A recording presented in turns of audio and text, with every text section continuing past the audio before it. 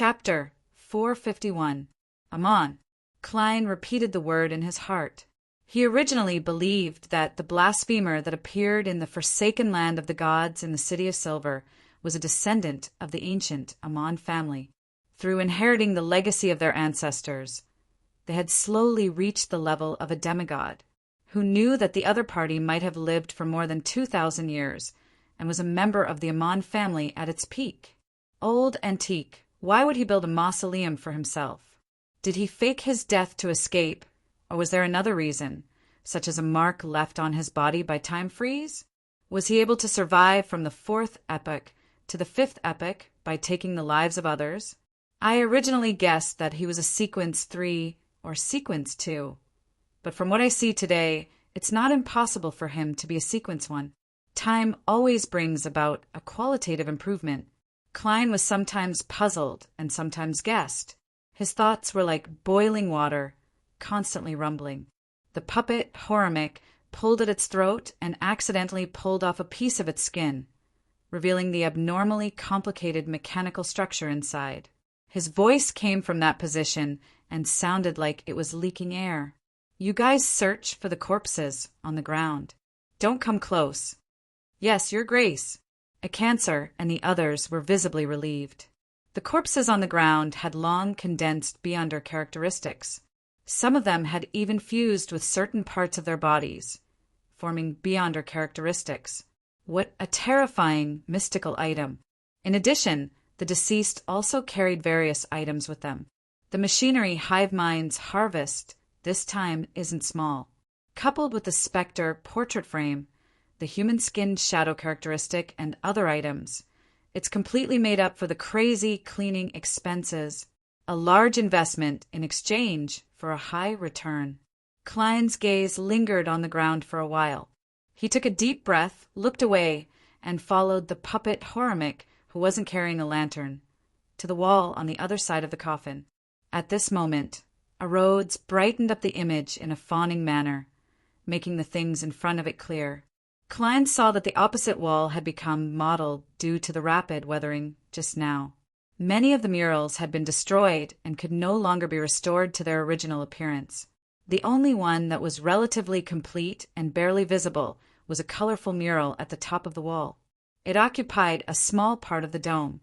It described a majestic mountain range, and on the highest peak stood a huge cross that was even taller than the mountain. The cross was shrouded in layers of radiance, appearing exceptionally holy. In front of it, there was a tall and majestic figure. The mountains were like pets crawling under his feet. This figure was surrounded by angels with 2 wings, 4 wings, and 6 wings. They were either holding horns, playing harps, or blowing flutes. They looked pious and cheerful.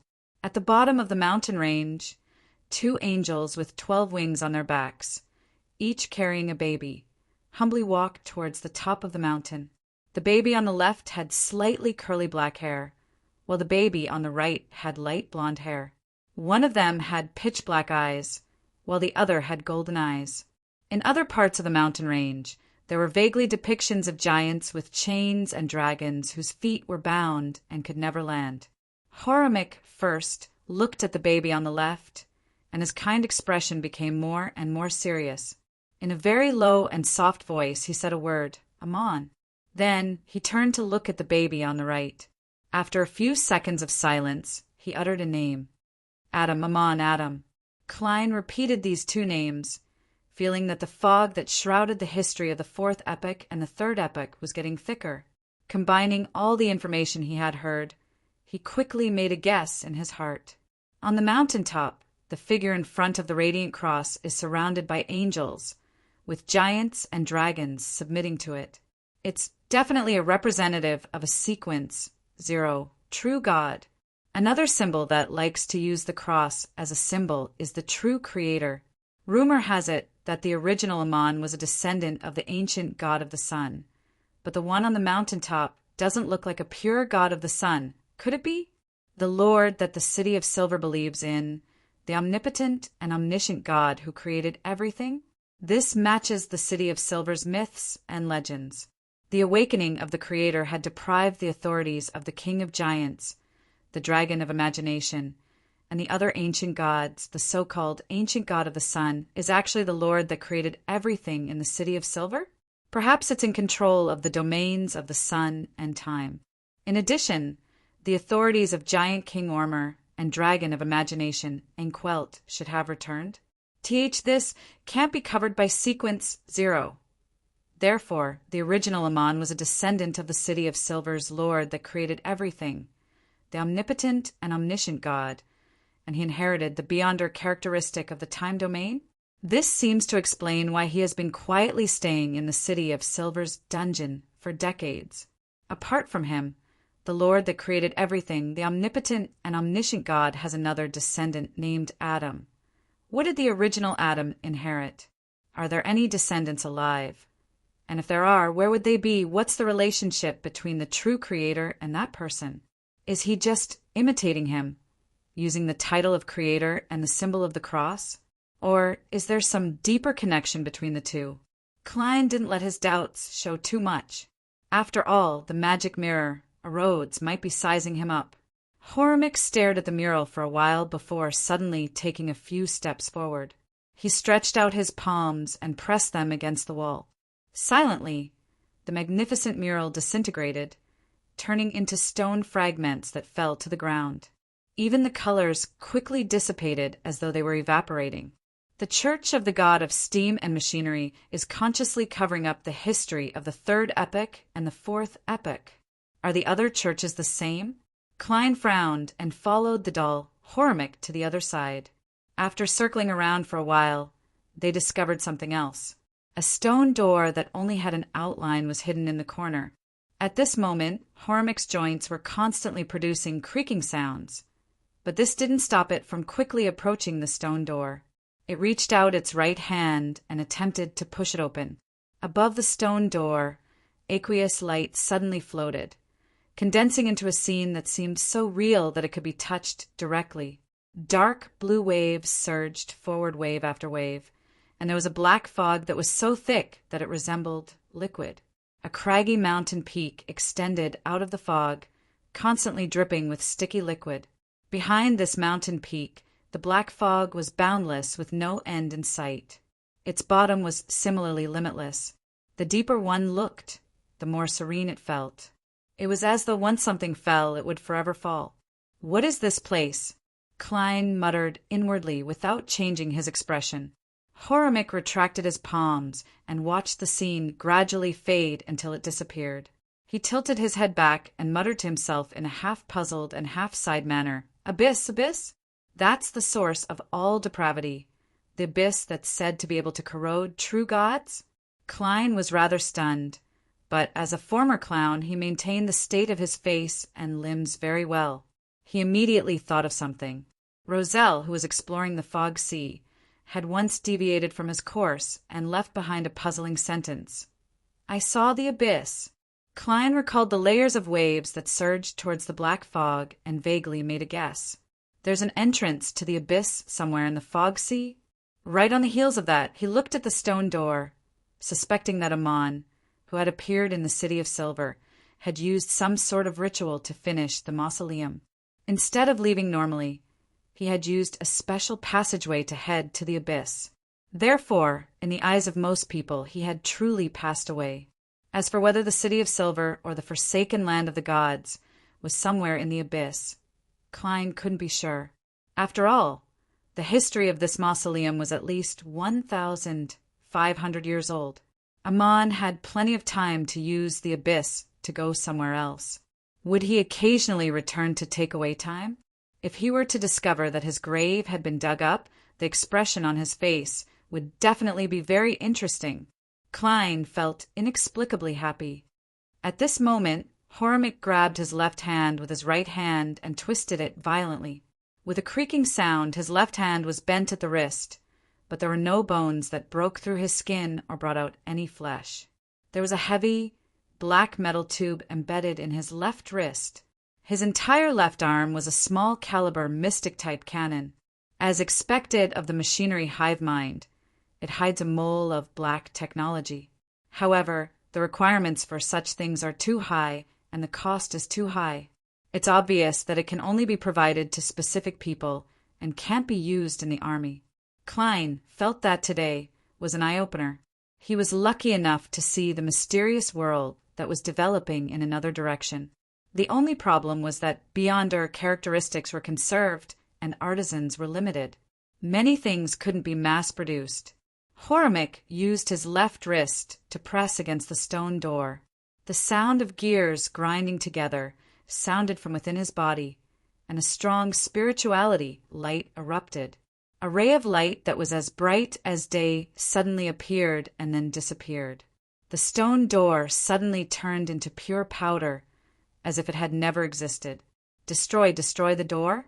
If Blasphemer Amon were to encounter an emergency and attempt to return here, only to realize that he couldn't open the door, that would be fun.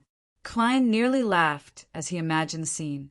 The exploration of the Amon family's mausoleum came to an end, and the scene around Klein rapidly shrank into the background. An illusory, ancient, and strange silver mirror appeared in midair. The black gems on both sides that resembled eyes shimmered. White words quickly appeared on the mirror's surface. Your loyal servant, Rhodes, has completed his report and is ready to serve you again at any time. Faced with this overly enthusiastic fellow, Klein instinctively felt wary and uncomfortable. He nodded slightly and said, "That's right." He nodded slightly and said, "Very good. You may leave first." Yes, the great existence above the spirit world. After Rhodes produced this line of words, the surrounding scene completely shattered. After confirming that its power had left his dream, Klein muttered to himself thoughtfully, "That's right. The great existence above the spirit world." It did vaguely sense the gray fog. Does this magic mirror with a wicked sense of humor really want to side with me? Or does it have other motives? I'll observe it carefully first. Besides, it's with the machinery hive mind. I don't want to be bombarded by 3 rounds of cannon fire. Putting away his thoughts, Klein began to look forward to tomorrow. After the machinery hive mind sorted out the spoils, it would likely let him choose the items. Chapter 452. In Empress Borough, the luxurious villa of Earl Hall's family. The cold air was blocked out by the windows and walls. The room was as warm as spring, and the fireplace was elegant. Audrey Hall was being measured by the fashion designer, Mrs. Ginnia, so that she could conceive a costume for the New Year's ball based on her recent physical and temperament state. At this moment, her personal maid, Annie, leaned close to her ear and whispered, "Ma, Escalante is here to visit. Ma, Escalante is here to visit. There's feedback so soon?" Audrey was delighted, but she didn't show any obvious changes on her face. She smiled faintly and said, "Get her to wait in my studio." "Oh, 5 minutes." "Art studio?" Annie asked in surprise. "Yes, I want to invite her to admire the oil painting I recently completed." She said that the content depicted in a relaxed state can easily reveal one's true thoughts and emotions. Audrey explained unhurriedly. Annie was immediately enlightened. Yes, Mississippi. In less than 5 minutes, Audrey entered the studio and saw Escalante admiring the painting on the wall. That's Mr. Sensi's Inner Night, a masterpiece that makes one feel at peace. She smiled as she introduced Escalante to the painting. Sensi's Inner Night, the top 10 of the Tussock Times top 100 paintings of the century last year. Escalante was clearly the kind of person who often read newspapers, and as a beyonder of the spectator pathway, her memory was excellent. "Yes," Audrey replied simply, as though it was a trivial matter. "I'm actually lucky enough to see the real thing." Escalante looked up again at the oil painting. She swallowed the words, "It's worth at least a manor," back down her throat, not wanting to appear too vulgar. Audrey didn't introduce the other paintings, and found a reason to send Annie away. She then signaled Susie with her eyes to stand guard outside the door. Susie took her cue without any trouble, and ran out, wagging her tail and bouncing her bottom. Escalante closed the door and returned to the easel. Before Audrey could ask, she took the initiative to say, "We have the characteristics of human-skinned shadow and the potion formula of wind-blessed, but there's no need to sell them unless the other party can give us something we can't refuse." If he was willing to negotiate, it meant that there was hope. Audrey's eyes turned slightly as she chuckled. "What do you hope to obtain?" Escalante stroked her hair and replied with a prepared answer, "That's right. The human-skinned shadow characteristic, 2,500 pounds. The wind-blessed potion formula, 3,000 pounds. That's a lot of premium." Audrey didn't feel that it was expensive. She only sighed at the fact that psychological alchemy's premium was more than 50%. According to the hanging man's description, under normal circumstances, the price of a sequence 6 potion formula was less than 2,000 pounds. However, the closer one was to a sequence, the fewer the potion formulas were in circulation. It was very difficult to buy them, and there was no normal situation at all. More importantly, even if one happened to encounter one, it was very difficult to verify its authenticity. At this moment, Escalante added, "Don't worry. If the other party can use a mystical item to exchange for it, it's fine as long as the value is roughly the same. That is to say, you're more interested in obtaining mystical items and are willing to accept a price reduction. The psychological alchemy is one of the youngest secret organizations. It's clearly lacking in this aspect compared to the others." Audrey pursed her lips. "I'll give feedback, but I can't guarantee that they'll accept it." She wasn't worried that the psychological alchemy would discover that she hadn't participated in any Beyonder gatherings recently. This was because her schedule was rather tight. Afternoon tea, music lessons, banquets, dances, equestrian training, language lessons, and dance lessons alternated. There were too many opportunities for her to interact with different groups of people. This way, a particular banquet might be a cover for a Beyonder gathering, or the music teacher might be a senior Beyonder. It was almost impossible for the psychological alchemy to investigate the matter clearly if she was hiding in the dark and couldn't act openly. At this point, Audrey asked curiously, "Teacher Escalante, I originally thought that you wouldn't sell the wind-blessed potion formula. It's already at sequence 6.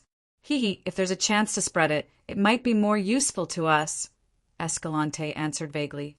In her heart, although Miss Audrey was a valued new member of the organization, she was still a new member.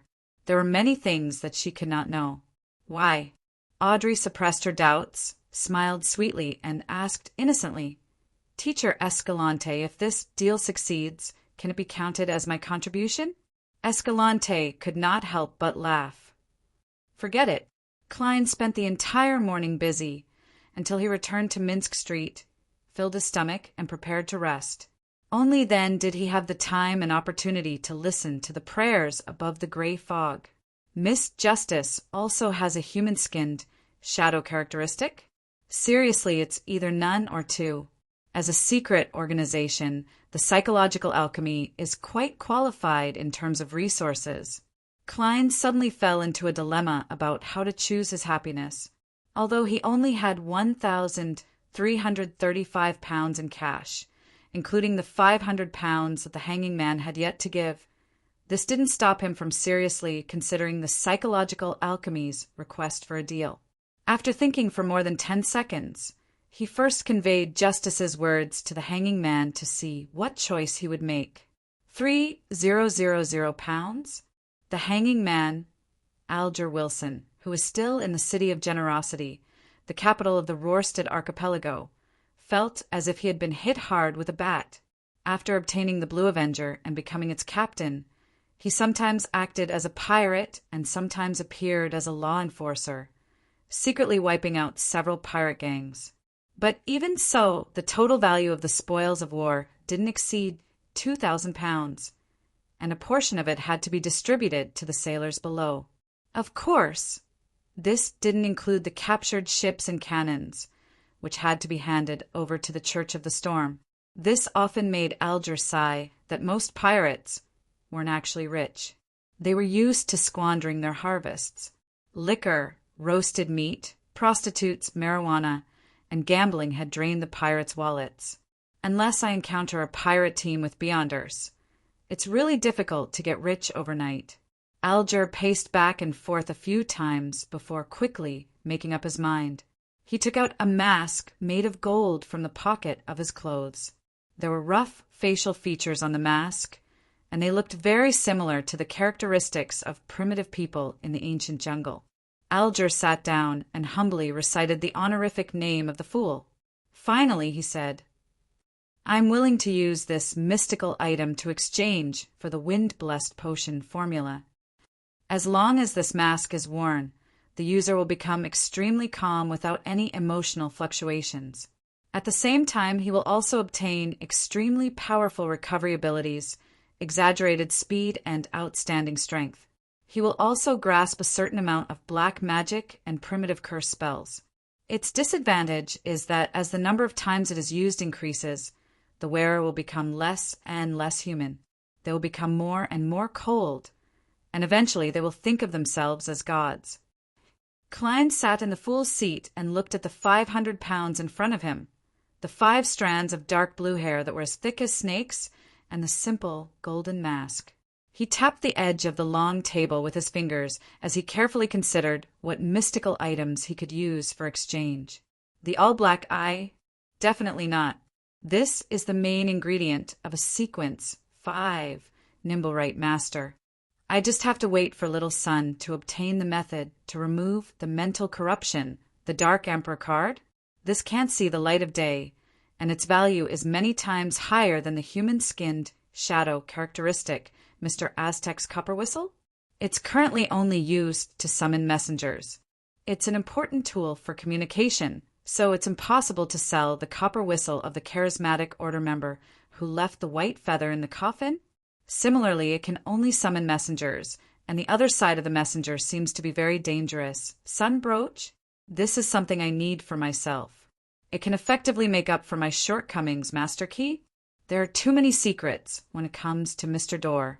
In addition, in terms of value, it's far inferior to the human-skinned shadow characteristic biological poison bottle. This is very compatible with my spirit body state. If used well, I can even fight a group of Beyonders alone. Demon hunting bullets, purification bullets, exorcism bullets. This isn't a mystical item. It's a consumable Beyonder weapon, and its value is much lower. Book of Secrets?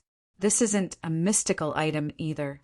Psychological alchemy likely doesn't lack such knowledge. From the looks of it, only the interrogator Beyonder characteristic can be sold, but the other party wants a mystical item.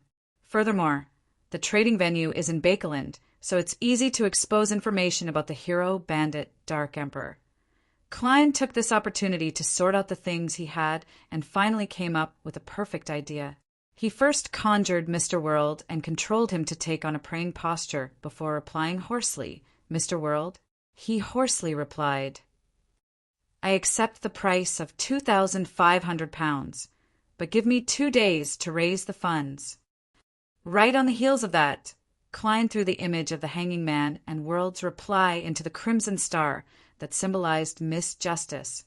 After receiving Miss Justice's reply that there were no problems, Klein waited patiently at Minsk Street for the entire afternoon. It wasn't until dusk that the Machinery Hive Mind member, Carlson, rang his doorbell. Klein didn't ask further and followed him all the way to the Lever Cathedral near the West Balham Dock. He then entered the 3-story building next door. The signboard here was Bakeland Machinery Research Institute. How academic. Klein suddenly thought of the Blackthorn Security Company, and the corners of his mouth curled into a smile. Under Carlson's guidance, he passed through some strange devices and found himself in a windowless room. On the long table in the room were many items with strong spirituality, including the characteristic of a human skin shadow and a specter portrait frame covered with a black cloth. However, there weren't any characteristics left behind by the dead Beyonders. Clearly, the upper echelons of the Machinery Hive Mind don't want me to know about the law of Beyonder characteristics conservation and indestructibility. Klein wasn't surprised. "You can choose one." The hatless, a cancer pointed at the long table. Klein carefully observed it a few times and sighed. There's nothing I want. If I were to convert it into gold pounds, how much would I get? He had already decided not to obtain the human-skinned shadow characteristic from the machinery hive mind. Although this could be explained as the need to create certain mystical items or attempt unique ritualistic magic, there was still a chance of exposing his sequence. In a situation where a better choice appeared, Klein didn't want to take the risk. Therefore, he planned on using pure money, and this would not only help him gather the 2,500 pounds required by the psychological alchemy, but it would also effectively dispel the machinery hive mind's wariness. A Cancer clearly heaved a sigh of relief. He combed his hair and replied with a smile, 500 pounds. However, we encourage you to choose money, so the total is 2,000 pounds. Klein immediately revealed a sincere smile. All right. Chapter 453. With the help of the bestowment ritual, Klein handed 2,500 pounds in cash and the simple golden mask provided by the hanging man to Miss Justice. He also used the image of the world, praying to urge her to complete the transaction as soon as possible. In the past 2 weeks, I've spent about 5,000 pounds. If I hadn't left Tingen, this amount of money would have been enough for me to retire in old age. Furthermore, I would have been able to maintain my landlady's standard of living. Dolls ruin a person's life, and taking medicine to drink would make me poor for 3 generations. Klein looked at the boundless fog and ancient palace that had returned to silence. He felt a little disappointed, as though he had lost something important. He calmed down for a few seconds before returning to the real world. He picked up the remaining 830 pounds on his desk and specially counted 6 5-pound notes. Then Klein placed the 30 pounds in his completely deflated wallet and solemnly stuffed it into the inner pocket of his clothes. He split the remaining 800 pounds into 2 folds and placed one in each of his pockets. Immediately after that, Klein pulled open the drawer and took out 2 of the 5 deep-sea naga strands of hair that he had brought back to the real world. He wrapped them in layers of paper and carefully placed them in a secret pocket of his clothes. After doing all of this, he picked up his hat and cane and walked to the end of the street under the illumination of the street lamps. He took a carriage and headed straight for the Bravehearts bar in the Bakeland Bridge area. In the lively and noisy environment, Klein insisted on finishing his glass of Southville beer. Then he leisurely walked through the waves of cheers from the boxers, left the bar and boarded a rental carriage. Feeling the wheels rolling, he deliberately closed his eyes. Suddenly, he heard the sound of someone knocking on the window. The muscles on Klein's face twitched slightly as he opened his eyes to look ahead. He saw the pale and exquisite Miss Sharon sitting quietly opposite him. Without waiting for her to ask, Klein smiled and said, "I sold the information you provided last time for a good price." "I sold the information you provided last time for a good price. The one in the Amon family mausoleum." Sharon didn't say a word as she looked at him in silence. Klein leaned on his cane and took out 2 stacks of cash and a small ball of paper from his pocket. 800 pounds plus 2 deep-sea naga hairs. The total value is around 1,000 pounds. This is what you deserve. Klein took a silent breath and handed over the cash and paper ball with a smile. Sharon glanced at him and reached out to take the 2 items. She lowered her head and looked at the item in her hand, her voice drifting and illusory. "How much did you sell?" 2,000 pounds, half each." Klein chuckled. "If the machinery hive mind only gives me 1,500 pounds according to the original plan, then I'll have to owe a portion of it," he thought, feeling rather fortunate. Sharon's bloodless palm flipped over, and the cash and paper balls disappeared. She raised her head and replied with a "What's in the mausoleum?" "I don't know. I didn't go." Klein didn't reveal a Rhodes's help. At this moment, he felt that if he were to describe his experience in detail, Miss Sharon would definitely listen attentively with one hand resting on her cheek, just like before. This wraith, Miss seems to have a hobby of watching dramas and listening to all kinds of rumors. Klein summarized. Sharon's expression didn't change as she fell silent for a few seconds. Someone is digging a tunnel to the underground ruins. Ah. Klein was momentarily unable to react to what she was talking about, but he quickly understood what Sharon was referring to when she mentioned the underground ruins. Both of them only knew of one underground ruin, the ruins of the fourth epoch's Tudor dynasty. There was a terrifying evil spirit inside. Someone is digging a tunnel to enter that underground building? Klein pondered for a few seconds before he suddenly had a burst of inspiration. That Baronet something? He had already forgotten the name of the hidden Tudor descendant. All he remembered was that he had the title of baronet and lived on Civilow Street, where the Bakelin police station was located. Yes. Sharon gave an affirmative answer. What is he looking for? Doesn't he know that there's an evil spirit inside? Doesn't he know that the Beyonders of his family have all died inside? Klein muttered to himself as he raised a few questions. Sharon sat quietly and answered seriously, I don't know if he knows. How long before he can dig through? Klein asked after some deliberation. 2 to 3 months. He's alone for the time being. Sharon gave her judgment. Phew. Klein exhaled slightly and said, How long will it take for him to dig through? 2 to 3 months. He's alone for the time being. Sharon gave her judgment. Phew. Klein exhaled slightly and said, There's no need to rush. When I'm ready, we'll visit him together. Having said that, he smiled and explained, You know that I like to be fully prepared in advance. Before advancing to a faceless, I won't get involved in anything else. He warned himself inwardly. All right. Sharon didn't ask him what preparations he needed to make. Her figure quickly faded and disappeared from the carriage. Klein leaned back against the carriage wall, feeling relaxed. The ingredients for the faceless potion have been pre-ordered.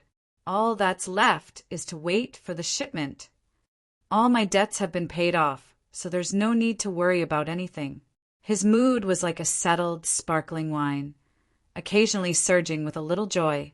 The only bad thing is, Klein touched his left chest. There was a shriveled wallet there.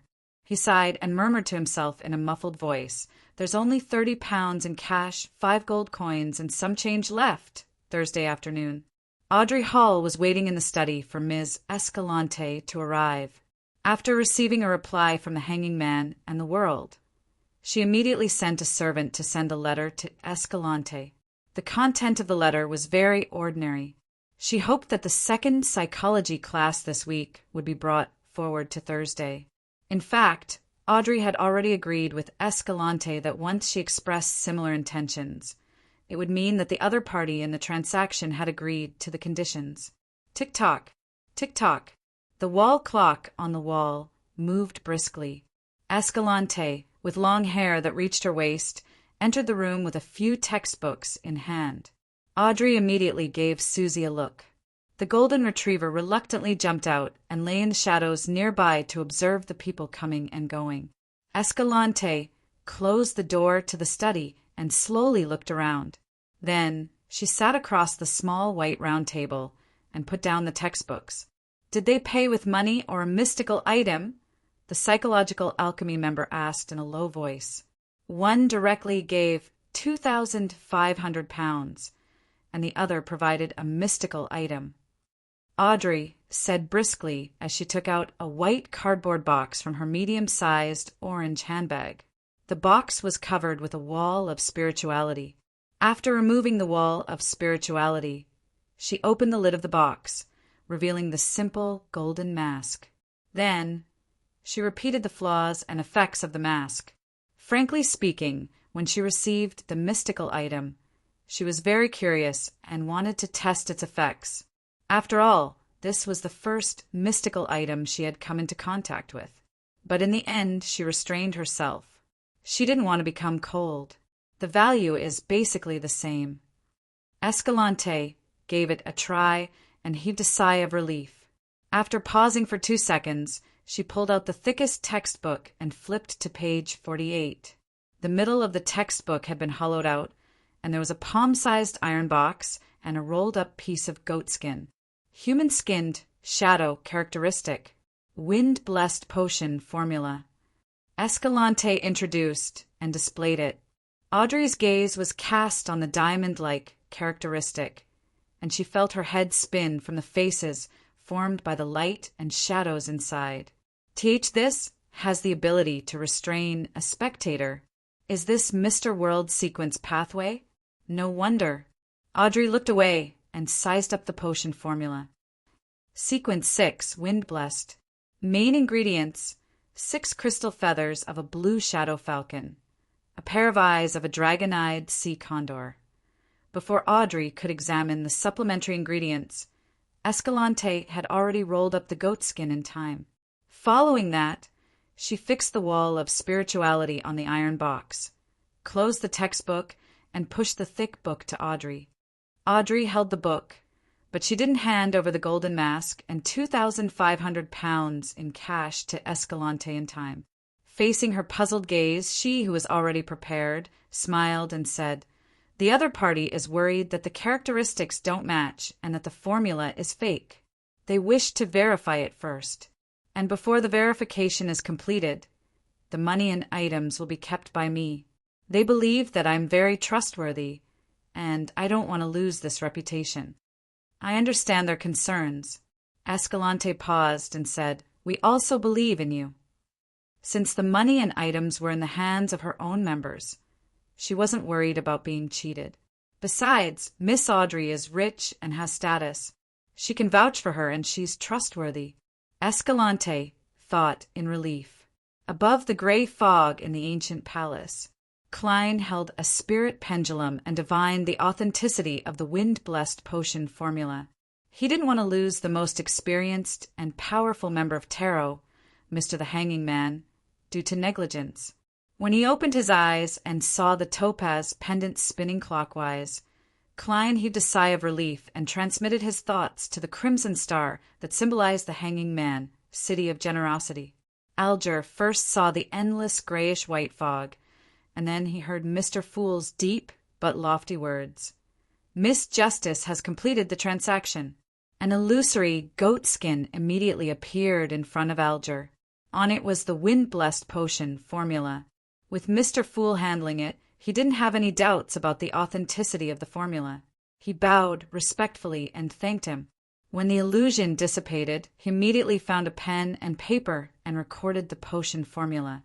Then he paced back and forth in excitement, muttering to himself silently, "Blue Shadow Falcon. There's one on that primitive island."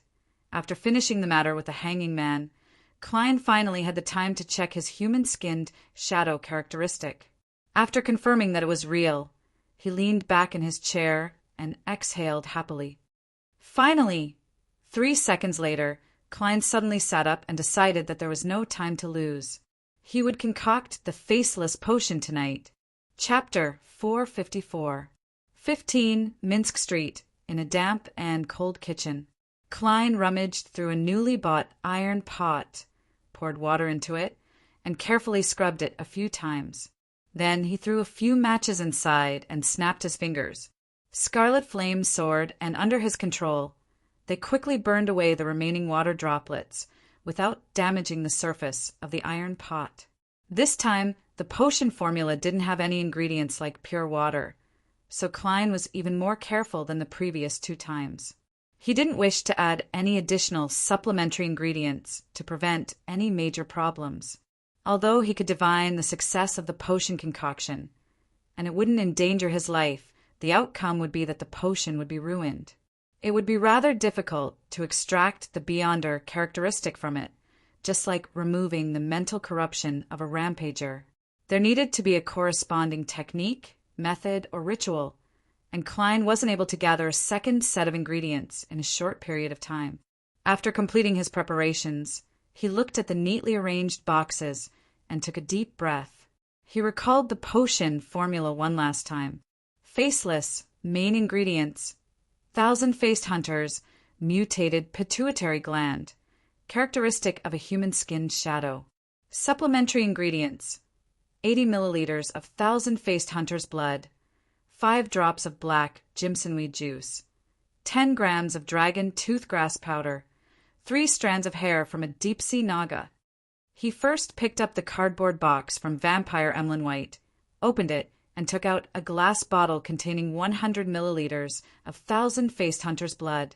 Glancing at the tick marks, Klein unscrewed the lid and steadily poured the viscous liquid into the iron pot, which changed its color due to the changes in light. As it was a supplementary ingredient, he didn't pursue too much precision, so he didn't use chemical experiment equipment to separate and titrate the liquid. The thousand-faced hunter's blood was like thin honey, slowly filling the bottom of the iron pot. When Klein felt that it was enough, he stopped tilting it and let the liquid flow back. There's about 20 milliliters left. My spiritual intuition is rather accurate. Klein retracted his gaze from the glass bottle and solemnly tightened the lid. The 20 milliliters of thousand-faced hunter's blood could be used to create mystical items, beyonder weapons, beyonder scrolls, or to draw symbols in certain ritualistic magic. It was still very precious. After putting the glass bottle back into the box stuffed with cotton, Klein followed the order and added the black datura juice and dragon toothgrass powder. The liquid in the iron pot bubbled. Without pausing, he used his black-gloved right hand to pick up 3 snake-like dark blue hairs and steadily place them on the surface of the liquid. Sizzle! A faint mist rose from the iron pot, and the color of the liquid turned dark blue. It has such a miraculous effect without adding the main ingredient. As expected of a sequence 6 potion, Klein reached out to grab the silver tin box that Vampire Emlyn White had given him. With a smack, Klein opened the lid, revealing the peach-like object inside. He didn't directly touch the mutated pituitary gland in the thousand-faced hunter's brain. Instead, he placed the tin box on top of the iron pot and flipped it over. The yellow-brown object that had brain-like bumps and depressions fell down and collided with the dark blue liquid. At this moment, there were no droplets of water splashing up. The pituitary gland that was constantly changing its appearance silently melted. The grayish-white and yellow-brown colors rapidly fused with the dark blue, and the bubbling bubbles increased in size. At this point, Klein was already a little nervous, but he still managed to control himself. He picked up the last box and poured the huge diamond-like, human-skinned shadow characteristic into the iron pot. Suddenly, all the mist converged. Even the light from the gas wall lamps showed signs of being attracted and devoured, dimming significantly. When everything returned to normal, Klein could clearly see what the final potion looked like. It was blackish-green in color, and from time to time, it would slowly produce bubbles the size of an eye. It was as though it had a life of its own, burping every few seconds. When the bubbles reached the surface, they would immediately burst, and during this process, they would reflect light and all sorts of colors. These colors outlined different faces, and the facial features seemed to be a random combination. Klein picked up the iron pot with one hand and poured the liquid inside into a glass bottle that he had prepared beforehand. Due to the potion's characteristics, there wasn't any residue. After using divination to confirm that the degree of danger was acceptable, which meant that the potion had been successfully concocted, Klein took the bottle of Faceless and walked steadily back to the second floor. He entered his bedroom, which had its curtains drawn. After locking the door, he sat on the edge of the bed and used cogitation to calm himself down. After sitting for more than 10 seconds, Klein unscrewed the bottle cap, raised his right hand, and poured all the potion into his mouth. A slight tingling sensation reverberated in his mouth and esophagus, eventually fermenting into a numbness that made him lose his senses. Klein's mind seemed to be pulled out of his body as he watched his mouth melt, his nose melt, his ears melt, his eyes melt, and his entire face melt. In just 2 to 3 seconds, his face and head had turned into white wax that had been roasted by fire. His body also had a similar abnormality. His bones and skin seemed to be melting in his blood. No, I can't allow this situation to develop. Klein knew that if he didn't control it well, he would be on the verge of losing control at any moment. As a bystander, he tried his best to return his thoughts to his body.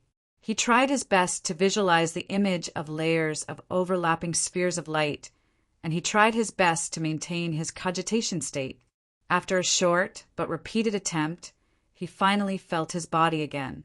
He tried his best to control every tiny part of his body, so as to stabilize his final bottom line.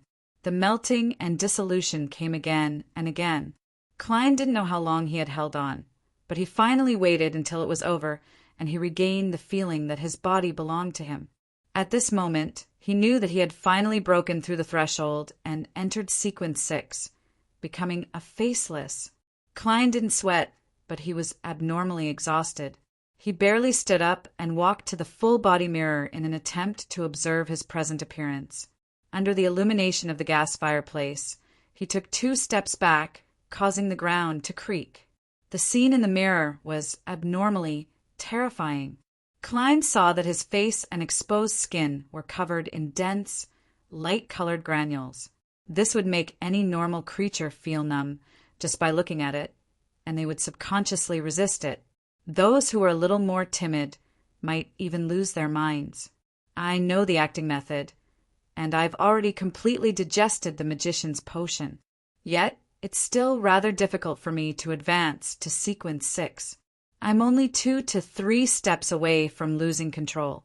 Those Beyonders who barely have the qualifications to consume the corresponding potion over time will have to endure a great deal of risk.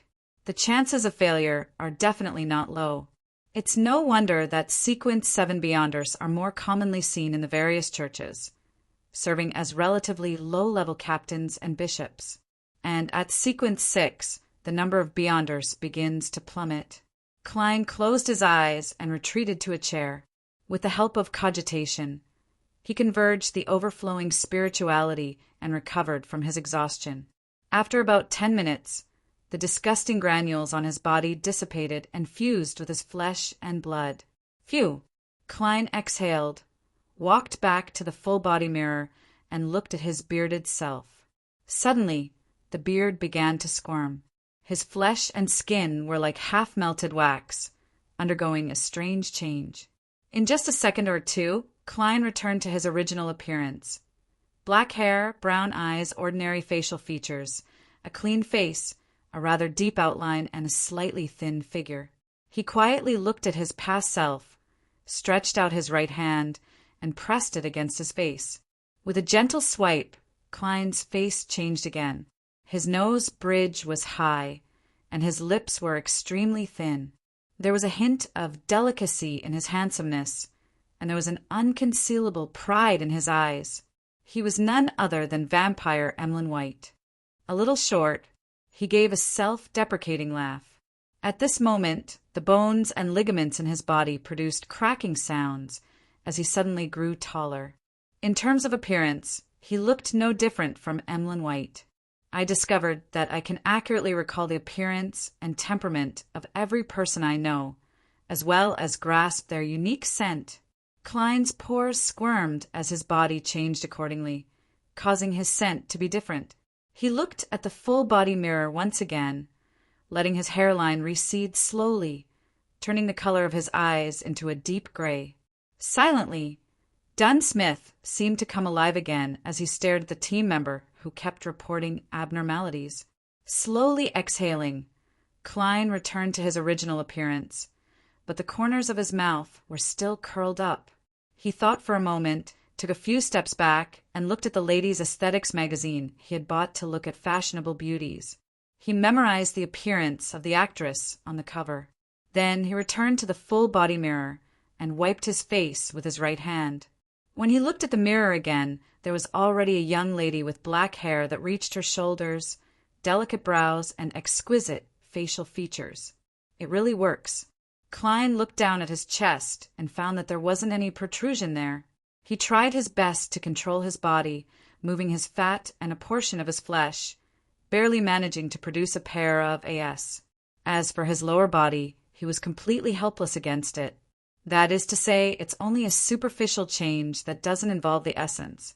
Also, I can only grow and shrink by 10 centimeters at the moment, and it's difficult to do anything beyond this range.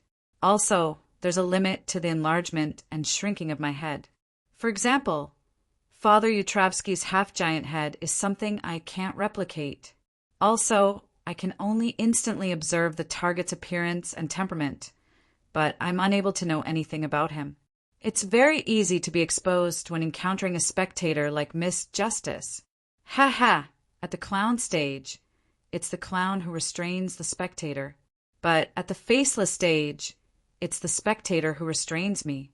Interesting. With this in mind, Klein stopped changing and returned to the image of Sherlock Moriarty. Divination, combat, and magicians' beyond her powers had all been enhanced, but the exact extent of the increase had to be confirmed through practice.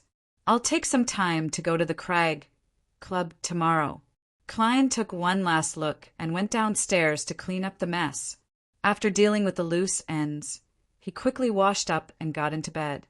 Lying there, looking at the crimson moonlight that seeped in through the window, he gradually calmed down after gaining some confidence. After a few minutes, Klein slowly closed his eyes and said to himself with a smile, "That's not the case." Good night, Faceless. Chapter 455. Townsend Street at the border between Empress Borough and West Borough. Hugh Derrychaw stood in a dark and secluded alley. Even without looking up, she could see the layers of gorgeous palaces and the towering Gothic clock tower in the distance. It was the highest area in all of Bakeland, and it was also where the Rouen royal family resided. In the northern and southern continents, its status in the entire world was equal to, or even slightly higher than Intis's White Maple Palace and the Fasak Empire's Ormer Palace. But its name was neither romantic nor ancient. It was called Sodila Palace. In ancient Fasak, the word meant balance. Zio retracted her gaze from the famous Bell of Order and looked to the other side of the alley. In the shadows, where the gas lamps couldn't illuminate, a figure slowly walked out. The figure wore a golden mask that revealed the lower half of his face. He was none other than the mysterious person who had sold the sheriff formula to Zio and entrusted her with some missions from time to time. When Zio and Furs discussed it in private, they suspected that the other party was from MI9. "Any luck this week?" the golden-masked man asked as per usual. Zio shook her head. "No, it's unlikely that anyone inquired about Capim before the incident." She paused and asked with some reluctance, "Do you still want to investigate this matter?" The masked man fell silent for a moment. "There's no need, but if you hear anything related in the future, contact me immediately. I'll give you a new mission today." "What mission?" Zio completely entered the state of a bounty hunter, prepared to assess the risk of the matter. The masked man laughed. "It's a very simple mission, and one that you've been dreaming of. Seek to purchase the main ingredients of sheriff and interrogator from all your circles, especially the special ingredients that can be concocted into potions. If anyone responds, we'll pay for it. The purchased ingredients will belong to me?" Zio blurted out a question. This was what she was most concerned about. "No. Do you believe that such a simple mission can have such a high reward?" "Of course, if we can fish out the person we're looking for like fishing. It's not impossible to discuss the ownership of the potion's main ingredient," the masked man said with a chuckle. "But I don't know what the main ingredient of the interrogator potion is." Zio said hesitantly, "I'll tell you later. This is also our advance payment. Even if we don't find the target, you'll have the main part of the sequence 7 potion formula. It's worth more than £600. I believe you have fully realized our generosity," the masked man said in a bewitching tone. "How generous! Who was their target, and why were they willing to pay such a high price to find him?" If he's from MI9, taking advantage of this mission to retrieve the Arbiter Pathway Beyonder ingredients that are circulating on the market should also be one of his goals. There's no problem of wasting money. As a barely experienced bounty hunter, Zio instinctively thought of something. After weighing the pros and cons, she nodded. "I accept this commission." Very good. The masked man's tone turned relaxed as he surveyed the area. The main ingredients of the interrogator potion are the horn of a black flash snake and the powder of the spirit of the lake. After saying that, he slowly retreated and returned to the shadows, disappearing around the corner of the alley. He really told me the main ingredient of the interrogator potion. Zio was momentarily stunned. It was only at this moment that she realized how much importance the masked man's faction placed on this mission. I wonder who the target is. The main point seems to be the special ingredient that can be directly concocted into the sheriff and interrogator potions. With this in mind, Zio suddenly froze. She recalled something. When she advanced to Sequence 8 Sheriff, she had used the special ingredient that could be directly concocted into the corresponding potion. It was a special ingredient that she had purchased through Furs. This is their target? Zio instinctively decided to hide this matter and not tell the masked man. She rubbed her cheeks that had baby fat on them and walked out to the streets, preparing to take a public carriage back to Cherwood Borough. At this moment, she saw a brown carriage drive past, and her gaze was immediately attracted by the coat of arms on it. The coat of arms' main body was a flower and 2 rings. There wasn't anything too special about it, but Zio stared at it in a daze, her gaze seemingly frozen. Only when the carriage was far away did she retract her gaze. Her mood instantly turned extremely downcast. Even though she had returned to the apartment they rented together, her mood didn't improve completely. Realizing that her friend was in a bad state, Furs poured 2 glasses of red wine and brought it over. What happened? She sat opposite her and pushed one of the glasses of wine to Zio. Zio looked down at the red wine and remained silent for a full 2 minutes before saying in a slightly hoarse voice, "On the way back, I met someone I used to know." "Who?" Furs asked cooperatively. "Viscount Stratford." Zio answered every question. Furs carefully recalled. "This Viscount seems to be the captain of the Royal Guards?" As a best-selling author, she would receive invitations from aristocrats who liked literature from time to time. She would participate in afternoon tea and banquets, and due to her professional habits as a writer, she would definitely take the initiative to understand the more famous aristocrats. It was at such gatherings that she met Viscount Glaint. "Yes, he was once my father's deputy," Zio said with some difficulty. "Your father?" Furs knew that Zio came from a declining aristocratic family and had some secrets, but she wasn't aware of the exact situation. Zio picked up the glass of red wine and gulped it down. She choked and coughed a few times. After a while, she said at its most illustrious, it even served as the Earl of the Summer Palace. "Earl of the Summer Palace? What position is that?" Furs asked, half out of curiosity and half as a way to ease her friend's emotions. "It's equivalent to being the spokesperson of the royal family and noble closest to the throne," Zio recalled with a radiant expression. "From then on, our family had the fiefdom that a true earl should have. When it came to my father, although he wasn't as illustrious, he was still trusted by the former king, the mighty William VI. He was the commander of the Royal Guards and the captain of the Royal Guards." Her tone gradually turned gloomy with unconcealable pain. "But 7 years ago, he was accused of participating in a rebellion and was eventually sentenced to death by hanging. He was stripped of his title and fiefdom. My family declined as a result. Many members even died for no reason. In order to live, we changed our surnames and left East Tucker County. I didn't believe that my father would rebel. He was so loyal to the royal family that it exceeded his faith in the goddess. In short, I left my mother and brother and came to Bakelin to find an opportunity to improve myself. I hoped to restore my family's glory and my father's reputation." Zio was very vague about some of the matters in the middle, but Furs didn't mind as she sighed. She sighed and said, "This will be very, very difficult." She immediately put on a smile. "But I'll support you. And I still have the mysterious tarot backing me," she added inwardly. "Tinjin City. 2 Daffodil Street at night. Melissa, who was doing math problems, turned her head to the door and looked at Banson, who had just taken off his half-top hat. "Where did you go? Aren't the results going to be announced tomorrow?"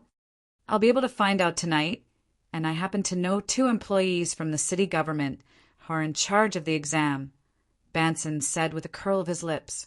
In early December, he had registered for the government Employee Unified exam.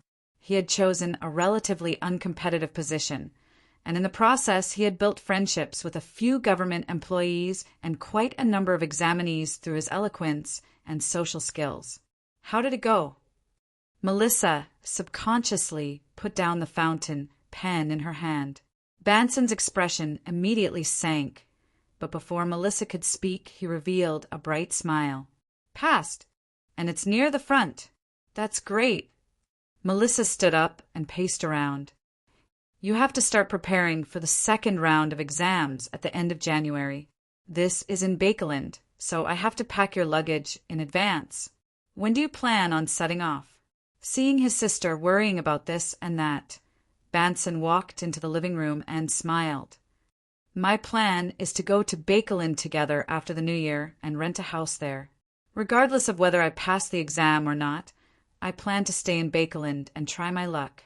You can transfer to a technical school in Bakeland during the New Year holiday to prepare for the entrance exam of the Bakeland University of Technology in June." Just a month ago, Bakeland Institute of Technology had been restructured and officially upgraded to the University of Industry and Technology. Melissa listened quietly and subconsciously pursed her lips. She looked around longingly and replied in a very soft voice, "All right." Friday afternoon, the Quelag Club. Klein walked out and hired a carriage to go to Prince Edisac's Red Rose Manor. That was the place Talem often went to a few days before his death. As a qualified detective, it would be a waste of the £100 he received if he didn't do some investigation. "No matter how lazy I am, I still have to put on a good show." Klein sat in the carriage, admiring the gradually less polluted scenery outside the window as he muttered. After the morning's practice, he had a general grasp of the extent of the improvement in various aspects. Flame control, flaming jump, and other beyonder powers had increased by about 30%. The power of air bullet and the length of the underwater breathing pipe had even doubled. Divination and combat had also been significantly enhanced. Paper figurine substitutes and damage transfer hadn't changed much, but due to the increase in his spirituality, the number of times he could use them had increased. As he staggered, he finally arrived at Red Rose Manor. He explained the reason for his visit to the 2 soldiers guarding the entrance. After passing the message, he met the old butler from before. "You can ask everyone here." The white-haired, meticulous old butler paused and added, "Except for that lady. This is also my wish. I don't want to get involved in trouble." Klein relaxed and smiled. "All right." Chapter 456. Red Rose Manor. Outside a luxurious room filled with antiques. Klein stood at the door and asked the 6th maid he met today. The young maid was wearing a black and white servant dress with the characteristics of this era. She had a pretty appearance and was in the prime of her youth. Her brown hair was naturally curly and she looked a little playful. "Who does Mr. Talem come into contact with when he visits?" Klein repeated the previous question with a numb expression. The maid didn't even pause before replying. "Mr. Talem usually requests an audience with His Royal Highness, either to accompany him on horseback or to discuss matters. If His Royal Highness happens to be absent, he will meet with that lady. They are very good friends and have obtained the butler's permission." "Talem and the commoner woman that Prince Edisac likes are good friends? They would meet in private from time to time? He should be trying to persuade him to leave so that it won't affect the prince's reputation." Klein nodded while he was deep in thought. What will Mr. Talem and that lady talk about?" When he raised this question, Klein suddenly recalled Talem's previous behavior of falling into the river of love. With his rich experience from the information age, He had inexplicably imagined an extremely melodramatic romance story. The maid was not afraid of the detective. She smiled and shook her head. At times like this, we will all be asked to leave the room. Klein found it increasingly difficult to restrain his imagination. He even felt that Prince Edisac's top hat and helmet needed a different coating. Without waiting for him to ask again, the maid chuckled and said, "Detective Moriarty, if you want to know what that lady and Mr. Talon were talking about, you can ask her directly. The old butler doesn't allow it." Klein confidently pushed out the shield that blocked the arrows. He turned around and smiled. "You seem to know more than the servants before you. You even know how to call me Detective Moriarty." The maid looked around and maintained her smile. "Because I'm taking turns serving that lady, and she's always wanted to meet you, Detective Moriarty. After all, she's good friends with Mr. Talon and is very concerned about his death. It's a pity that she always misses you." Always? Klein was very sensitive to words like always, coincidentally, and missed. The maid nodded seriously. "The first time His Highness invited you to be his guest," she deliberately threw a tantrum. "She wanted to take the opportunity to meet you while you were walking downstairs. Who knew that you would leave in a hurry? After that, she took the initiative to offer flowers at Mr. Talon's grave in place of His Highness. But because she didn't know what you looked like, she couldn't find you. And today, she coincidentally went to the golf course at the back to relax. Otherwise, even if the butler didn't allow it, she would have found a way to see you. What a coincidence!" Klein had just sighed when he suddenly grasped a key point. On the day of Talon's funeral, the person who offered flowers in place of the prince was the commoner woman he loved. And what concerned Klein the most that day was the lady with the black veil and sapphire ring. She might very well have a grade 0 sealed artifact, or she might be a powerful existence at the same level. Suddenly, the scene at that time flashed in Klein's mind. The woman with the sapphire ring on her finger was wearing a heavy black dress. Accompanied by 2 maids, she gradually disappeared into the distance. One of the 2 maids had naturally curly brown hair. The image of the maid quickly overlapped with the maid in front of Klein, and it was a perfect match. Klein's body tensed up as sweat seeped out of his back, but his expression didn't change in the slightest. Using his clown powers, he pretended to recall and asked with a smile, "Were you with that lady on the day of Talon's funeral?" The maid replied without a care, "Yes. F*** it's really her." Klein maintained a smile. "Very good. Next question." As if nothing had happened, he asked about other matters step by step before switching to another servant to continue. However, Klein had secretly shortened the process and sped up the progress. He wanted to leave Red Rose Manor before the lady returned on horseback. At 4:00 in the afternoon, before the sky turned dark, Klein bade farewell much earlier than he had expected and returned to the city in the carriage sent by the old butler. Sitting in the carriage window, with his back against the wall wrapped in silk and cotton, he finally heaved a sigh of relief and had the energy to reflect on the entire matter. The person who cursed Talon was Prince Edisac's beloved commoner woman. Why would she want to deal with a descendant of a fallen noble to take revenge on Talon for trying to separate her and the prince? However, there's no need for her to do it herself.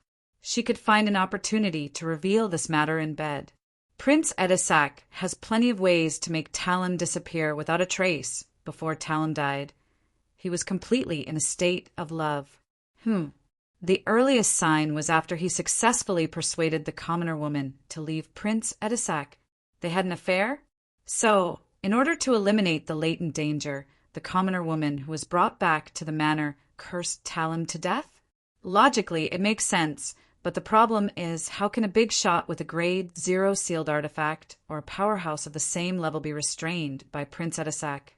Even if Augustus is from an angel family and has enough accumulation, he would still have to use immense power and use special methods to restrain him. This isn't something a prince can do. Furthermore, how could such a figure like Talon? Why does she keep wanting to see me? Did she notice that I'm using the gray fog to spy on her? No, if that's the case, I would have been buried with Talum on the day of his funeral. In addition, when she first wanted to see me, I hadn't obtained any flesh, hair, or belongings. I hadn't done any divination. Klein thought in puzzlement. In the end, he decided to bury the question at the bottom of his heart and not probe or investigate it. I hope that the machinery hive mind, with my previous reminder, will discover the extraordinary importance the royal family places on this matter. That's right, their importance might not be for Prince Edisac's reputation, but for another reason. I hope that the royal family will continue to restrain that lady and prevent her from visiting me. In a few days, when the time is right, I'll hand in this mission and express my helplessness.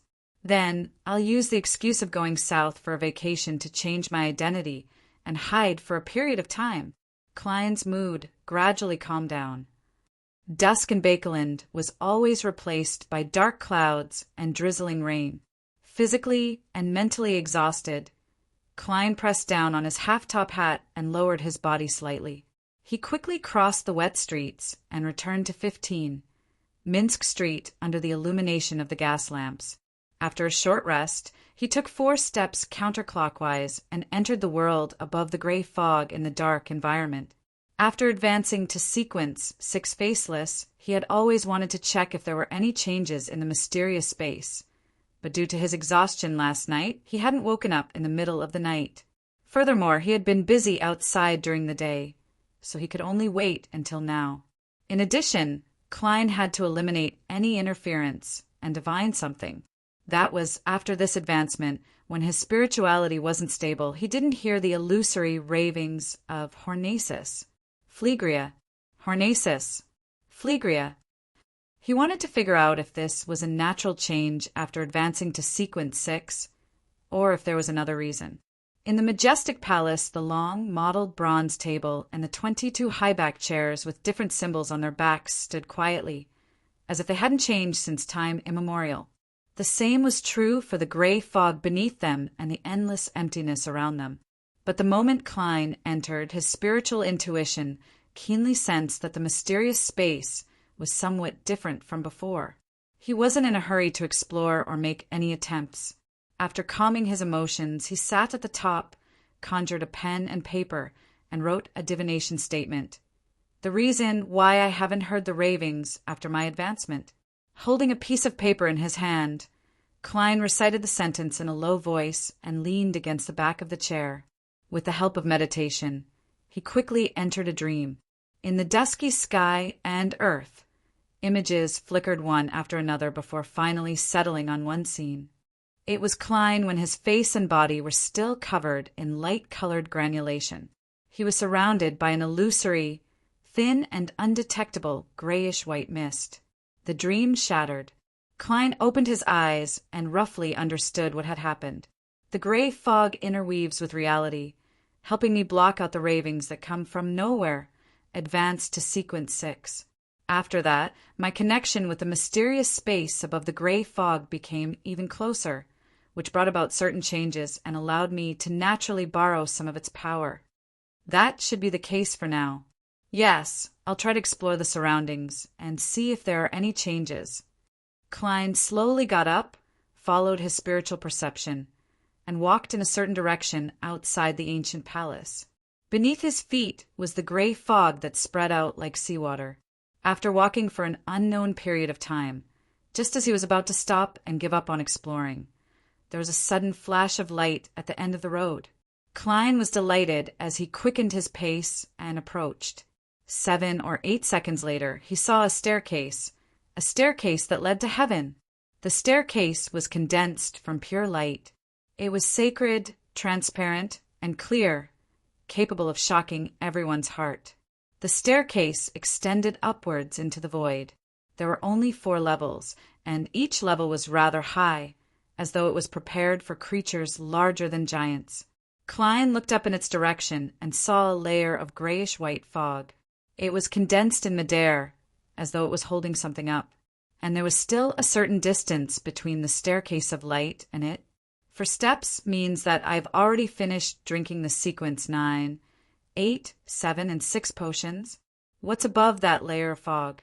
Klein cautiously walked forward and arrived in front of the staircase of light before stepping onto it. There was nothing strange about the staircase. It was as solid as stone. Klein followed the staircase and climbed up to the 4th level. Then he tried to look above the grayish-white fog, but unfortunately his vision couldn't penetrate it at all. He thought for a moment, took 2 steps forward, and tried his best to jump up. However, the moment he left the staircase of light, he lost his momentum and his spirit body's flight instincts. He plummeted straight down and stepped on the gray fog at the bottom. From the looks of it, I still need to raise my sequence by 2 to 3 more. If sequence 4 is indeed a qualitative change, then I should be able to do it after I become a demigod. Klein looked up and made a judgment. Chapter 457. After a round of exploration, Klein, who didn't discover anything else, returned to the ancient palace that was propped up by stone pillars. He sat at the end of the long bronze table, half closed his eyes, and examined the growth of his spirituality and the number of members he could rope in. Including the ones I didn't take on before, I can roughly rope in 4 new members. However, I don't have a target for now. Klein shook his head and muttered to himself. Without staying any longer, he returned to the real world and busied himself with a beautiful dinner. He cut the potatoes, blanched the beef, added the onions, and stir-fried them for a while. After sprinkling white sugar, pepper, and other condiments, Klein poured the prepared hot water into the pot, covered it, and lowered the flame. I have to say that the ability of a magician to control flames is a great helper in the kitchen. Ever since I had it, my culinary skills have improved significantly. If there wasn't any loss of control, monsters, searches, or evil gods, and everyone working to use their powers without causing any harm, the world would be peaceful and beautiful. Klein sighed and left the kitchen to enter the living room. The light from the gas wall lamps spilled out. Klein, who had planned on flipping through a magazine and waiting for an opportunity to add the potatoes and carrots, as well as the right amount of salt, couldn't help but think about how to act as a faceless. When I woke up this morning, my spirituality had completely stabilized. I realized that although the faceless potion in my body showed no signs of digesting, it had a certain degree of compatibility with me. This is a phenomenon that has never happened before after consuming the seer, clown, and magician's potions. With this in mind, Klein looked up at the oriel window. As it was already dark outside, it became like a mirror, faithfully reflecting the black-haired, brown-eyed, bearded, and gold-rimmed glasses figure of Sherlock Moriarty. Klein nodded in thought. This might be because I've been acting as Klein Moretti all this time. In a sense, Sherlock Moriarty is just Klein in disguise and not someone else. Although I've received many memory fragments and have some of my original feelings, in essence, I'm still a visitor from another world. Earth's keyboard warrior, Zhou Mingrue. I've experienced too many things in the past 5 months. Sometimes I even think that I'm Klein Moretti. Amidst the silence, thoughts flashed through Klein's mind, giving him many insights. However, I'm still Zhou Mingrue wearing Klein Moretti's skin. I've never given up on returning.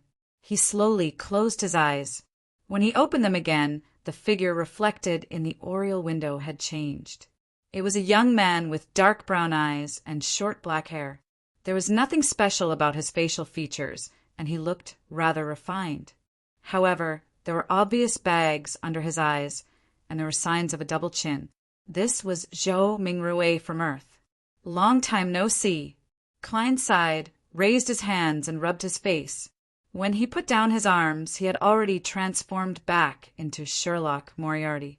After some contemplation and adjustment, he inexplicably felt that there was less of a barrier between his spirituality and the potion, and there are signs of them slowly fusing. It's no wonder Nimblewright, Master Rosego's teacher, or perhaps his teacher, said that you can disguise as anyone, but you can only be yourself.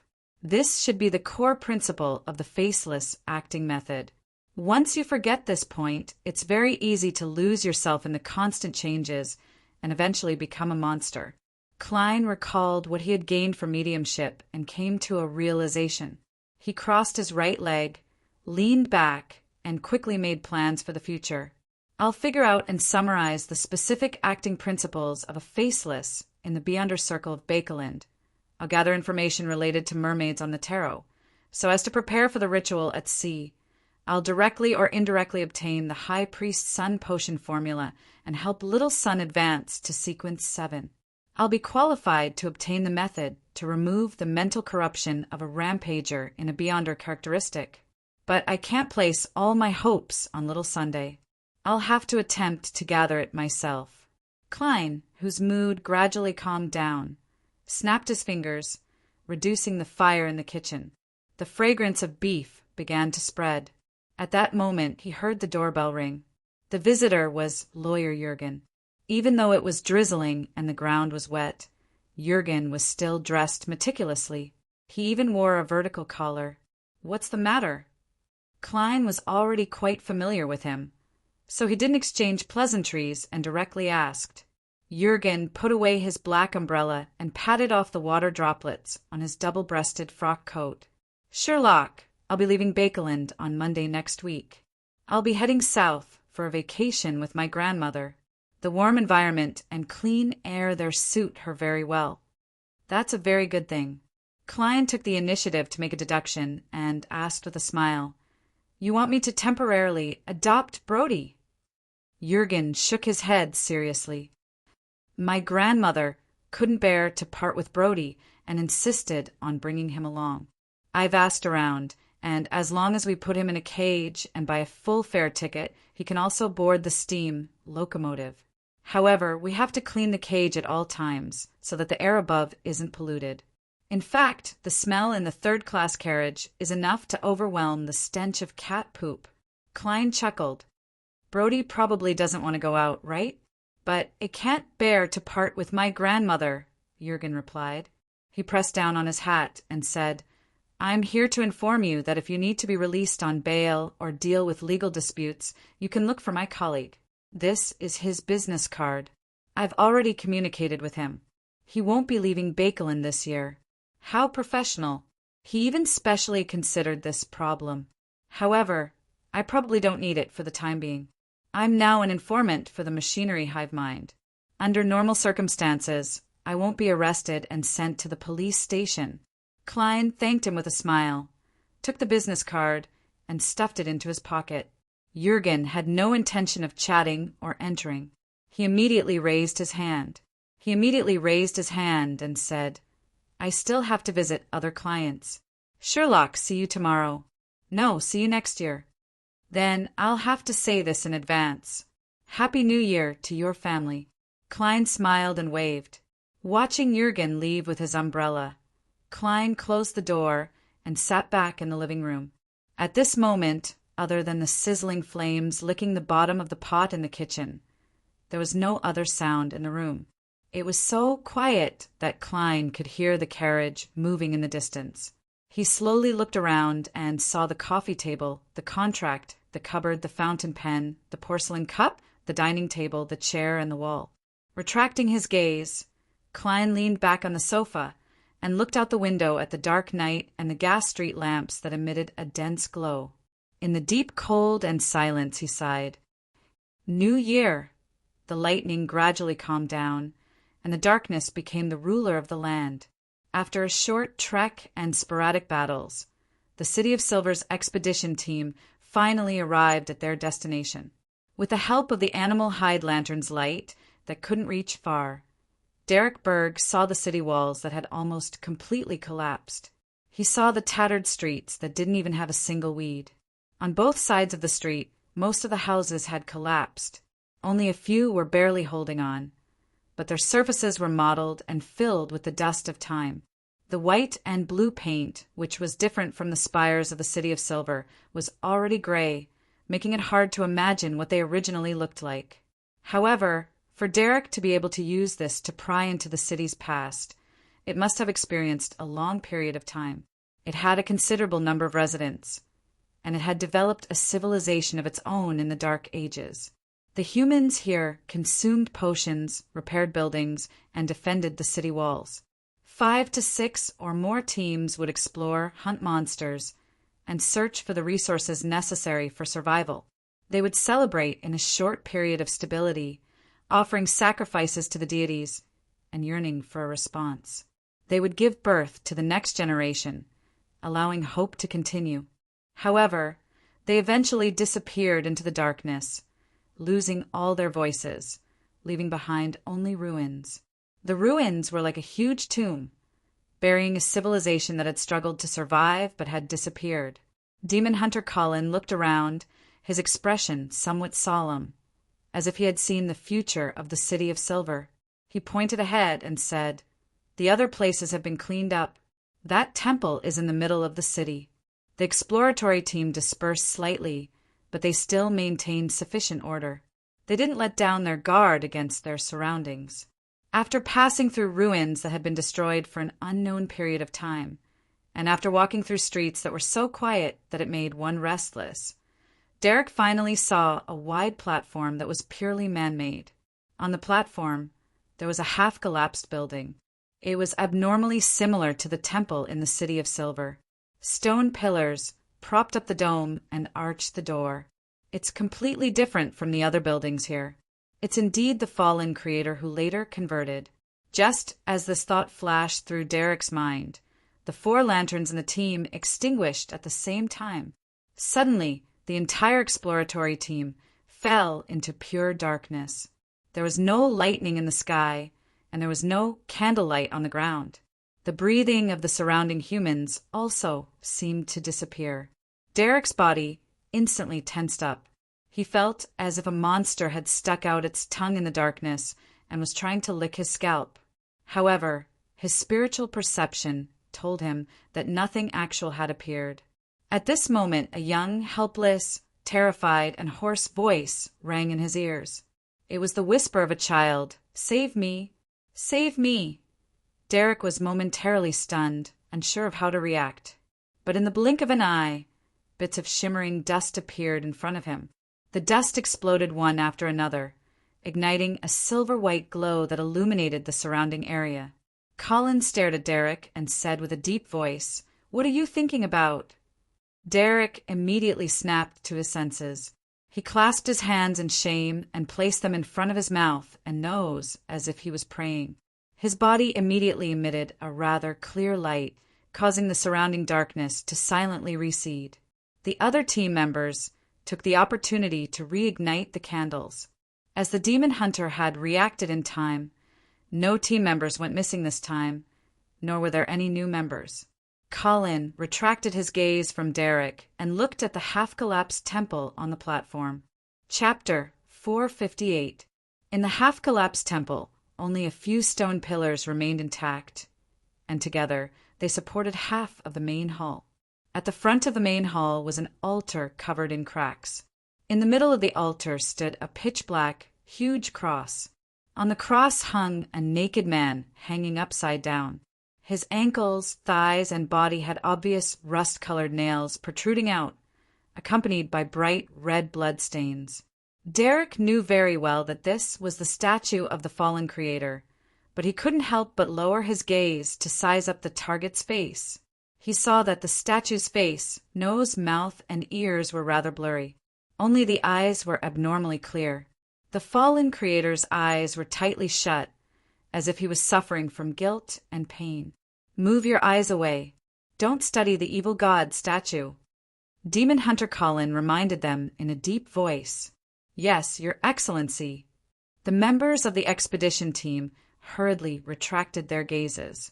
Before today, although the City of Silver had discovered quite a number of destroyed cities in its previous explorations and found some written records that pointed to an evil god, most of the residents had never seen the so-called evil god statue. The remaining portion of the temple on the ground wasn't wide. The expedition team quickly split up into groups of 2 or 3 and finished their inspection, but they didn't find anything abnormal.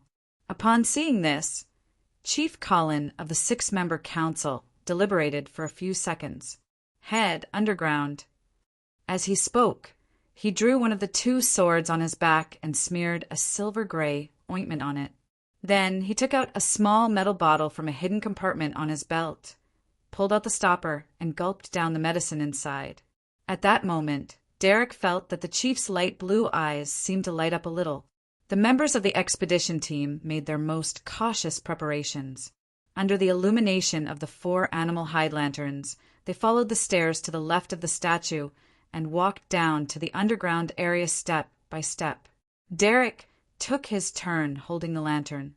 He walked ahead on the left and carefully went deep into the darkness. He heard his and his companions' footsteps echo out from the surface of the stone steps, producing a distant and empty echo. The echo was not disturbed at all, indicating the absolute silence below.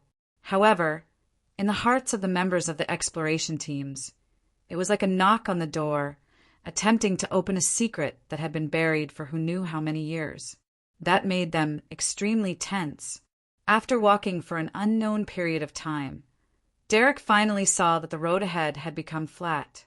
He also saw the newly discovered mural described by the corrupted Dakurs. Those murals existed on both sides of the wall, simply painted with some colors, appearing ancient, vicissitudes of life, and gloomy. Derek took a casual glance and was attracted by one of the murals. On the wall in front of them on the left, a pure white cross stood in the center, surrounded by a sea of black that drowned many humans who were struggling to stretch out their arms. On the cross was the fallen creator hanging upside down. The rusted nails and blood-colored stains were no different from the statues in the outside world. However, in this mural, the fallen creator was suffering from the corrosion of black, causing parts of the pure white cross to turn pitch black. Apart from that, the cross supported a hazy land. Countless humans were kneeling and praying to the fallen creator. Around the scene, in the deepest depths of the darkness, there were 6 evil, godlike figures. In the upper left corner was a lady wearing a black classic dress. Her clothes were layered, but they weren't complicated. They were embedded with star-like brilliance. Her body was relatively incorporeal, and there were signs of ripples spreading outwards. Her face was blurry, as though she was wearing a faceless mask.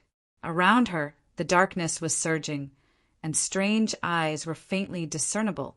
Right above her was a young man wearing a pure white robe. His face was painted pure gold, and he grew tentacles that resembled light. His hands held a rotten green book and a spear condensed from light. His chest and back were reversed. In the upper right corner was a monster holding a trident. It had an octopus-like head, wide eyes, and its body was wrapped in lightning. Countless bird feathers formed its cloak, and the darkness turned into waves that supported its feet. In the lower right corner was a plump and beautiful lady. Her chest was bulging high, and she was naked outside her clothes. In her arms was a baby with a rotting face. Beneath her feet were black wheat, a spring with squirming flesh, herbs with pus flowing, and wild mating animals. Directly below her was an old man wearing a hood, revealing his mouth, wrinkles, and white beard. The old man held an open book, and above it was an omniscient eye.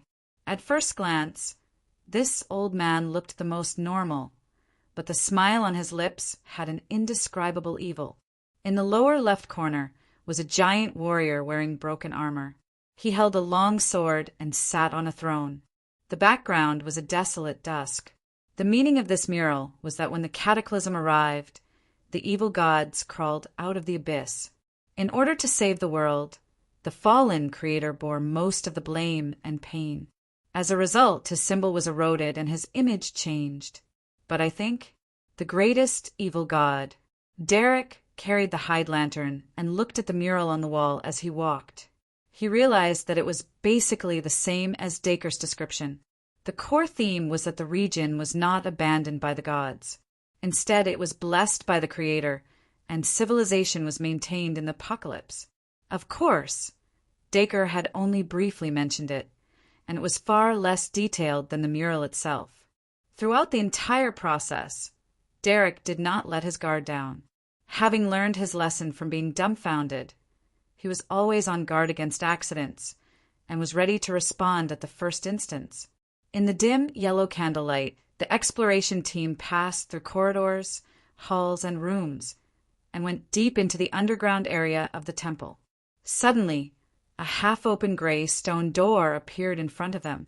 Outside the door was a cluster of beautiful, mushroom-shaped objects.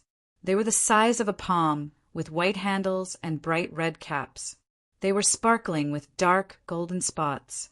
Upon seeing these mushrooms, the members of the exploration team felt a strong urge to rush over, pluck one, and stuff it into their mouths. Gulp. Many of them swallowed their saliva. However, most of the people who could enter the expedition team had rich experience and were relatively good sequences. After receiving a reminder in advance, someone immediately stood up and said in a low voice, "Don't worry." Having been warned beforehand, someone immediately stood up and whispered, "That's rotting flesh and hairy scalps." Derek knew this teammate. He knew that his name was Joshua, and that he had a mystical item that he had obtained and successfully exchanged for during an exploration. Joshua stretched out his scarlet-gloved left palm and aimed it at the door. With a flash of light, a blazing fireball quickly formed and shot out, hitting the abnormally alluring mushrooms. Boom! The ground trembled slightly as the flames spread out 2 meters in all directions. By the time the flames subsided, the mushrooms had all disappeared, leaving behind only bits of flesh and blood. It disgusted the Beyonders, who had nearly lost control of themselves. Demon Hunter Colin didn't interfere with his team's actions. He quietly watched from the side, nodding from time to time. How can there be mushrooms made of flesh, blood, and hair? Where did the flesh and hair come from? Joshua retracted his left palm and muttered to himself in puzzlement. Another team member made a bold guess. The original residents of this city? That's possible. Perhaps their death is to turn into pure flesh and hair. Derek agreed inwardly. After a brief discussion, the exploration team split into several groups and cleaned up the hall outside the gray stone door. After doing all of this, they regrouped and slowly passed through the door, ready to fight at any moment. Behind the door was an altar-like place. The area around it was difficult for light to illuminate, was deep and dark, and it was unknown what was hidden inside. And above the altar, there was also a pitch-black cross and the hanging fallen creator. Derek, who was holding an animal hide lantern, was the closest and instinctively glanced over. His gaze suddenly froze because he realized that the fallen creator statue here was different from the outside world. Its eyes were open. His blood-red eyes and black pupils stared straight at the intruders as if they were alive. Clatter, clatter, clatter. Derek heard the clatter of teeth. He originally thought that it came from one of his team members, but he quickly realized that it was him who was trembling. Although he didn't know much about the dangers of the evil gods, his teeth were instinctively chattering at this moment. Da-da-da. His teammates had a similar reaction. At this moment, a bit of powder floated up. Demon Hunter Colin clenched his fist. Rumble. The sound of thunder reverberated, and Derek and the rest snapped out of their nightmarish state. Before they had time to examine their surroundings, they suddenly heard the sound of weeping coming from behind the altar. Woo, woo, woo, woo, woo, woo. In the silence that made one's teeth ache, Demon Hunter Colin calmly ordered, "Don't worry. Derek, Joshua, go around and take a look." Derek's body was a little cold as he held the animal hide lantern and the axe of Hurricane. Together with Joshua, he slowly walked around to the back of the altar. As the darkness was gradually dispelled by the light, they saw a black shadow curled up behind the altar. Taking another 2 steps forward, the black shadow revealed its original appearance. It was a child of 7 or 8 years old with soft yellow hair. He closed his eyes as if he wasn't used to the light. He shouted excitedly, "Save me! Save me!" Derek's pupils constricted as he recalled the cry for help he had heard in the pure darkness. He subconsciously raised the axe of Hurricane. At this moment, Demon Hunter Colin, who had already arrived beside them, took a step forward and asked solemnly, "Who are you?" The child stopped crying for help and said, as if recalling something, My name is Jack." After dinner, Klein put on his coat and hat and prepared to go out. He wanted to find Miss Sharon and solve the problem of a particular baronet digging a tunnel. He also wanted to ask for clues about mermaids, hoping to complete this matter before Sherlock and Moriarty went south for a vacation. Chapter 459. Outside the Bravehearts bar, a rental carriage drove by briskly.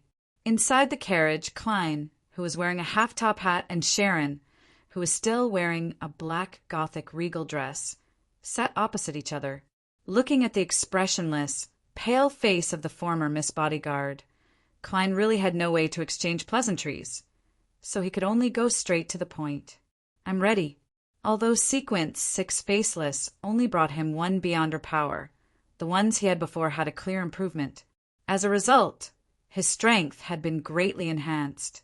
This was the best preparation, and the abilities of a Faceless could be said to be a godly skill in certain situations.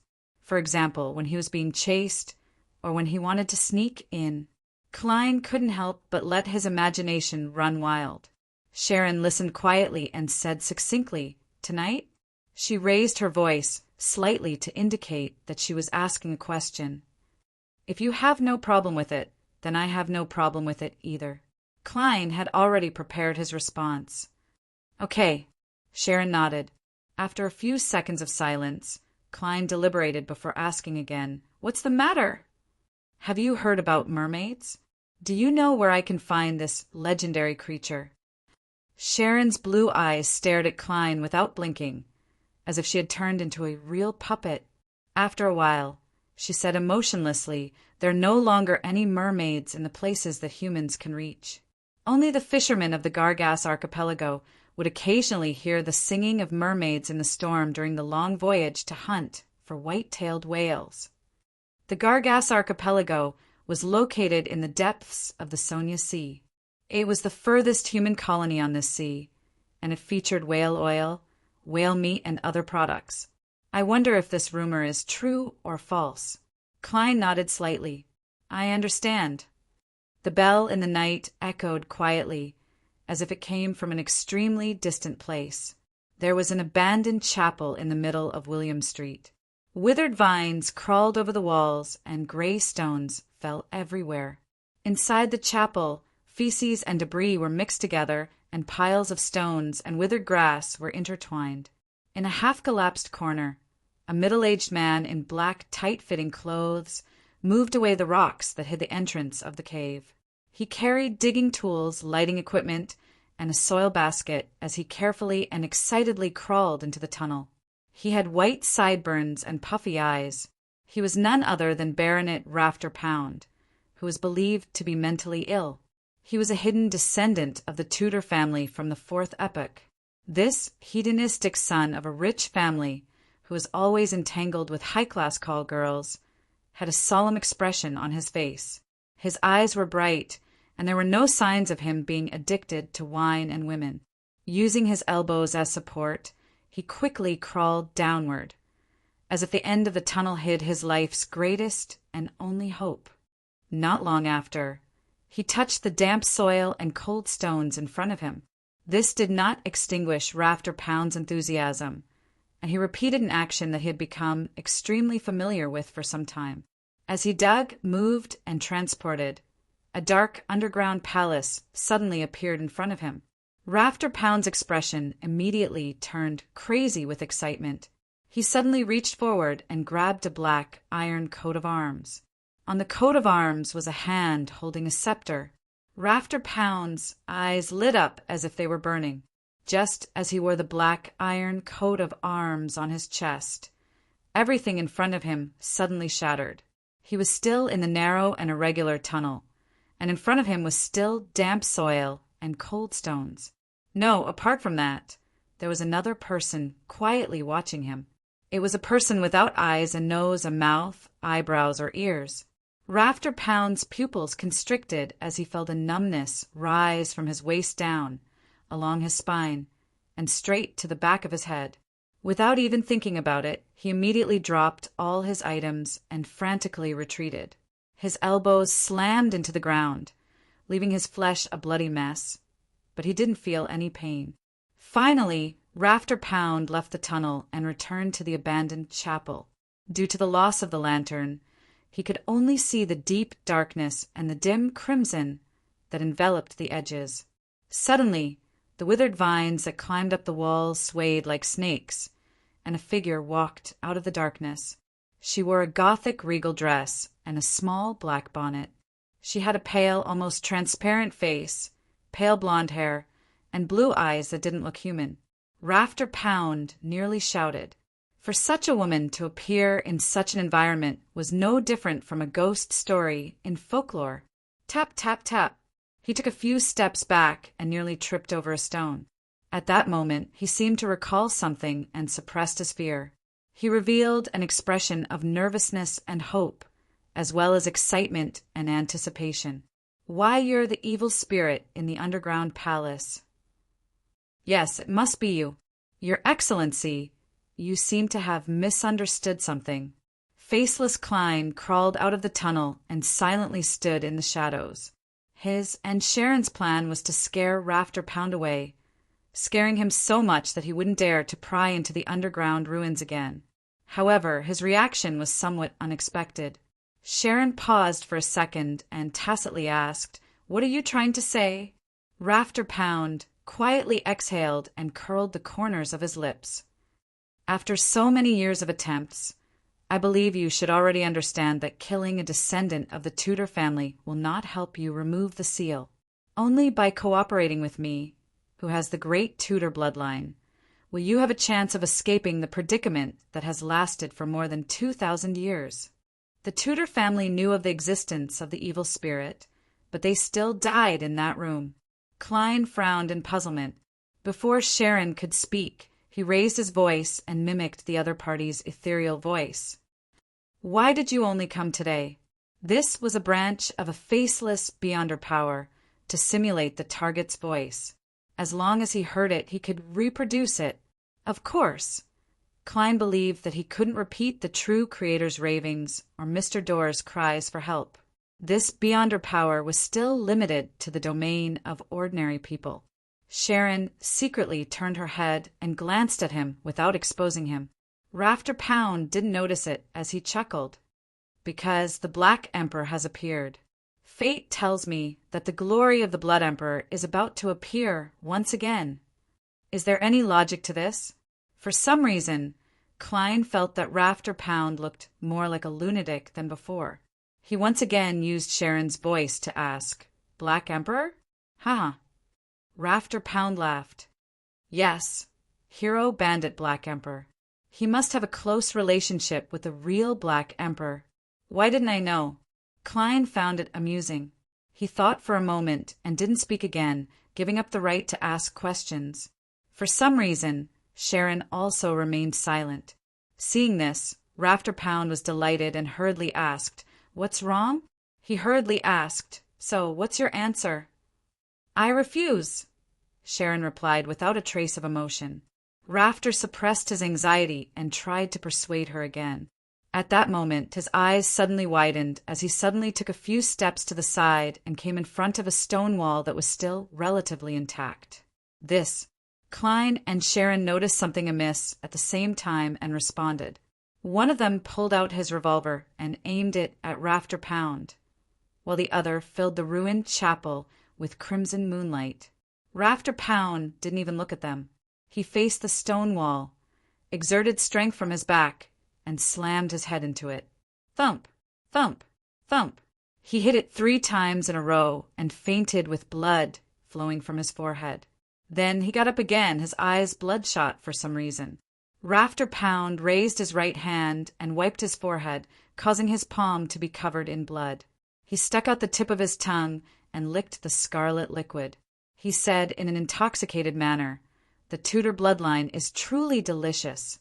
This will allow my hatred to exceed its limits and help me temporarily expand the boundaries of the seal."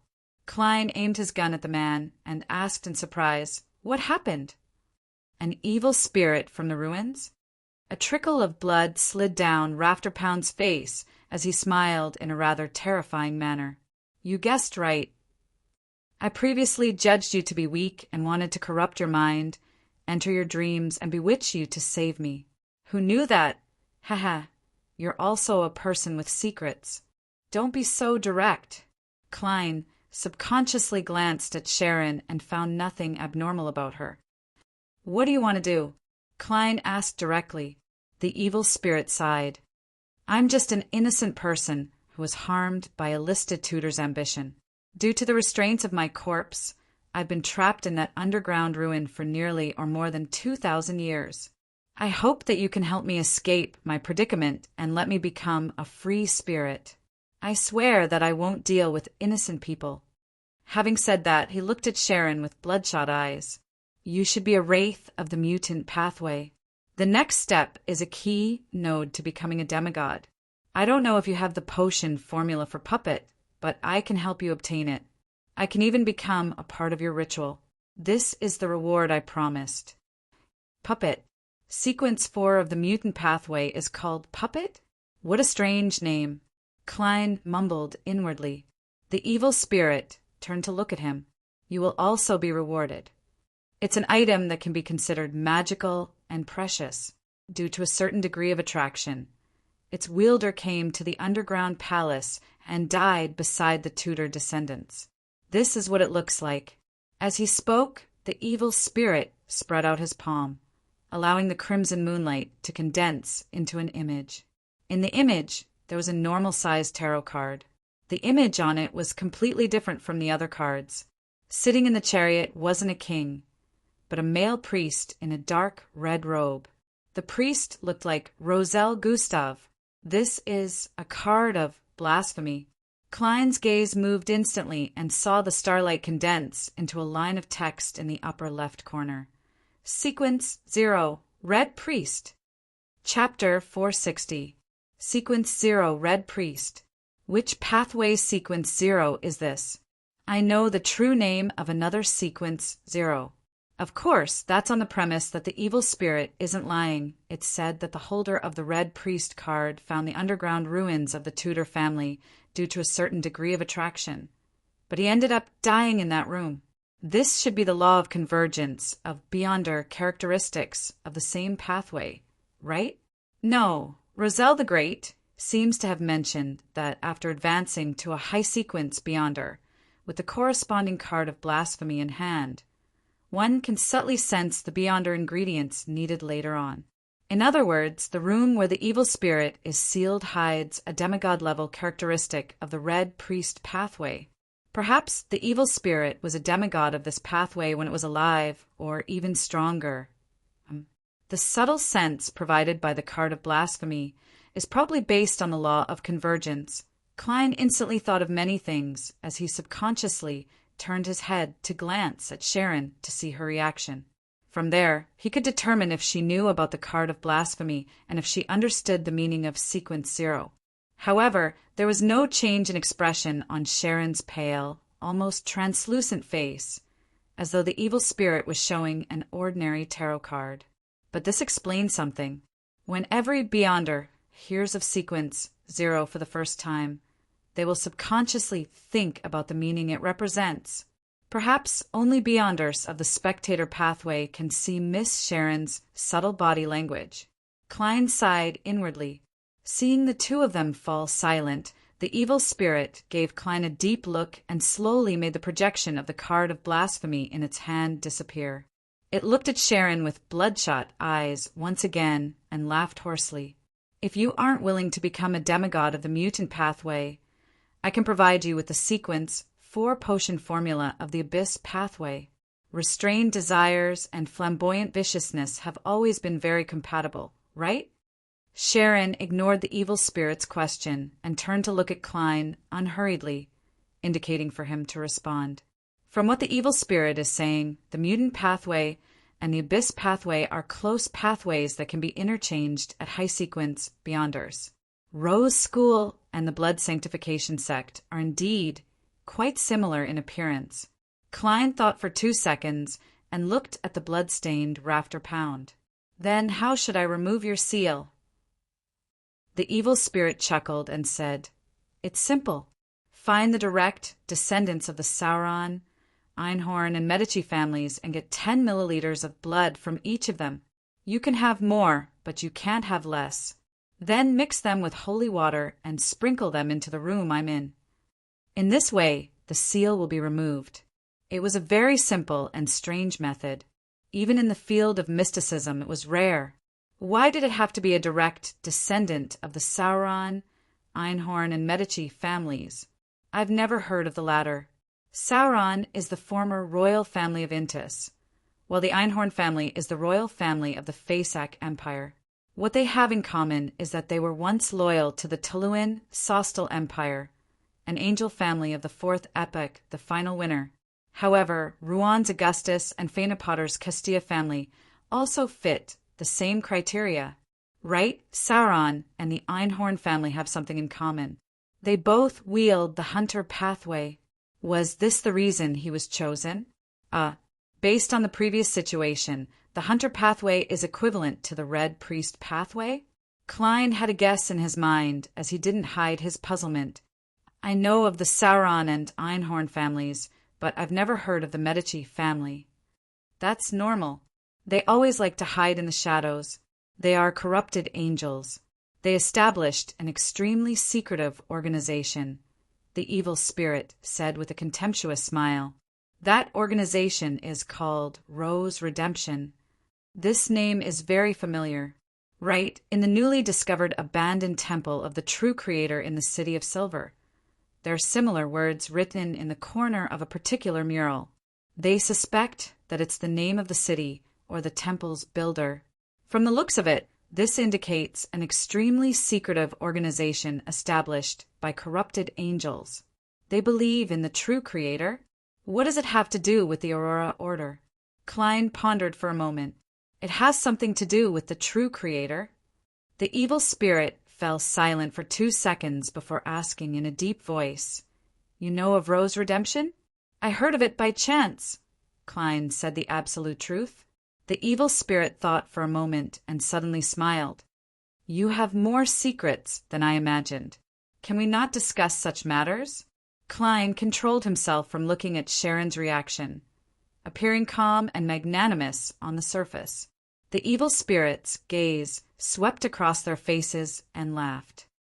Rose Redemption has a close relationship with the birth of the true creator. You definitely can imagine that some fellows were once members of Rose Redemption, but they later left the organization. As long as you can find an organization that believes in the true creator and pursue it, you will eventually come into contact with Rose Redemption. It sounds a little similar to the Twilight Hermit Order. One is positive while the other is negative. Klein made a guess based on his intuition. Seeing that the evil spirit didn't go into detail about the idea of Rose Redemption, he smiled. "Do you think we can accomplish such a thing with our strength?" The evil spirit fell silent for a few seconds. "Perhaps you can try your luck in Binzi Town." "Binzi Town? Where is it?" Klein kept asking, but the evil spirit refused to divulge any further. Faced with this situation, Klein had no choice but to ask. During the fourth epoch, were the Dark Emperor, Blood Emperor, and Night Emperor fighting for the position of Sequence 0? The evil spirit was taken aback when it heard that. It then smiled. "It used to be, but it wasn't. After Alista Tudor went crazy, it wasn't. Alista Tudor is that Blood Emperor." Klein sought confirmation. The evil spirit nodded. "Yes, there was only one Blood Emperor, and that was the madman Alista Tudor. Ha ha!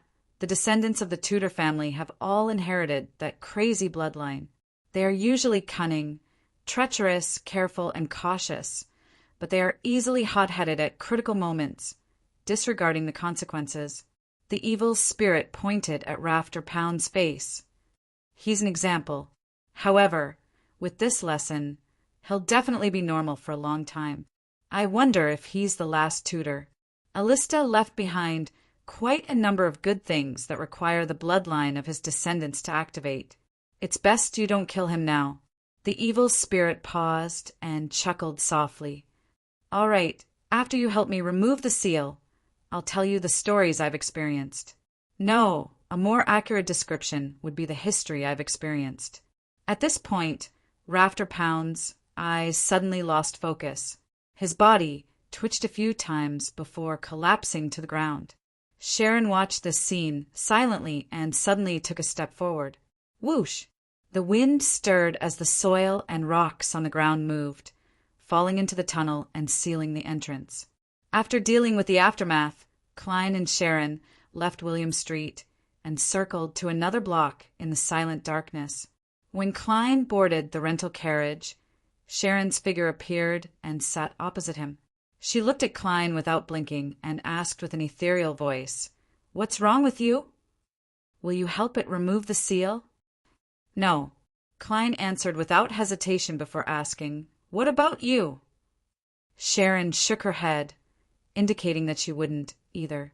Klein secretly heaved a sigh of relief and smiled. "It's been dead for about 2,000 years, and it's only a remnant evil spirit now. Dissipating or returning to the spirit world is the outcome it deserves. My idea is to wait until we have a high-sequence Beyonder before we join forces to eliminate it and give it true release." Although the Red Priest card, the hidden history of the fourth epoch, and the various rewards promised by the evil spirit were very tempting, Klein didn't trust it at all. In his mind, he would always recall the scene of the evil spirit's corpse sitting on a high-backed chair with its head lowered. He recalled the corpse's rotting face when it raised its head. Shallan hummed an acknowledgement and gave the necessary response.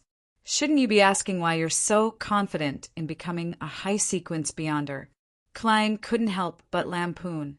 And the answer to that question was that humans had to be good at dreaming.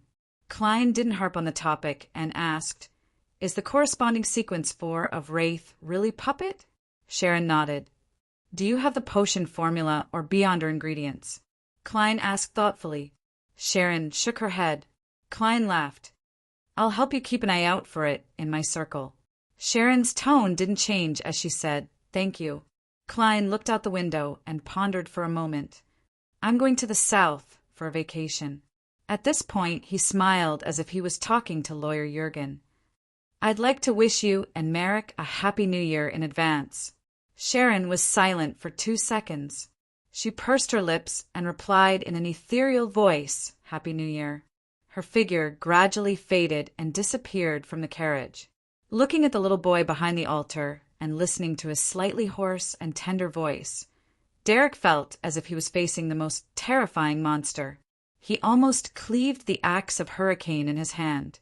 According to his common sense, someone who could survive in the pure darkness for so long was definitely not human.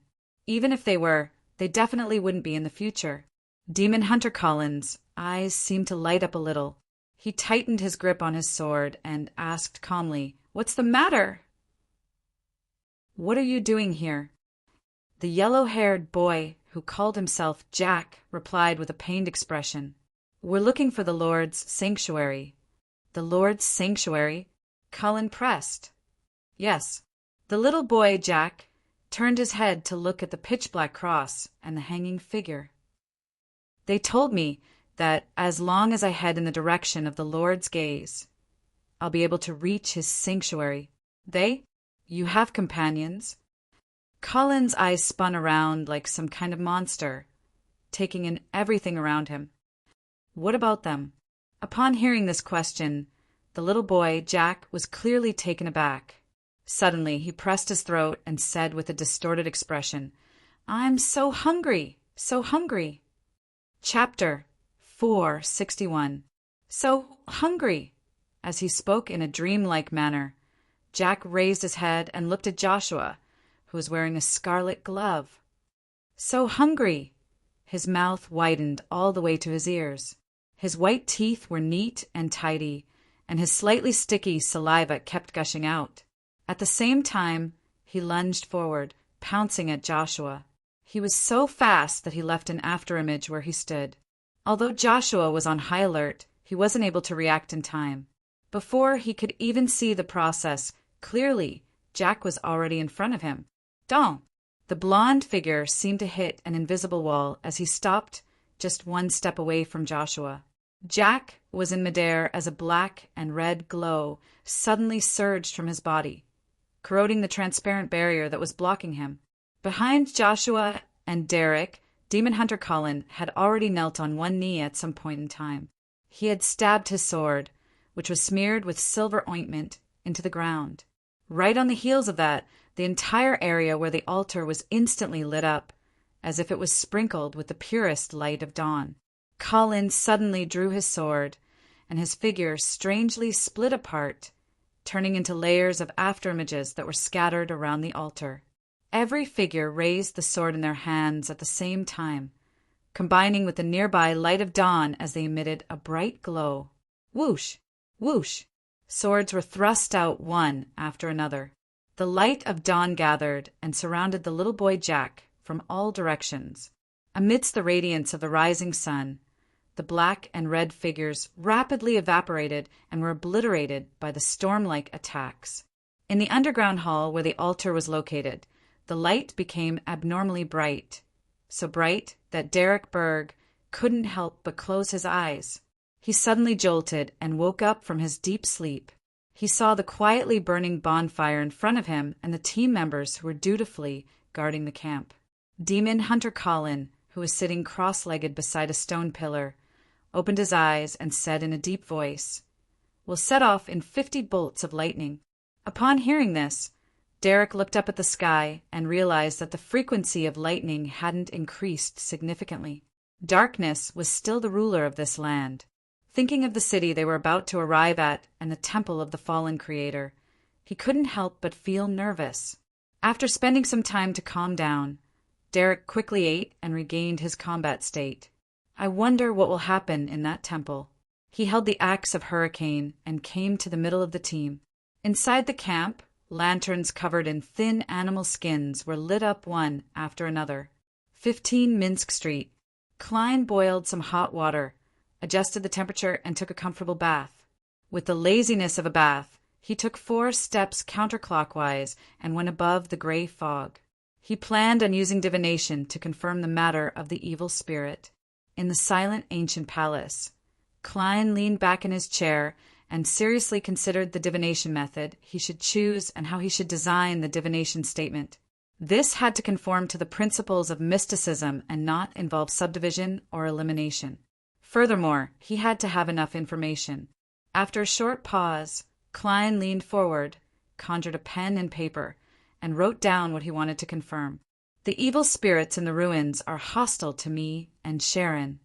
Taking off the spirit pendulum on his left wrist, Klein held it with one hand and began to meditate. After repeatedly muttering to himself, he opened his eyes and looked forward. This time, the topaz pendant was crazily spinning clockwise. This meant that the evil spirit's malice was stronger than Klein had imagined. Back then, Miss Sharon and I didn't have any abnormalities with our spiritual intuitions. That evil spirit is also a powerhouse that interferes with divination and prophecy. Ha! He definitely wouldn't have expected that one of us would be able to control our desires and not be blinded by greed, while the other has experienced too many things and knows what it means to ask a tiger for its skin. Klein sighed, returned to the real world, and lay in bed. Unfortunately, the heat brought by the broach of sun is only a psychological feeling. It can't warm the bed. Before he fell asleep, he closed his eyes and thought regretfully. South of the bridge, Rose Street, Harvest Church. Emlyn White wiped the last chair, straightened his body, and eagerly said to Father Yutravsky, "I'm done for today." "Darn, old man, don't make me copy the Holy Bible at the last minute." "Darn, old man, don't make me copy the Holy Bible at the last minute again." Emlyn subconsciously prayed in his heart. Unknowingly, the object of his prayers had changed from the moon to Mother Earth. Father Yutravsky stood there, making the vampire look like a small child. He smiled and said, "You have recently experienced the joy and relaxation of working with dedication and gratitude. Go back and feel the pulse of life itself in silence, as well as the pure joy that comes from it." "I didn't," Emlyn denied reflexively. Father Yutravsky looked at him with a benevolent smile and said nothing. He turned around, found a seat, and began his regular nightly prayers. Emlyn White's lips quivered in a bid to retort, but he ultimately didn't say a word. He silently left the Harvest Church and habitually closed the door. When he returned to his current residence, he found that the house was deserted and his parents were nowhere to be seen. After witnessing this scene, he remembered that there was a gathering of the Blood Breeds in Bakeland that night. Those fellows are really undignified. As noble members of the Blood clan, they should be sleeping in their coffins or staying in their own rooms. Why do they have to imitate humans and hold all kinds of gatherings? They even have to dance. Emlyn muttered in disdain. As he spoke, he rubbed his stomach, swallowed a mouthful of saliva, and decided to change his clothes to attend the gathering. The Odora family is really enviable. They actually have a pure human partner and open several hospitals. There's fresh blood every day, and they can drink it whenever and however much they want. Emlyn wore a tall black top hat and quickly walked out of the house. In the West District, inside a brightly lit villa, Emlyn picked up a glass of scarlet liquid and drank it thirstily. It's indeed chosen. He half closed his eyes and praised from the bottom of his heart. At that moment, on the dance floor, handsome men and beautiful women were hugging each other and dancing to the romantic music. They would spin or stroll at times. What's the point of this? Emlyn stood at the edge of the railing on the second floor and looked down at his clansmen. As the largest city in the world, Bakeland had many vampires living in it. They were hidden in all walks of life and had completely integrated into human society. As for those who couldn't restrain their destructive and bloodthirsty desires, they were either sent to ancient castles deep in the mountains or dealt with internally in advance. This was to prevent the Nighthawks, mandated punishers, and other official Beyonder organizations from finding any clues. Emlyn looked at his clansmen, who were getting more and more energetic as the night progressed, and he increasingly felt that he had nothing in common with them. At that moment, the host of tonight's banquet, Cosme Odora, walked over with a wine glass in hand. He asked with a smile, "Do you like the wine tonight?" "Of course. Its owner is young enough and has quite a bit of energy." Emlyn straightened his back and assumed a noble posture. Just from his appearance, Cosme Odora looked like a middle-aged gentleman with a great bearing, but Emlyn knew that he was more than 200 years old. He had once witnessed the Intis under Roselle the Great's rule in Intis. Later, he moved to Rouen because he had lived for too long and was afraid of being discovered by his neighbors. Upon hearing Emlyn's praise, he smiled and said, "Yes, its owner is a young lady." Yes, its owner was a young lady. She was stabbed by a burglar and almost lost her life. Fortunately, she met me, and this was the price she had to pay for her recovery. You can try the wine over there and over there. Their owners come from Balam and Faina Potter respectively. They have different flavors. Faina Potter? Mother, the humans there love chili so much that their blood has a spiciness that I can't stand. Mother. As Emlyn spoke, he suddenly paused as his expression froze. The corners of Cosme's mouth twitched as he pretended not to hear anything. In the awkward silence, he cleared his throat and said, "Emlyn, that's just your imagination. Emlyn, that's just your imagination. By the way, my grandfather wishes to meet you." "Your grandfather?" Emlyn was first taken aback before he widened his eyes and said, "Lord Nibs." Nibs Odora was a powerful sanguine active in the fourth epoch, but the long years had caused his life to decay. He had no choice but to lie in a cold coffin for extended periods of time. Cosme nodded solemnly. "Yes." With that said, he turned around and walked to another staircase on the second floor, not considering the possibility of Emlyn disagreeing. Emlyn followed behind, feeling a little uneasy, wondering why Lord Nibs had summoned him.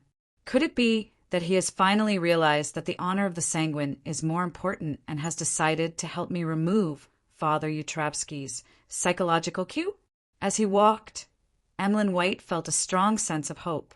Following the stairs to the underground area, Emlyn White passed through a few secret doors and entered a spacious gray hall.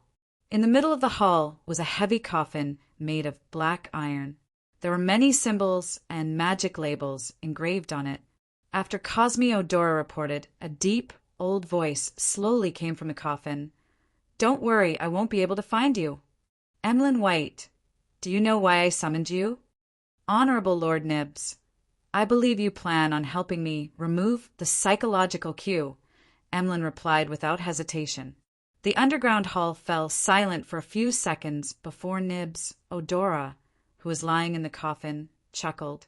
"That is one of the purposes, but it is not for me to help you.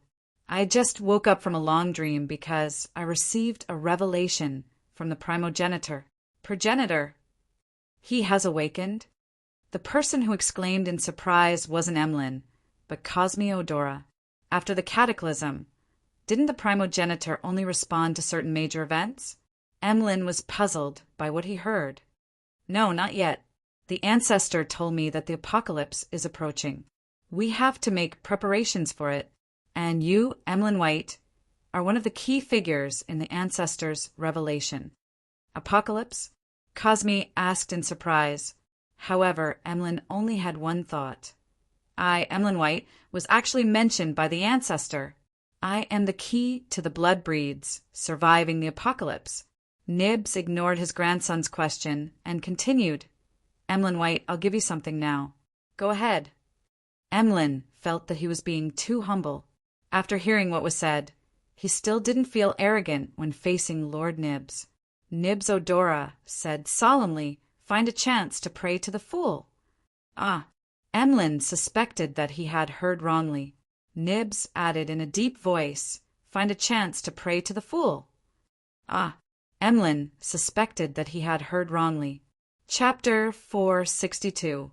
Although I've always had the urge to pray to the fool, hoping to escape the psychological cue planted by Father Yutravsky, I also know very well that chanting the honorific name of an unknown person is rather dangerous.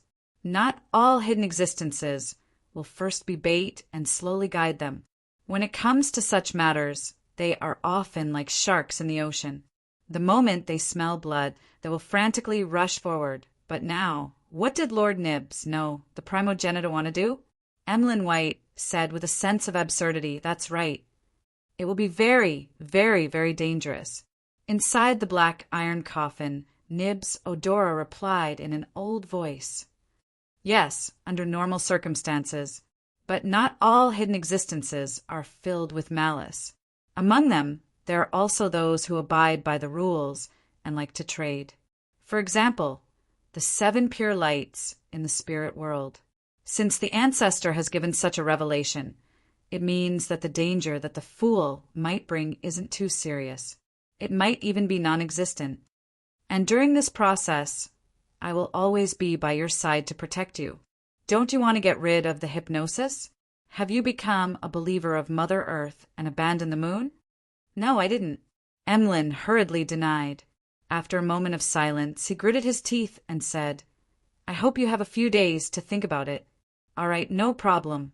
I believe you'll make a choice that's befitting of your noble status as a member of the blood tribe." Nib's voice inside the coffin turned gentle as he consoled him with a smile. After sending Emlyn White back to the second floor, Cosmiodora re-entered the dark and gloomy underground hall and asked in puzzlement, "Who's Emlyn?" "Grandfather, why would Emlyn White be in the revelation given by the ancestor?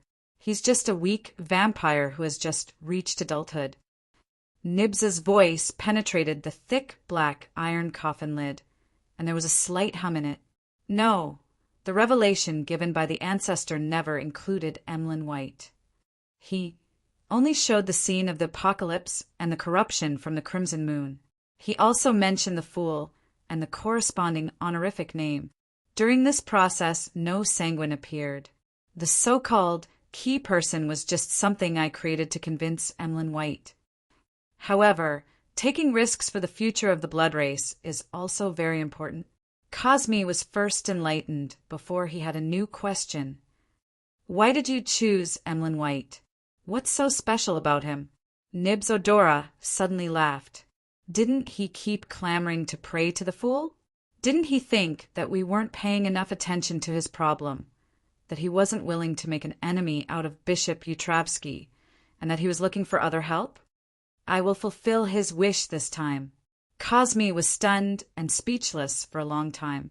Emlyn White stood by the railing on the second floor, looking down at his fellow clansman, who didn't know fatigue as he nervously drank a mouthful of fine wine. At the very least, to this day, I've never heard of anyone suffering a tragic fate from praying to the Fool. Perhaps it's just as Lord Nibs said, the Fool is like the 7 pure lights of the spirit world. They're orderly, warm-hearted, hidden existences. Wait, what are the 7 pure lights of the spirit world? Why haven't I heard of it before? It seems like it's from the good faction. I wonder if it can help me. In short, the Fool might not be that dangerous. Besides, there's Lord Nibs protecting me. Perhaps I can really take this opportunity to get rid of the psychological cue. Emlyn consoled himself with some fear and anticipation. Monday morning, Sherwood Borough, 15 Minsk Street. Klein squatted in front of the toilet, holding a brush and seriously cleaning the dirt inside. According to the plan, after completing all the visits on Saturday and Sunday, he decided to rest for a day. He would report the final results to Prince Edisak the next day and hand over the mission. But during what should have been a relaxing period, he discovered that the house was already overly messy and dirty. Upon seeing this situation, Klein recalled something. The cleaning of his house was done by hiring the landlady's maid from next door twice a week. As the Sammers headed to Desi Bey's Seville city for a vacation, one of the maids followed them, and the other returned to the countryside after receiving her year-end reward. 15 Minsk Street, where he lived, hadn't been cleaned for a long time. Klein had originally planned to endure it for 2 days since he was about to leave Bakeland anyway. But when he was free, he didn't dare to sneak off to the Quelleg Club for entertainment, afraid that he would anger Prince Edisak. He could only stay at home, so he changed into old clothes and began cleaning up before the new year. Scrubbing the toilet, washing the bathtub, wiping the windows, mopping the floor, wiping the utensils, washing the clothes. Klein busied himself from 8 to 11 before he barely completed the scheduled cleaning. Of course, he was just doing it casually and wasn't that meticulous. Sometimes, renting a house that's too big isn't a good thing. Klein washed his hands and wiped his face with a towel. Walking out of the bathroom, he looked at the clean and tidy living room and dining room. Looking at the sunlight that penetrated the clouds and shone on the transparent glass windows, he felt an inexplicable sense of accomplishment. He felt his mood lighten as a result. I'll reward myself at noon and go out to find a good restaurant. Klein returned to the second floor and changed his clothes. Just as he was flipping through the newspapers and waiting for the wonderful lunchtime to arrive, the doorbell suddenly jingled. It's almost the new year, and there's still someone entrusting me with a mission? As Klein got up and walked to the door, he made up his mind to reject the other party. Although he only had £34 left in cash, in order to escape the royal family strife, he had to go on a vacation in the south as soon as possible. He couldn't take on any more missions. To his surprise, the visitor wasn't a stranger, but Prince Edisak's old butler. The old butler was wearing a well-tailored tailcoat. He bowed without being arrogant or losing his status. Detective Moriarty, His Highness is waiting for you in a carriage at the end of the street. He wishes to know the progress of the investigation. That impatient, that's good. It saves me the trouble of going to Red Rose Manor tomorrow. Klein quickly reorganized the speech he had thought of last night and calmly replied, "All right." Just as he was about to take down his hat from the coat rack, he suddenly felt a pain in his stomach. It was the kind of pain that came from squatting on the toilet. After enduring it and realizing that he couldn't hold it in any longer, he apologized to the old butler and said, "I'm very sorry. I'll be heading to the bathroom first. My stomach doesn't feel too good." The old butler didn't show any abnormal expression. That's your freedom. After getting rid of the leftovers in his stomach in a rather carefree manner, Klein washed his hands and returned to the hall. At this moment, he realized that the old butler was no longer there. Waiting outside was the maid with naturally curly brown hair. "His Highness wants me to apologize to you. He still has matters to attend to and can't wait for too long. Please make a trip to Red Rose Manor tomorrow, or the afternoon after that," the maid said with a meticulous bow. "It hasn't even been 10 minutes. I've already done it as fast as I can. Usually, I can squat a little longer with the newspapers." Klein smiled. "No problem." After receiving a response, the maid, who had completed her mission, immediately unburdened herself and chuckled. "Detective Moriarty, you've missed that lady again." "Ah." Klein was slightly confused. The maid lowered her voice and said, "That lady came with His Highness this time. That young lady came with His Royal Highness this time. She was the one who suggested making a detour to visit you. In the end, I missed it because of a stomachache? Something's not right." Klein frowned slightly. In a room covered with a thick, soft carpet, the quill that was being held stopped writing. There were lines of words and traces of scribbling on the notebook that was spread out below it. Scribbling. The target tried to escape control, but unfortunately, Detective Sherlock Moriarty had already left before she came downstairs. The target affected the surrounding maids, but Prince Edisac's butler, Finkel, accidentally discovered the problem and dealt with it. Scribbling. The target once again went off track and attended Talem's funeral in place of Prince Edisac. However, she quickly returned to her normal state and realized that she couldn't identify Sherlock Moriarty. She could only pitifully miss it. Sherlock Moriarty headed to Red Rose Manor to investigate, but the timing wasn't right. The target happened to go to the golf course to ride horses. Scribbling. The target once again defeated the arrangements and instigated Prince Edisac to visit Detective Sherlock Moriarty. Unfortunately, Sherlock Moriarty happened to have a stomachache and stayed in the bathroom for 7 minutes and 45 seconds. But the prince couldn't wait. The middle-aged man with sculpted facial features, but one of his eyes was blind. He put down his quill and looked at the woman beside him. "What exactly did you put on her?" "Breaking through the restrictions again and again will cause a huge problem." The woman chuckled and said, "It was just an accident. Don't worry too much. There won't be any problems." As she spoke, she pulled up her hair, revealing her fair and slender neck. Then she slowly smeared all sorts of things on her face, making her look even more beautiful. Watching her put on her clothes and accessories, the middle-aged man with dark gold hair frowned slightly and said, "What are you talking about? Where are you going?" The woman didn't answer directly and said with a smile, "Be careful of the quill in your hand. Be careful of the quill in your hand. Last time, you almost swapped bodies with someone." "I don't need you to remind me," the middle-aged man with dark blue eyes said with a straight face. The woman tightened her belt, making herself even thinner. Then she stretched slightly and covered her mouth to yawn. "I'm going to visit Mr. A of the Aurora Order. I hope he's as crazy as the rumors say." Chapter 463. Above the gray fog, an ancient temple-like building stood silently. Klein, who had sensed something amiss due to a series of coincidences, entered this mysterious space after lunch in an attempt to confirm a theory he had. He picked up the fountain pen that he conjured, paused for 2 seconds, and wrote, "I've been embroiled in a series of coincidences created by sealed artifact 0-08. Putting down the dark red fountain pen, Klein held the silver chain in his left hand and began his divination. In the end, he opened his eyes and looked at the spirit pendulum that was just inches away from him. The topaz pendulum was motionless and in spin. This meant that the divination had failed. Perhaps it's because the conditions aren't sufficient to make the divination impossible. Or it could be that 0-08 has resisted. Both situations will produce similar results. Klein switched to different statements and pointed to different targets, but all the divination failed. He tapped the edge of the long mottled table with his fingers, hesitating over whether he should go to Red Rose Manor the day after tomorrow.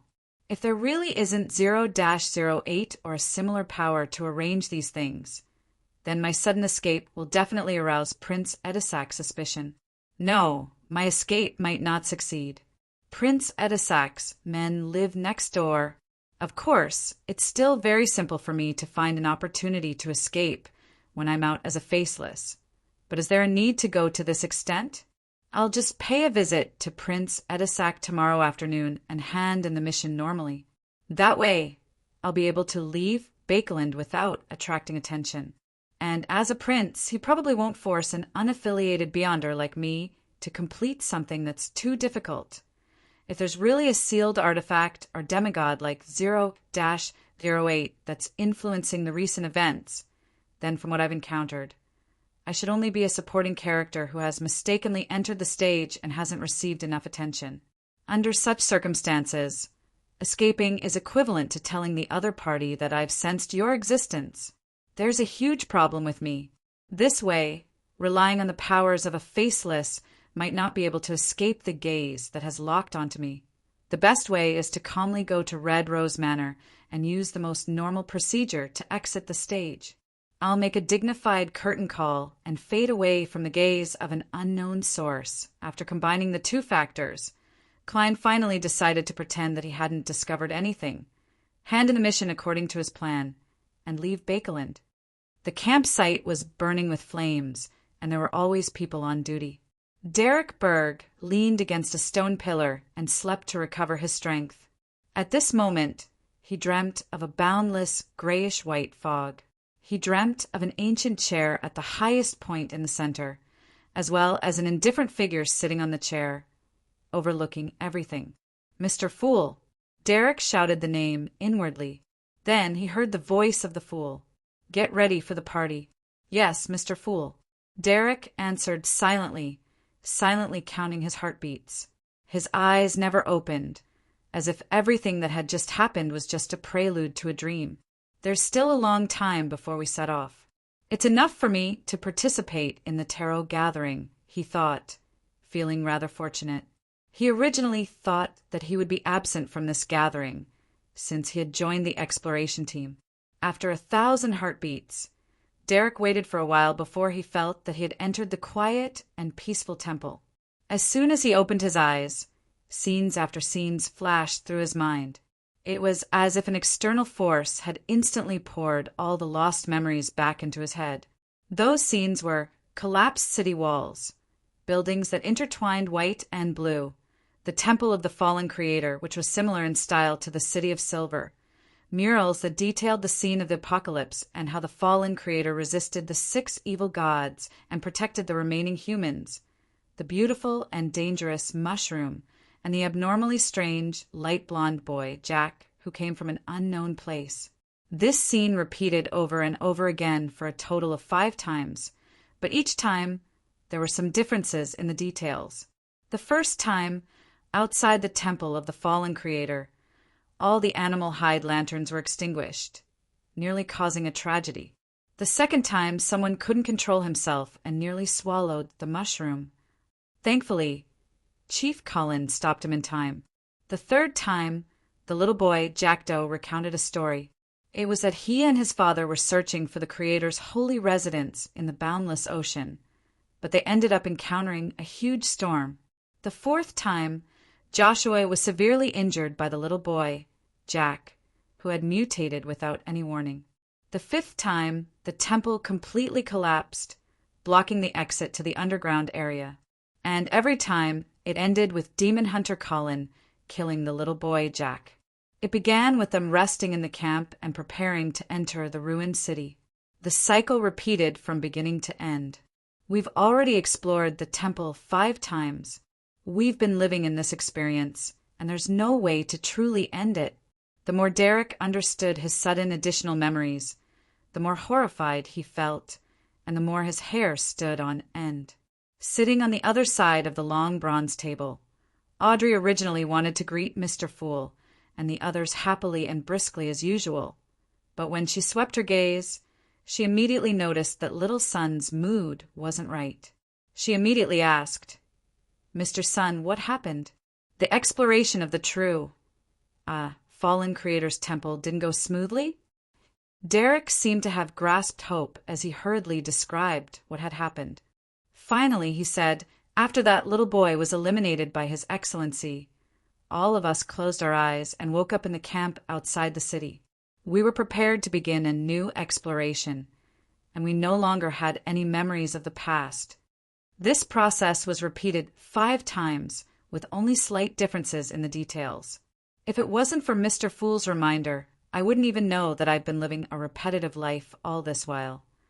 He naturally believed that the additional memories he had after coming above the gray fog stemmed from Mr. Fool's reminder. Hence, he stood up and solemnly bowed to the blurry figure sitting at the end of the long bronze table. I had to listen to your description before I understood what had happened. The Fool Klein was still in a daze from the beginning until now. He maintained his original posture and nodded slightly in response. Without understanding the cause of the problem, a superior can't easily express his stance or speak rashly. Klein secretly reviewed the knowledge he had gained from being a keyboard warrior in his previous life, seeing that Mr. Fool was like a deep, unperturbed well. Sun felt a lot more at ease. He felt that the matter would eventually be resolved. He turned to look at the hanged man, the world, justice, and the magician, and asked sincerely, "What's wrong with you?" He sincerely asked, "Do you know the root of the problem? How should it be resolved?" The enthusiastic Audrey instinctively wanted to answer, but she realized that she had no clue. She couldn't even make a guess. Magician's Furs was in a similar state as her. Klein had a wealth of knowledge that originated from Earth. He had read many novels that were stuck on the same day. He originally wanted to control the world to give him an idea to give everyone inspiration, but after careful thought he chose to keep a low profile and decided to observe first. After listening to the Sun's description, Alger fell silent for a while. At that moment he deliberated and said, "That's right." At that moment he deliberated and said, "I can only think of 2 possibilities. First, you encountered a nightmare or hallucinatory ability that exceeds the level of a demigod. After you regain your memories with Mr. Fool's help, you should be able to immediately sense that something is amiss the moment you return to the real world. That way, the problem can be easily resolved. Second, you were forced or initiated to enter a special space or state at a particular node. There, time maintains a certain degree of flow, but it is also fixed within a certain range. The cycle repeats and continues in a balanced manner, which is also a relative stillness. Under such circumstances, there aren't many ways to end the cycle. Either an external force forcefully breaks the balance, or you find the key point that distorts time. An external force to break that balance?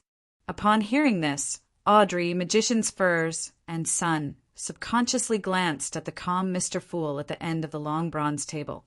No, I can't always seek help from Mr. Fool. He didn't directly ask for my help. It's likely because he wants to test my ability to handle such matters. Derek came to a realization as he thought for a moment. Mr. the Hanging Man, let's assume that it's the latter. What do you think is the key to connecting the time distortion? Without waiting for the Hanging Man to answer, Audrey guessed with interest. That little boy Jack. When facing him, can't we just kill him? The Hanging Man, Alger nodded. That's possible. He deliberated for a moment and said hesitantly, the Sun's description of Jack and his father reminded me of something. He turned to look at Miss Justice. Didn't I mention that I once pursued a listener from the Aurora Order at sea? His goal at sea was to find the true Creator's holy residence. Audrey carefully recalled and said with uncertainty, "That seems to be the case." "That seems to be the case." The Hanging Man Alger immediately said in a deep voice, "That listener also brought his child with him." That listener also brought his child with him. His age is very close to the Jack described by the Sun. Are you saying that Jack came to the vicinity of the City of Silver from your world? Sun asked in surprise. After a brief moment of contemplation, he felt an inexplicable sense of joy. This was because this meant that the area where the City of Silver was located hadn't been completely sealed off. There was still a chance to connect to the normal world where the Hanging Man and Justice were. I can only say that it's a possibility. The Hanging Man couldn't give a definite answer. He thought for a moment and suggested, "You can find an opportunity to mention the Sonia Sea in front of Jack. The Ruan Kingdom and the port city might have a different reaction. Of course, try to avoid your city of Silver's chief. Also, the key point might not be little boy Jack. We still have to consider other possibilities. Tell us the specific situation, such as the details of the mural. Maybe we can find something useful." Chapter 464. Compared to the past, Sun was clearly much smarter. He didn't clumsily rely on words to describe things. After obtaining Mr. Fool's approval, he conjured scenes that he could recall, showing the exploration process and what he believed to be the key points in a discontinuous manner to the Hanging Man, Justice, magicians, and the world. Then he supplemented it with explanations. The city walls that had collapsed in the darkness, the streets that passed through the destroyed buildings, the dust covered white and blue under the illumination of the animal hide lanterns, the ancient temple propped up by stone pillars, the statue hanging upside down on a pitch-black cross, the series of murals that depicted the fallen creator bearing the blame for humanity, the abnormally beautiful mushrooms, the statue's eyes that were strangely open on the altar, as well as the yellow-haired boy, Jack, who was hiding behind it, and other scenes took form. They were reflected in the eyes of the members of the tarot in the most direct and realistic manner. The gloomy style, the atmosphere of danger at every step, and the development that was filled with strange things made Audrey excited. She felt a strong sense of interest. This is the situation around the City of Silver. It's more attractive than all the novels I've read. This is the charm of the mixture of mystery, the unknown, and horror. Of course, to the humans who live there, it's not a beautiful sight. Audrey's thoughts wandered, wishing that she could immediately become a demigod and head to the region ruled by darkness and storms to adventure. The fool Klein felt a little wistful as he watched. He sighed because it wasn't easy for the City of Silver to be able to last until today in such an environment. He sighed because little Sun wasn't sharp enough and didn't know much. Otherwise, he could have presented everything he had experienced in the form of a documentary or movie. It was absolutely exciting and attractive. However, this way, the narration will take longer. My spirituality can't sustain everyone watching a movie here. Besides, the longer we stay above the gray fog, the higher the chances of something bad happening in the outside world. Klein suddenly felt a little relieved. The Hanging Man Alger finished reading it quietly and thought about it carefully. He got Sun to present the few key points he had picked out on the long bronze table again. Among them was the mural of the fallen creator fighting against the 6 evil gods. Which evil god are they? Alger looked at the octopus-headed monster with lightning wrapped around its body, black waves under its feet, a bird feather cloak on its back, and a trident in its hand. Sun shook his head honestly.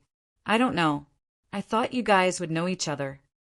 Justice, Audrey, and magicians, Furs cast their gazes over at the same time. They carefully observed it a few times, but they still couldn't guess who it was. They originally believed that these were 6 of the 8 ancient gods in the legends of the City of Silver, but they couldn't find a suitable match. After all, there were dragons, elves, giants, phoenixes, and annihilation demonic wolves among the ancient gods, but there was only one giant in the mural. This. The fool took a serious look, and his pupils nearly constricted. He hadn't seen the mural, clearly the first time because of his posture, but now he finally realized that something was wrong. This is very similar to the statues of the 6 gods I saw in the underground ruins of the Tudor family. However, one is a normal version, while the other is a corrupted and depraved version. It's really a little hard to look straight at, especially Earth Mother, the Lord of Storms, and the eternal blazing Sunday. Not only have they been vilified as evil gods, but they're closer to ugly monsters.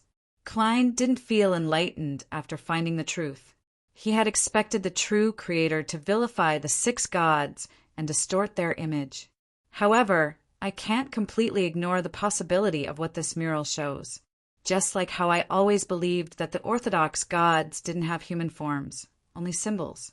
However, the statues in the underground ruins of the Tudor family have made me less certain. From the looks of it, the establishment of a deity's image goes through a long period of evolution, and there are many secrets hidden within. Seeing that Miss Justice was focused on examining the mural and wasn't paying attention to Mr. Fool's attitude, Klein immediately heaved a sigh of relief, as this involved whether little son could escape the strange predicament of repeating a short part of his life. He decided to tell her what he knew.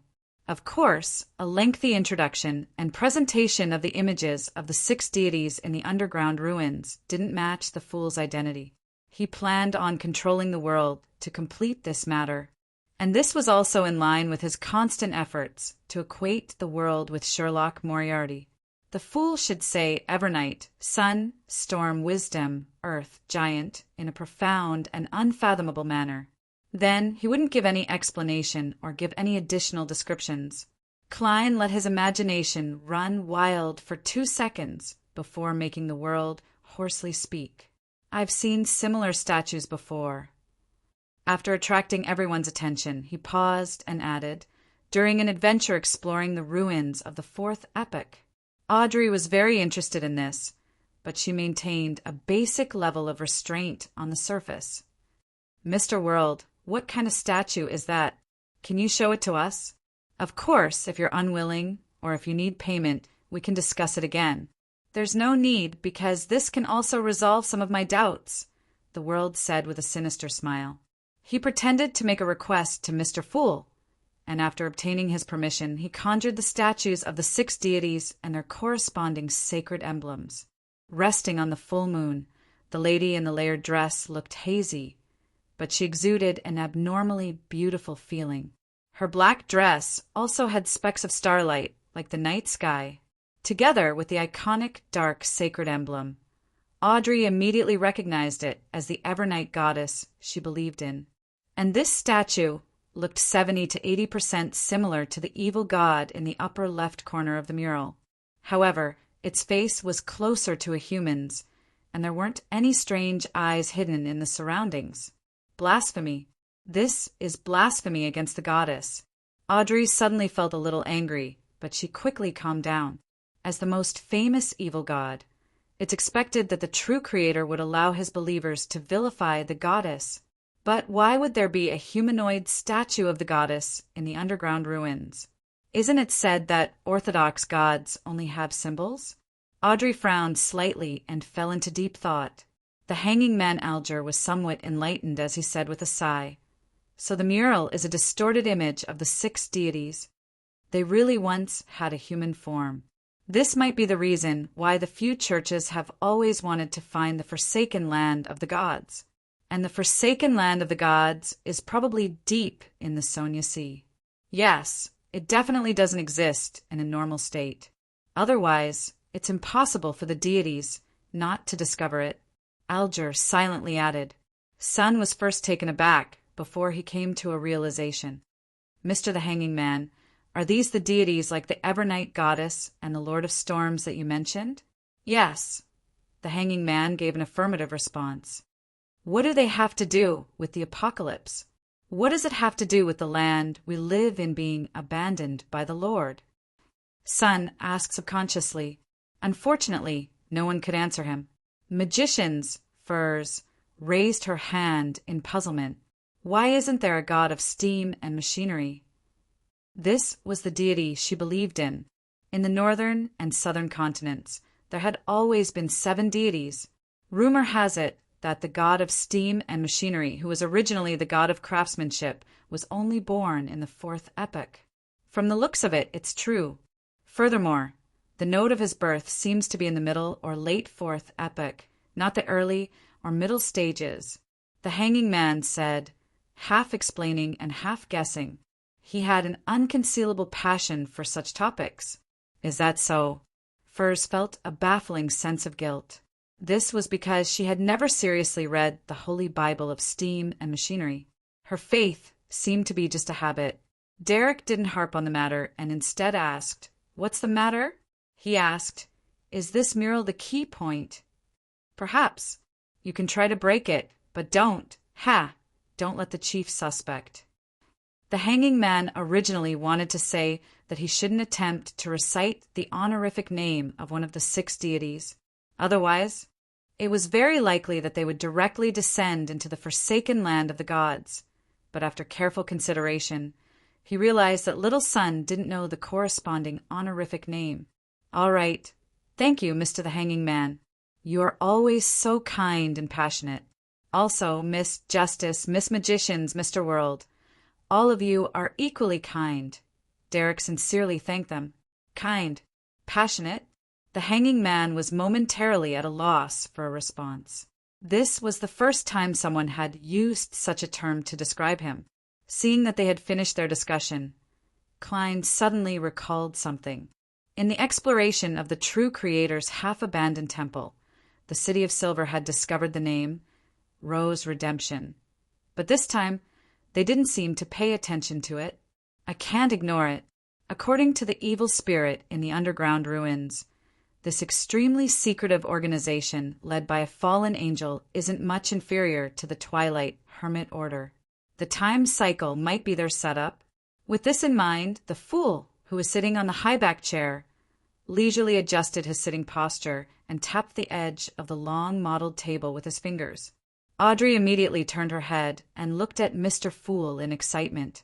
She was waiting excitedly for a hint. The hanging man, sun, magicians, and world also cast their expectant gazes at Mr. Fool. In the thick fog, the fool Klein chuckled. Rose Redemption. Rose Redemption. What is this? The key to escaping this predicament? Yes, there's this name in the corner of a mural above the temple. Son. Derek seemed to understand something. The hanging man Alger, Audrey, and magicians Furs also recalled and valued the name Rose Redemption, but they were unable to fully understand the true meaning that Mr. Fool was trying to express. Honorable Mr. Fool, what does Rose Redemption represent? Audrey raised her hand and took the initiative to ask. This time, Klein didn't answer. All he did was laugh. His thoughts were very simple. The organization Rose Redemption had a close relationship with the true creator. No matter what happened in the temple, it could point to them in some way. As for whether this name was the so-called key, Klein wasn't sure, nor was he worried. After all, the right to explain was in his hands. Chapter 465. Seeing Mr. Fool chuckle without a word, Audrey and company had no choice but to retract their gazes and stop asking questions. They didn't find anything wrong with the situation of only giving hints and no explanation. Existences at the level of deities often had such habits. Sometimes they didn't even give hints but revelations. In the eyes of an important figure like Mr. Fool, just a name is enough. We can't understand it because we're not at a high enough level. We need to put more effort into figuring it out and making attempts. Audrey increasingly looked forward to the situation after she became a psychiatrist. I remember that there were words similar to Rose Redemption in that half-abandoned temple. The hanging man Alger turned his head to look at Sunday. Derek nodded without hesitation. Yes, in the corner of a mural, it was written in Jotun. We took a certain amount of time to crack it. Words derived from Jotun. The hanging man Alger hadn't paid attention to this detail the last time, but he couldn't help but make some connections at this moment. That young boy, Jack, is suspected to have crossed the Sonia Sea. Words derived from Jotun. Alger deliberated and made a request, conjuring a line of words. Those words belonged to ancient Faesak, which was the source of all the languages in the northern continent. It meant Rose Redemption. Sun took a careful look and was immediately stunned. It's very close, but the treatment of the endings is different. Mr. the Hanging Man, is this a language from where you came from? As he spoke, Derek reproduced the words on the mural. Yes. Alger gave an affirmative answer. This language itself has evolved. The one you discovered should belong to an earlier type. In the linguistic world, this type of ancient Fasak is widely believed to be a characteristic of the Solomon Empire. Historian Klein gave the most correct answer inwardly. Alger paused for a moment before saying, "That's right.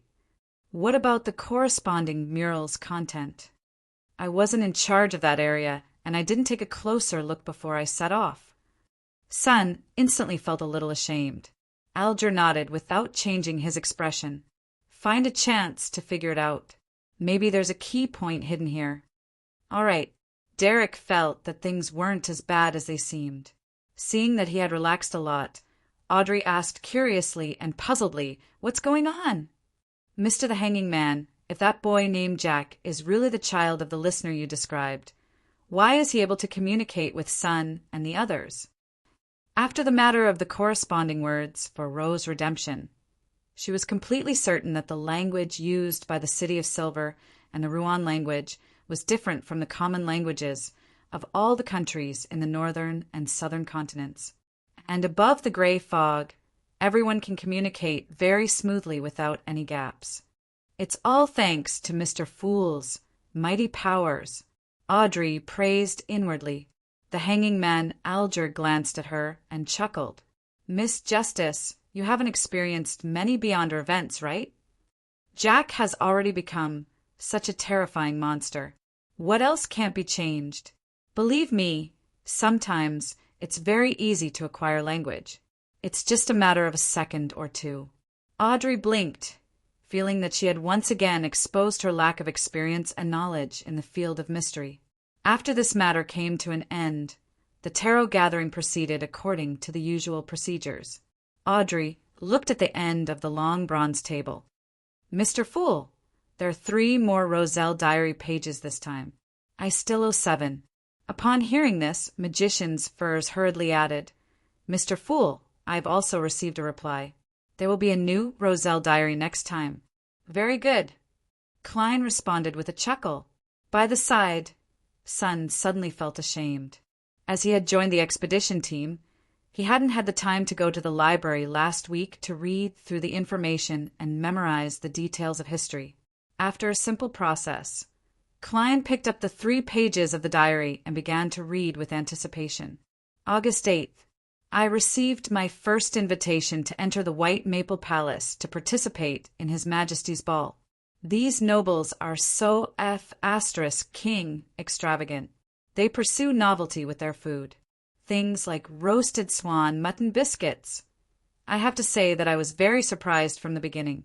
The nobles of this world, yes, only the nobles, are very fond of cleanliness. They bathe frequently, and toilet paper has long been in its infancy. They're completely different from the medieval nobles on Earth. I originally thought that this was the influence of the existence of a true god, but later, someone told me that this was an improvement that had to be made due to a certain threat. A Beyonder of a certain sequence could use their dirty habits to spread the plague, but it was unknown which pathway or sequence it belonged to. Back then, my first thought was that there was something wrong with these nobles' brains, right? Since they're afraid of the plague, why don't they clean up the streets that are filled with sewage? Why don't they build a complete sewer system? Why do they remodel the slums? In the same city, if there's a plague there, how can this place be fine? With water, food, and people being isolated or flowing in a one-way fashion, it might really be fine. However, there are plagues that can be spread through the air. When I'm in a high position, I'll definitely promote the construction of the city and clean up the environment. Even if I don't consider the plague, living in such a smelly city is still disgusting. By the way, I was summoned by His Majesty tonight. I thought that coming from Earth, having received equal education, I would be neither servile nor overbearing, calm and composed. But in fact, I was still very nervous and excited. I subconsciously bent my back and lowered my head. Of course, I know that I'm equal to the king in terms of personality. This is the charm of power.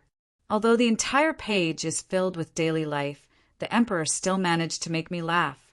He's also a person with aspirations. Come to think of it, Even if he's born in modern society, he'll still be afraid and fawn over people of high positions who can affect his fate. The corners of Klein's mouth curled up as he felt a lot more relaxed. He flipped to the second page and continued reading. 10th November. About to advance to sequence 4. About to become a demigod. After this, as long as I don't lose control, my life's natural order will undergo a qualitative change. I'll no longer be a short-lived species. Of course, different pathways have different sequences. I faced 2 choices. One was the savant pathways alchemist, and the other was the mystery prior pathways mysticologist. In the end, I didn't change my path because the hidden sage is a very dangerous existence. However, I've always suspected that he isn't a true deity. His level might be slightly lower. After becoming an alchemist, I'll be able to inject a soul into the items I create, giving them a certain amount of life. This is the feeling of being a creator. It'll definitely be very, very good. This is also the reason why I continue choosing this Beyonder pathway. After obtaining this sequence's Beyonder characteristic, I should be able to complete more ideas. One day, this world will have the phrase, "It's not that we aren't working hard, but there's a Gundam." That will be a Gundam in the truest sense of the word. The only problem is that the corresponding ritual of alchemist will extract all the life force in a certain area. The soil will turn into sand, and the lakes will dry up. Why is this no different from a cult's sacrificial ritual? I've always felt that the potion sequence system has too many dark and crazy aspects. Occasionally, it's so evil that it leaves one in despair. The Emperor has similar feelings as well. Upon seeing this, Klein couldn't help but sigh. Sometimes he also felt that the background colors of this world were grayish-black and crazy. The law of Beyonder characteristics, indestructibility, and conservation, the convergence effect of the same pathway, and the interchangeability of similar sequences would all bring about a cruel evolution. The alchemist sequence is very interesting. Life alchemy sounds like a taboo that's very close to the domain of deities. I wonder if the Emperor created a Gundam before he was assassinated. Probably not. Klein's thoughts were momentarily scattered. He was rather curious about the ritual to become a high-sequence Beyonder and a demigod. Unfortunately, Roselle didn't write too much. After all, this was a diary, not a notebook. The mystery prior sequence for mysticologist sounds pretty good. Klein flipped over the second diary page and revealed the third page to him. April 23rd. These nobles are really messed up. I thought that Lady Karen had seduced me because she saw my inner qualities. Who knew that her husband, the Earl of Champagne, was peeping from next door? He was even very excited. He even King wanted to K me. I'm very sorry. I really couldn't accept it. All I could do was kick him out of the room. Compared to their family, I'm just a pure child. Klein was momentarily speechless. He felt that Roselle the Great's private life was just too interesting. Furthermore, many nobles with Intis were truly odd. If some noble were to seek novelty and find a curly-haired baboon, a certain disease might be born. Klein sked as he sighed and moved his gaze down. April 25th. I'll meditate and go fishing at Swan Lake. I hope that one day I'll be able to catch a mermaid from the sea. Sigh, I've been a little depraved recently. I have to perk up and invent more things. I can't leave a blank. Since I've transmigrated, I'll leave my mark on this era. Emperor, it's better if you continue to degenerate. The corners of Klein's mouth twitched. He didn't wish to comment. Then he calmly looked at the last diary entry on the last page. April 26th. Zeridel came to visit. I deliberately found an opportunity to ask, "What is a miracle?" He asked me, "What do you think?" What do I think? There's only one kind of miracle in my heart, and that's the wonder of civilization. For example, the great Twilight Hall of the Faesak Empire, the former residence of Giant King Ormer. Zeridel finally gave a direct answer. he said, "What is a miracle?" Chapter 466. Resurrection from the dead is a miracle? Klein suddenly thought of what had happened to him. The head wound of a person who committed suicide miraculously recovered. A beyonder who had his heart shattered crawled out of his grave in the middle of the night. Isn't that resurrection?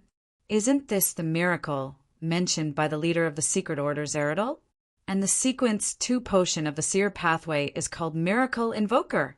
At that instant, Klein vaguely felt that he had grasped something crucial, but he was unable to piece together the scattered clues into the truth he wanted. Just as I guessed, there are other factors at play when I chose Seer as the starting sequence. My greatest reliance, the mysterious space above the gray fog, happens to eliminate any interference, giving a seer the most coveted environment. My characteristic of resurrection also seems to originate from the gray fog. When I came to Bakeland, the matter that Nimblewright Master Rosago was involved and was naturally attracted to my side. It's in line with the convergence of beyonder characteristics of the same pathway. The greater the quality, the stronger the suction and the intermittent effects. The Antigonus family's notebook suddenly changed in style, using the misfortune cloth puppet to transmit key information about the hidden treasure on the main peak of the Hornacis mountain range to me.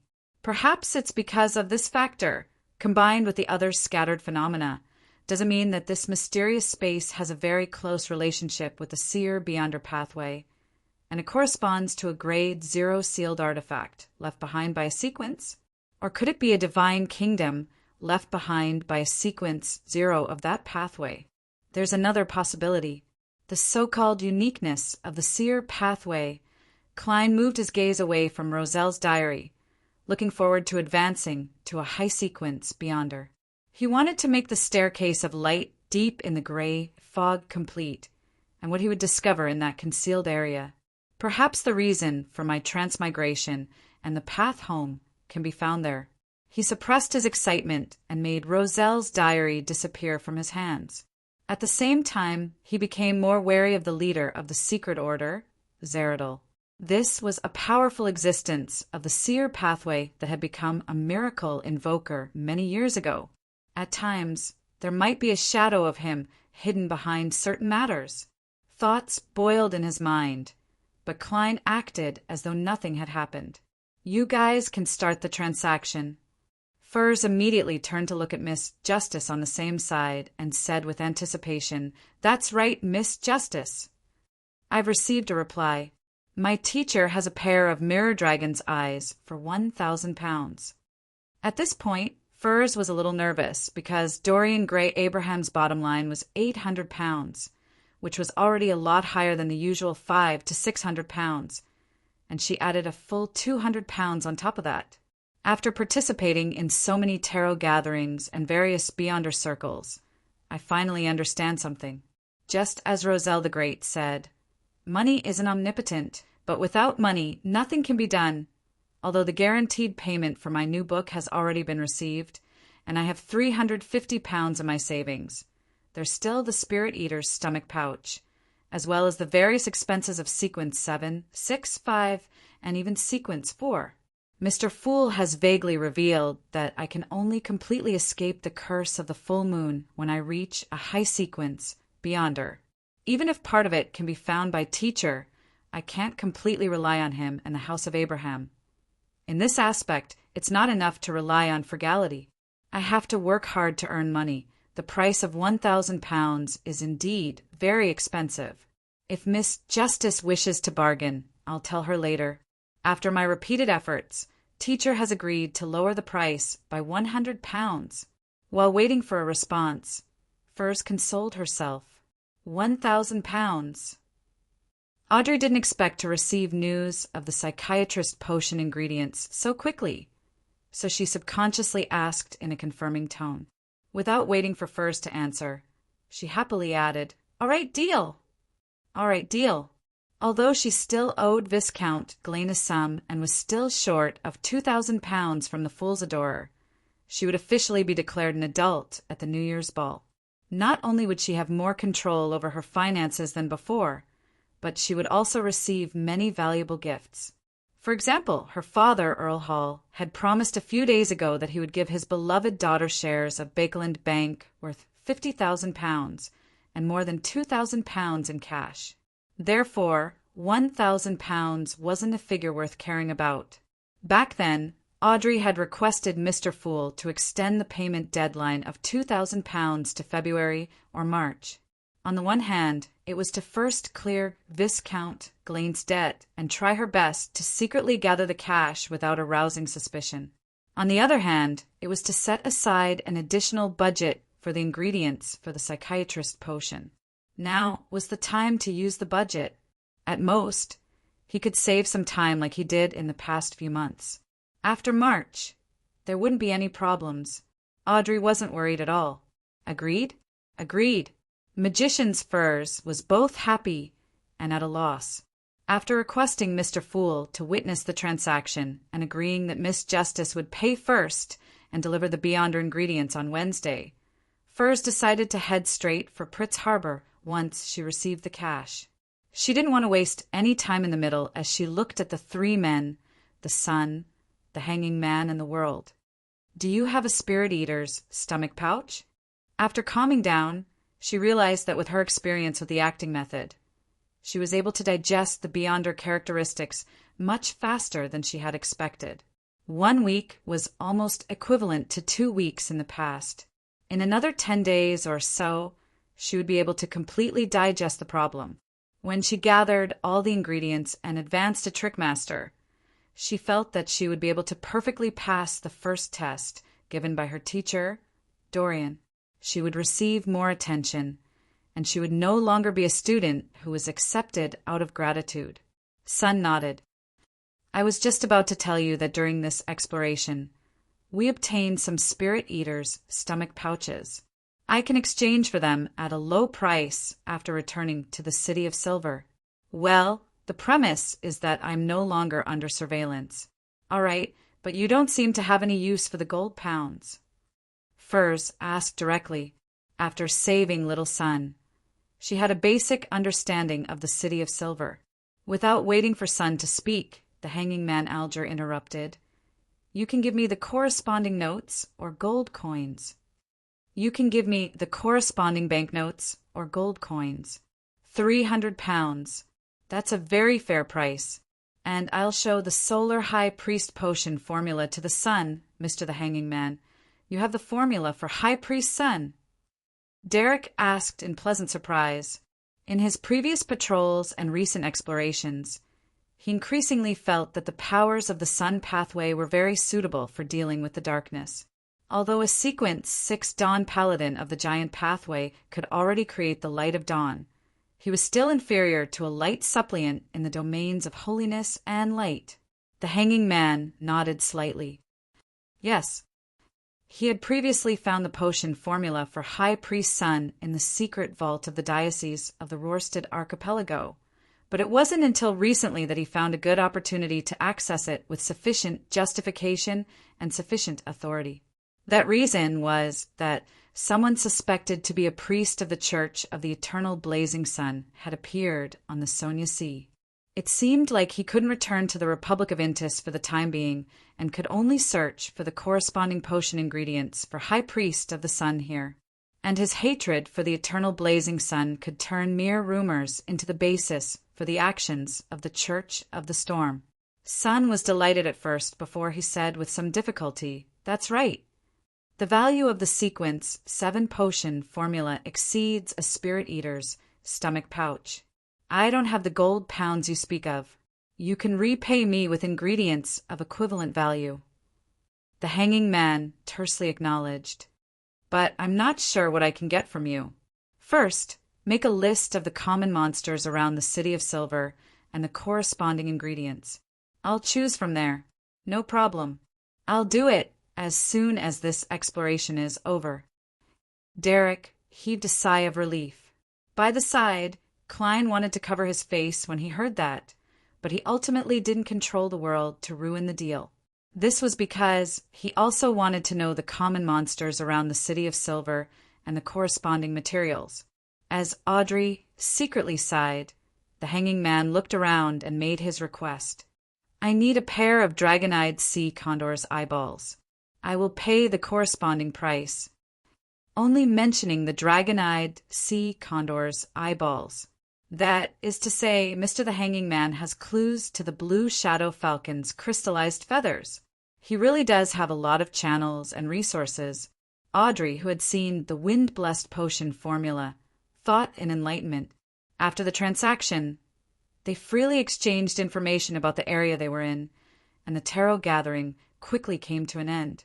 During the process, the world asked for clues about mermaids and received an answer similar to Sharon's. When everything was about to end, Klein, who was watching quietly from the sidelines, thought of a problem and felt that he needed to warn Miss Justice and Miss Magicians. A terrifying thing that was suspected to be a Grade 0 sealed artifact had appeared around Prince Edisac, and it might even involve 0-08. This was definitely not a simple matter.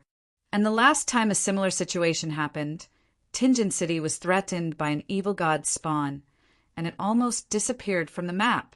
Therefore, Bakeland also had such a hidden danger. Klein pondered for a few seconds before getting the world to speak in a hoarse voice. "Ladies and gentlemen, I've recently received news that something big is brewing in Bakeland. This will bring about an extremely unstable factor, and there may be a tragedy." "What's the matter?" Audrey asked with concern. Unknowingly, her brows were already slightly furrowed. "I don't know." The world shook his head frankly. "Where will the unstable factors and possible tragedies appear?" Magicians, Furs asked nervously. From the previous gatherings, she confirmed that Mr. World's sources were trustworthy. The world put on a troubled expression and shook his head. "The information is contradictory, so I can't give a definite answer." At this point, he raised his head and sincerely looked at the figure in the gray fog across the long mottled table.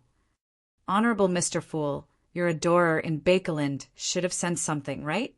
Everyone's eyes immediately focused on the end of the long bronze table. Some were curious, some were worried, some were expectant, and some were tense. Under such a gaze, the Fool Klein leaned back slightly and said calmly and casually, "That's right." Chapter 467. Prince Edisac Augustus? Could he be related to something dangerous that could lead to a tragedy?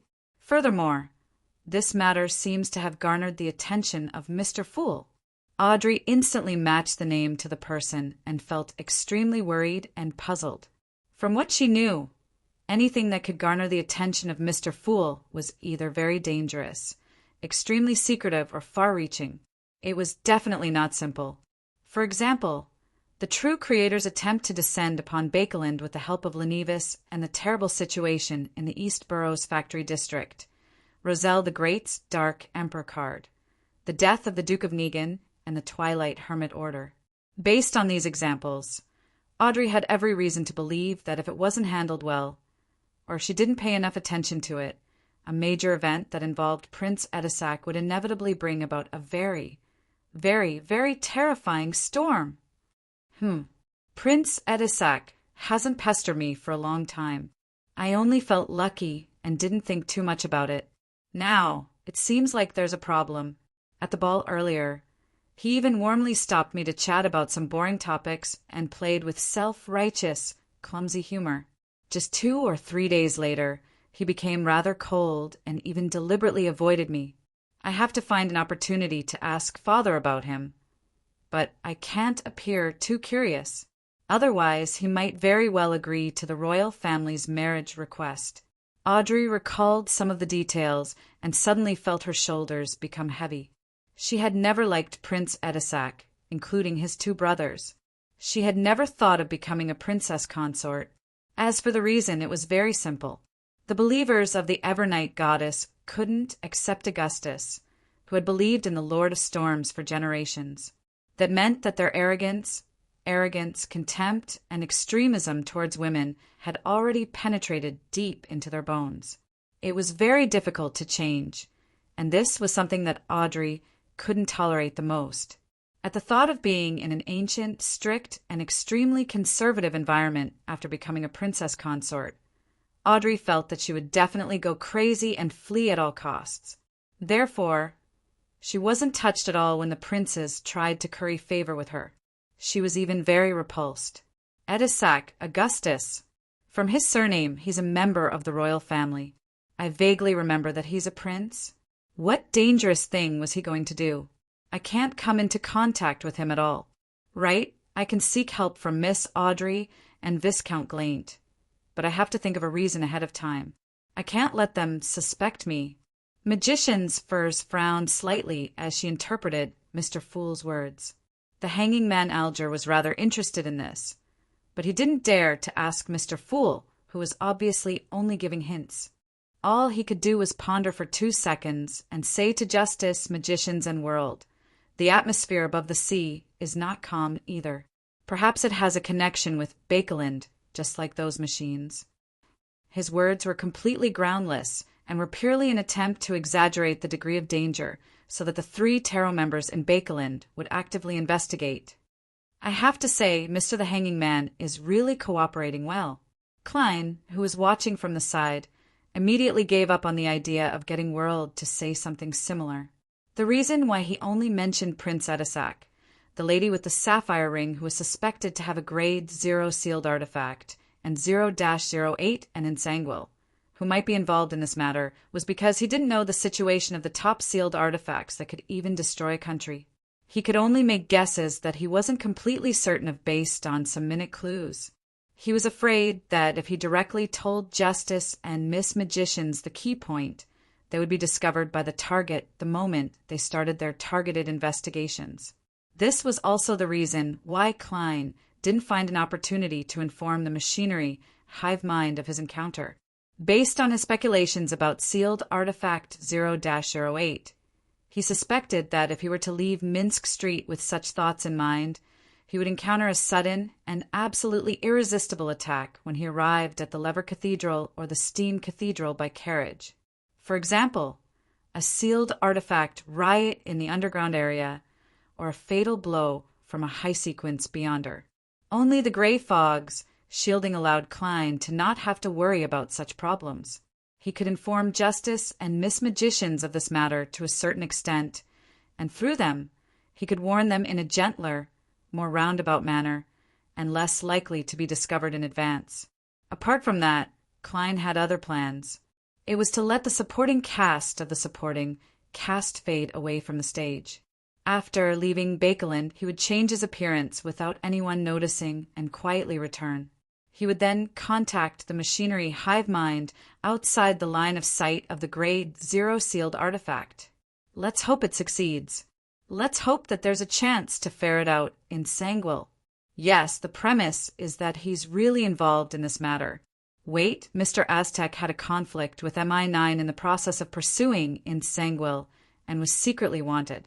And MI9 has always been considered the military's pro-royal faction. There's a series of coincidences surrounding Prince Edisac. This is similar to the characteristics displayed by sealed artifact 0-08. This seems to indirectly confirm Ensanguil's existence. Klein closed his eyes as the pair of bright leather boots and pale palms flashed through his mind. He leaned back in his chair and curled the corners of his mouth. Ladies and gentlemen, we'll meet again next week. Empress Borough, in the luxurious villa of Earl Hall's family. Audrey stood in front of the full-body mirror, looking at herself in a daze. There was good news and bad news for her at this tarot gathering. The good news was that she was about to obtain one of the main ingredients of the psychiatrist potion.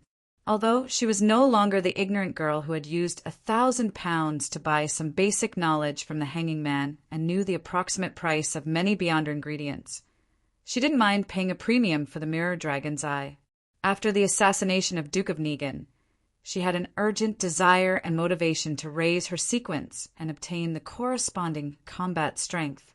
For this, she didn't want to wait any longer and was willing to pay a certain price. As long as an ingredient appeared, as long as it wasn't too ridiculous, she would immediately accept it to prevent any unexpected interference. This was like a precious piece of jewelry that many noble ladies fancied, or a rare horse with a strange bloodline that men liked. The corresponding premium was inevitable. Sometimes, it's not impossible to double or triple the original price. Besides, Furs was busy in the middle, contacting her teacher. I definitely can't let her waste her time and take the risk. She doesn't know that I'm Justice, either. Audrey thought indifferently. As for the bad news, it was undoubtedly the matter regarding Prince Edisac. This made Audrey feel a rare sense of worry. Thankfully, Mr. World received the news, and Mr. Fool gave me a warning. Otherwise, I don't know how bad things would have become. Audrey, with such good conditions, you can definitely solve this problem. All the best.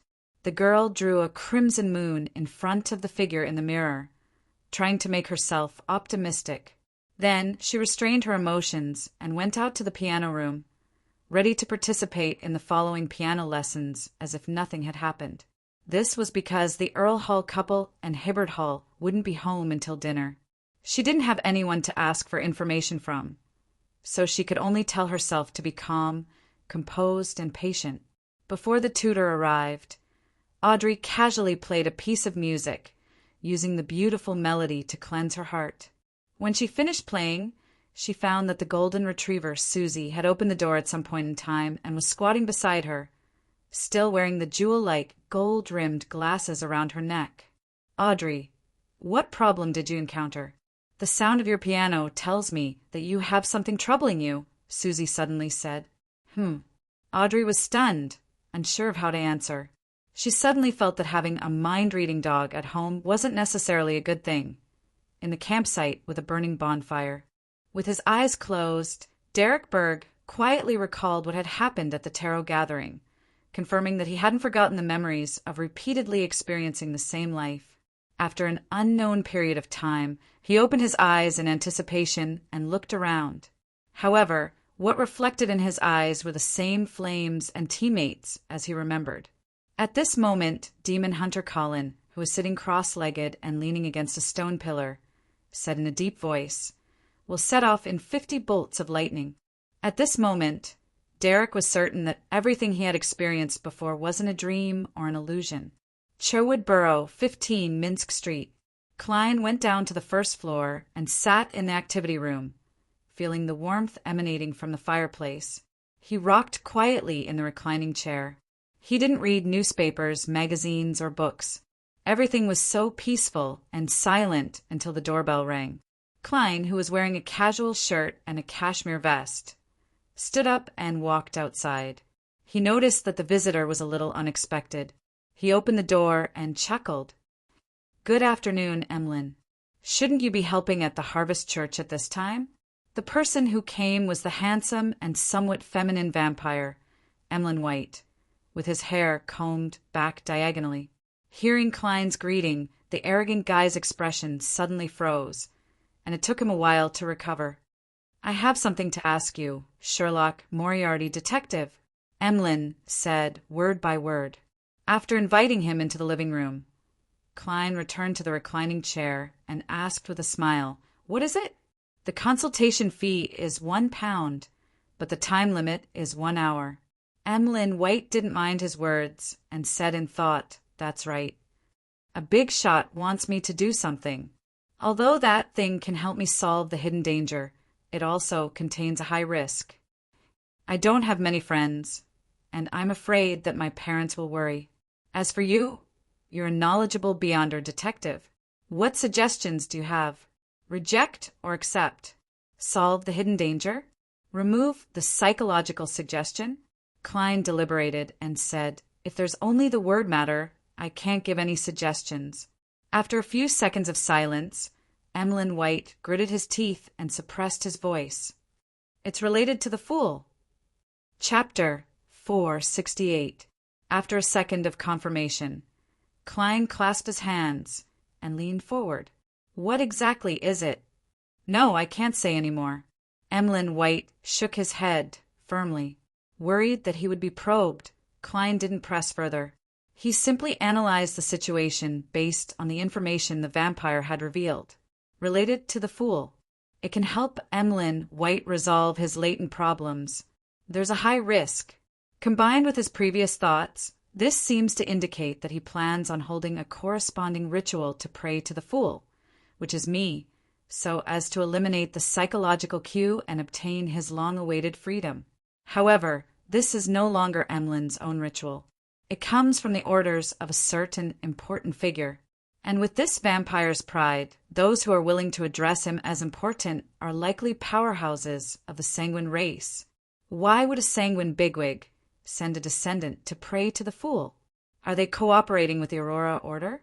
Klein, who was filled with puzzlement, looked up at the expectant Emlyn and chuckled inwardly. Do you think I'll respond to your prayers? He deliberated for 2 seconds and didn't directly make a suggestion. Instead, he said, according to statistics, 30 out of 100 cases of praying to a secret existence of unknown circumstances will not receive any response. 68 cases will encounter all sorts of terrifying things, ending up losing their lives or living a life worse than death. Only 2 cases will succeed and obtain what they want, but the price they pay might not be what they are willing to pay. As a former keyboard warrior, Klein had always believed that when proving something or reinforcing a particular point of view, only mentioning an example or a special case without mentioning the overall sample or statistics was a hooligan act. It was just changing the concept. And typically, such situations were accompanied by similar statements such as, I have a friend, I know a lady, or someone around me. Therefore, in order to convince Emlyn White, he had carefully fabricated some data. Of course, this wasn't completely groundless. At the very least, the dossiers Klein had seen back when he was in Nighthawk's squad stated similar situations. Only 2 cases succeeded. 68 cases had problems. Emlyn was indeed shocked, as he couldn't help but raise his hand to tidy his hair. That's basically the case. This is the danger level of what you're about to do. If you have any ill intentions, the risk is even higher than that, Klein replied sincerely. Emlyn subconsciously shook his head. No, I don't. I don't have any ill intentions. Plus that big shot will protect me during the process. No malice? Even if you have ill intentions, you might not know that you're just a cannon fodder who's been pushed to the front. Klein raised his right palm and emphasized his tone with a hand gesture. This will reduce the risk by a lot, but it's definitely not 0. Can that big shot really resist the hidden existence? Shid can't, Emlyn replied, stammering. So, Klein spread his hands. He suddenly smiled and said, even if you completely believe in Earth Mother, it won't affect your life in any way. Look at the citizens of Fainapotter. They eat whatever they like, wear whatever they want, and do whatever they like. When the time comes, Father Yutravsky will most likely not force you to volunteer at the Harvest Church. You will regain your original freedom. Besides, I think you've adapted well to the teachings of Mother Earth. There's no contradiction. Emlyn White fell silent for a moment. Because you like it? Becoming a believer based on my beliefs is completely different from being forcefully converted into a believer through psychological suggestion. Even if one day I do turn my back on the moon and believe in the Mother Goddess, I hope that it is a choice I make freely and has nothing to do with anyone else. This is the last pride of a blood breed. Klein looked at Emlyn in surprise, never expecting him to be so insistent. He thought about it for 2 seconds and didn't try to persuade him again. The question is actually very simple. It's whether the order of a powerful figure and the temptation of getting rid of the hidden danger can give you the courage to face a certain degree of danger. If you have the conviction to sacrifice your life for it, the answer is very simple. In short, you have to weigh the pros and cons of this matter. Emlyn listened with a heavy expression as he instinctively retorted, That's right. If I really choose to try it, it won't be for myself, but for the entire blood race. Resolving the hidden danger is just a side benefit. For the entire bloodlings, what could I possibly be involved in that would involve the entire vampire race? That big shot must be lying to you, right? Klein chuckled. A weak vampire has the chance to save the entire race. Do you believe it? Blood clan, blood clan. Besides, my strength isn't bad either. It's equivalent to you, humans, sequence 7. Right? It's the kind that's good at combat. As for whether you believe it or not, you won't understand. He stood up and said, although your analysis and suggestions are meaningless, I still have to thank you. Well, the consultation fee will be deducted from the suitcase and tin box last time. Huh. Klein didn't know what he was talking about. After Emlyn left, he suddenly came to a realization. Under normal circumstances, aren't the containers in large transactions all free items? This stingy vampire. In the darkness, where the frequency of lightning had yet to recover, the City of Silver's expedition team punctually arrived at the periphery of the half-abandoned temple. Derek remembered that during their first operation, all the animal hide lanterns had been extinguished here. The entire team had fallen into pure darkness, and he had heard the boy, Jack's hair-raising cry for help coming from the depths of the temple. According to Mr. the Hanging Man, Miss Justice, and the others' guesses, this might be the starting point of our cycle. But why did we wake up at the campsite outside the city and not directly here? As Derek recalled the discussion on the tarot, he raised his arm and prayed according to the corresponding suggestions. His body suddenly emitted a pure and clear light, causing Joshua and the other members of the expedition team to quickly assume a combat stance. What happened? Demon Hunter Colin drew his sword and asked in a deep voice. Derek looked left and right in horror. Your Excellency, I just heard a child shouting, "Save me, save me." He wanted to test if this was the key point. What about now? Colin asked warily. There's no more. Derek listened carefully. Demon Hunter Colin swept his gaze at Joshua and the others from the corner of his eyes and asked, Did you hear it? No. The members of the expedition team shook their heads one after another. Colin only thought for a few seconds before making a decision. He took out a dark blue metal bottle from a secret compartment on his belt and smeared the colorless, sticky liquid on his sword. Following that, he stabbed upwards with his sword. The sky suddenly lit up as thin, silver, snake-like beams of light swam above and quickly spread out in all directions. The silver-white light instantly enveloped all the members of the expedition team, as though it was illuminating everyone's darkest corner. With a sizzling sound, the thin silver snake burrowed into the void and headed off to an unknown location.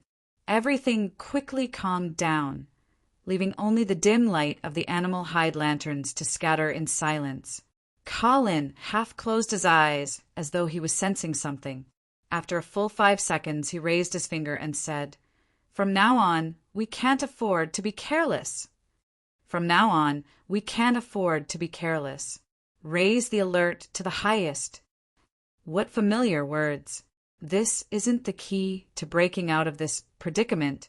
Derek calmed his mind and followed the team into the half-abandoned temple without slacking off at all. This time he had learned his lesson and didn't look at the fallen creator's face again. Then, in the process of inspecting the ground, he relied on his initiative and enthusiasm to fight for the area where the mural was located. He carried the animal hide lantern and the axe of hurricane as he began to move in a small team with a teammate. After passing through mottled or collapsed walls, he finally arrived at his destination. As the light of the animal hide lantern approached, the mural on the wall gradually became clearer. Derek first looked at the corner and found the line of strange words that had left a deep impression on him. Rose Redemption.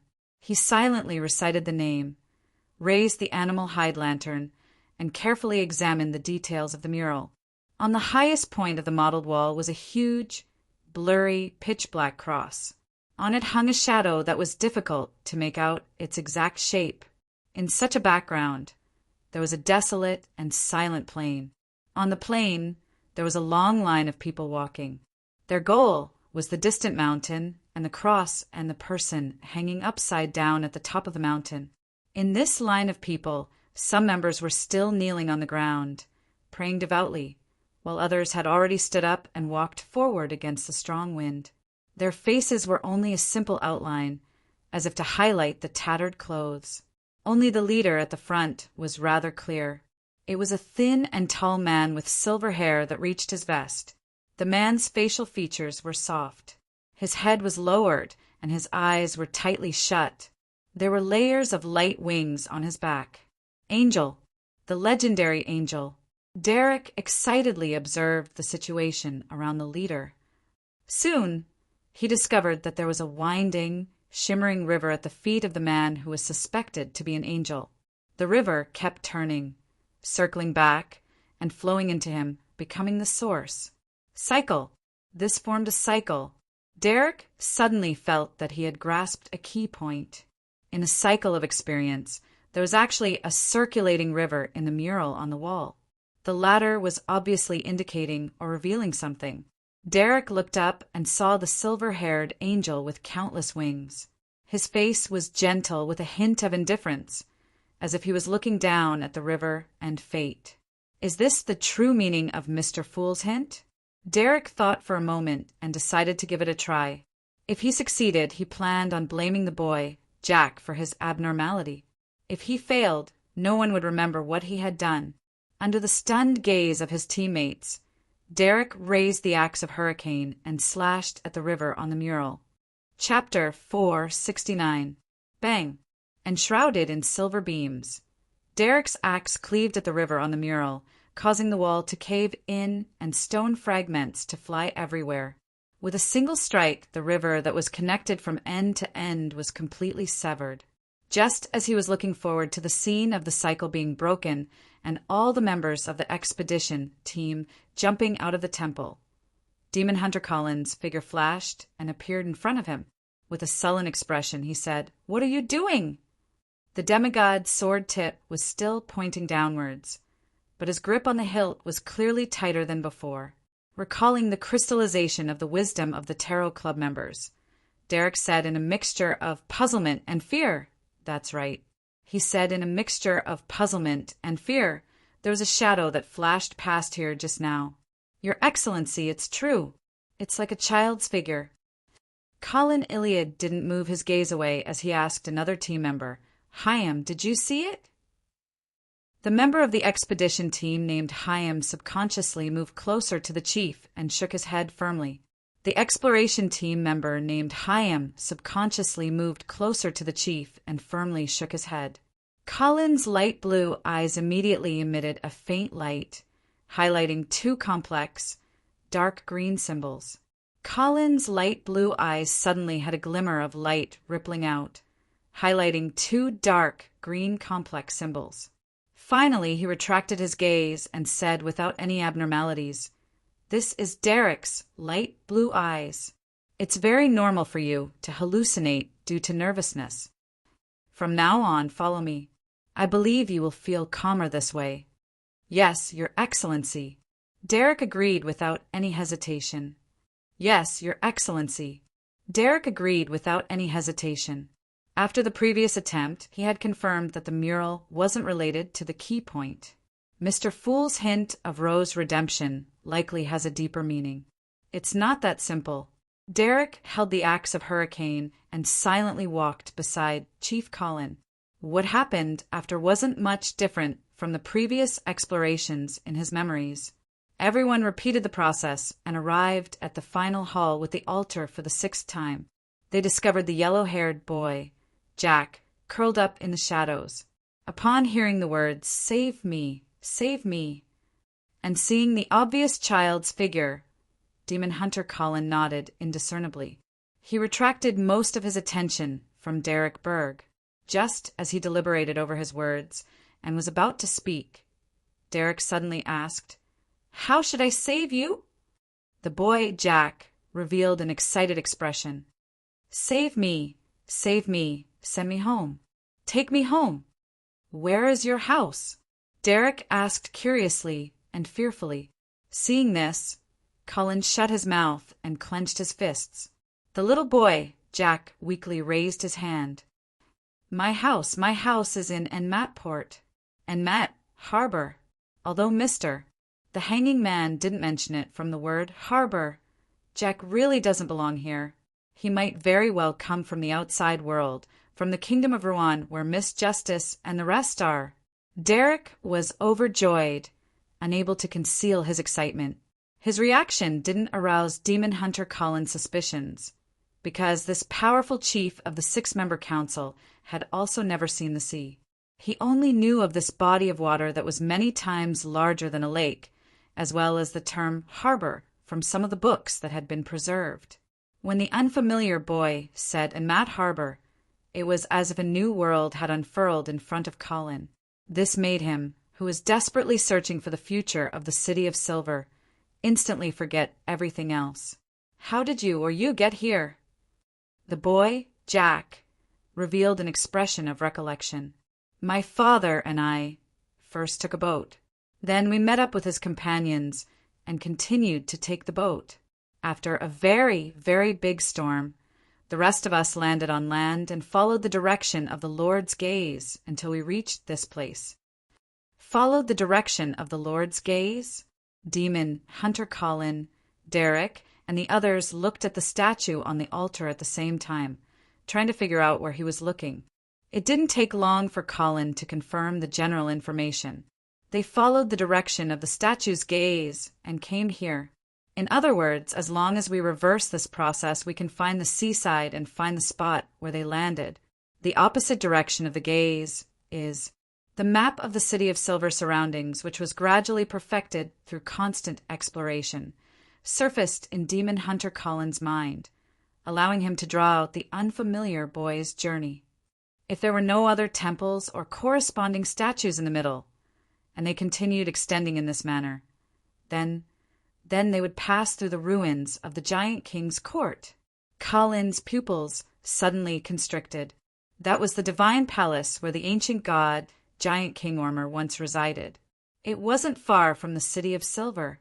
The descendants of the Kingdom of Silver, who had been ruled by the giants for a long time, clearly knew where its ruins were, but they were unable to complete their exploration. This was because it was extremely dangerous, even more dangerous than pure darkness without any light. And according to Colin's recollection, the unfamiliar boy and company had passed through the ruins of the Giant King's court to arrive here. How did they do it? Perhaps they didn't take a straight line and circled around the Giant King's court. No matter what, there's a path that leads to the sea behind the Giant King's court, and on the other side of the sea, there might be a human kingdom. Could that be the hope of the City of Silver? Colin couldn't help but think. At this moment, Derek acutely noticed that the clothes on Jack's chest and abdomen were dyed dark red, as if liquid was slowly seeping out. "Are you injured?" he asked carefully. Jack lowered his head and replied in an ethereal tone, "There's something ugly growing on me." As he spoke, he pulled open his clothes, revealing his bare chest and abdomen. There were 2 eyes, a nose, and a mouth embedded in them. They weren't painted, nor were they pieced together by gems. They were purely formed by real eyes, a real nose, and a real mouth. Furthermore, they didn't seem to be a set, as if they belonged to 3 people. Suddenly, Derek imagined a scene. After Jack ate his companions, he used their remaining eyes, nose, and mouth to form a strange human face on his chest and abdomen. The face was gentle and indifferent, making Derek feel an inexplicable sense of familiarity. In just a second or 2, Derek figured out the reason for the familiarity.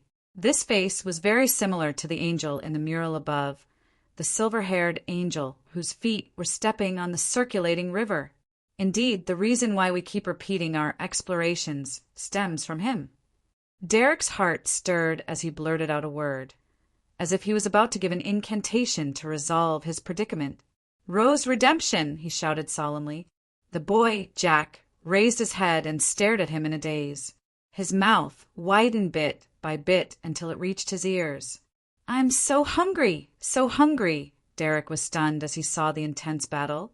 When he woke up again, he sat back down beside the campfire in the camp.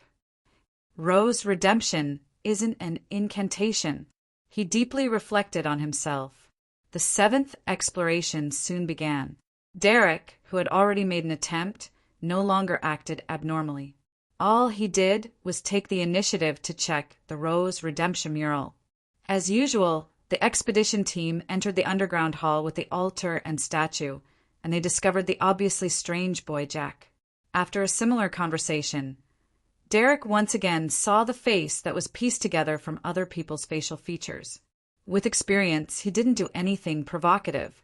He suppressed his voice and said to Demon Hunter Colin, "Your Excellency, the face on his chest is very similar to the angel in the mural above." "Your Excellency, the face on his chest is very similar to the angel in the mural. It's an angel with silver hair and a river under his feet." It's the one with Rose Redemption written in the corner." Demon Hunter Colin was first taken aback before he frowned. As he watched and pacified the boy, Jack, he sized up Derek from the corner of his eye. After a few seconds of silence, he whispered, "It's because you were the one who mentioned this matter. Because you mentioned this matter, and it made me think of something." Without waiting for Derek to ask, he continued, "We've studied that mural for a long time. We studied the mural for a long time and simply thought that it depicted an angel leading the way and a group of ascetics on a pilgrimage. Perhaps the name of their group was Rose Redemption. That river that's connected to the end indicates a cycle. Our interpretation is that the pilgrimage is repeated, and from the looks of it, it might indicate the identity of that angel. This is the idea you gave me, because Amon was once hidden in your body. Why?" Derek was confused. Demon Hunter Colin stared at Jack and said, "The worm that Amon left behind has the symbol of time. The river of cycles is often related to fate. When the two are put together, it reminds me of a small number of tomes that I've read about, but I'm not sure if it's true or not. When the Lord who created everything, the omnipotent and omniscient God, watched over this world, he was surrounded by many angels. Among them, the leaders of all angels, the kings of angels who were closest to the divine throne, numbered a total of 8. Some of their names had already disappeared in the long course of history, while others still had certain records, either brief or detailed. Rumor has it that there are even descendants of deities among the 8 kings of angels. Among them, 2 of the kings of angels have the titles of Angel of Time and Angel of Fate." Derek was enlightened as he asked in confirmation, "That's right. You believe that Amon is the Angel of Time and that the mural is the Angel of Fate?" "I can't be sure for the time being. Only the title of Angel of Time has been passed down, and the records of the Angel of Fate are relatively detailed." Demon Hunter Colin suddenly took a deep breath. Then he said in a deep voice, "Angel of Fate, Tail Devourer Ouroboros." In the evening, in the underground building of the Odora family, Emlyn White looked at the iron-black coffin and said to the ancient sanguine lying inside, "That's right. Lord Nibs, I accept the primogenitor's mission." Nibs replied with an old voice, "Very good. When do you want to begin? Do you have any unfulfilled wishes?" Upon hearing Lord Nibs ask about his wishes, Emlyn White's calves went limp. He nearly regretted it. "There's no need." Chapter 470. An iron-black coffin covered in strange patterns sat quietly in the middle, and there seemed to be a faint fluctuation in the air that was silently colliding. Emlyn White stood in the corner and followed the normal ritual procedures. He lit the candles and dripped the essential oil and the corresponding herbal powder. A misty atmosphere spread out as Emlyn recalled the requirements of artificial sleepwalking. He lowered his head and began cogitation while repeatedly chanting the Fool's honorific name. The Fool that doesn't belong to this era. The mysterious ruler above the gray fog. The king of yellow and black who wields good luck. Amidst the monotonous and rhythmic voice, Emlyn gradually entered a magical state. His body was relaxed and restrained, as though he was asleep, but his spirituality was lively and light as it constantly spread out. At this moment, he had the feeling that he was constantly drifting upwards. In the ancient palace above the gray fog, Klein sat at the end of the long bronze table, tapping his fingers as he looked at the rippling screens of light beside him. He expressionlessly admired the praying figure. Although it was very blurry, Klein immediately recognized the vampire, Emlyn White. He's very courageous to have the initiative to buy a doll. Klein sighed and didn't respond. He had previously attempted to divine the Sanguine's goal, but he was unable to obtain any effective revelations. The only thing he could be sure of was that it had nothing to do with the Aurora Order. This made Klein rather curious, but he wouldn't take the risk of responding to Emlyn White with a high-ranking Sanguine hiding beside him. He didn't know if the other party could grasp any traces of danger, like Blasphemer Amon in the mysterious space above the gray fog. Nor did he wish to confirm it. After all, Amon was only an avatar back then, and the present high-ranking Sanguine was most likely the main body. There's no need to take risks on unimportant matters, even if I want to understand the Sanguine's true goal. Besides, it's not like there's no other way. Klein looked at the artificial, sleepwalking Emlyn White and muttered to himself with a smile. I can delay the response. He planned on waiting until tomorrow or the day after, when Emlyn White left his protection and when the Sanguine gave up on the matter. Then he would suddenly respond. However, there was a prerequisite. He had to first confirm the level of risk with divination. Tail devour, just like that river. Derek Berg immediately made the connection. Demon Hunter Colin nodded solemnly. Yes, this means that we might have already stepped into a river that we can't leave from. Fortunately, this should only be some power left behind by the Angel of Fate. It's not hiding here. No, it's not a possibility, it's a certainty, and it's been a long time ago. Derek responded inwardly. At this moment, Colin took out a dark red metal tube, unscrewed the cap, and gulped it down. His light blue eyes quickly faded and were dyed silver. In the end, his pupils even became vertical, reflecting the figure of the little boy, Jack. Sparks of silver light shot out from his eyes, spiraling and colliding with each other. Dang! Demon Hunter Colin first stabbed the long sword in his hand into the ground and pulled out another straight sword, smearing it with golden oil that resembled sunlight.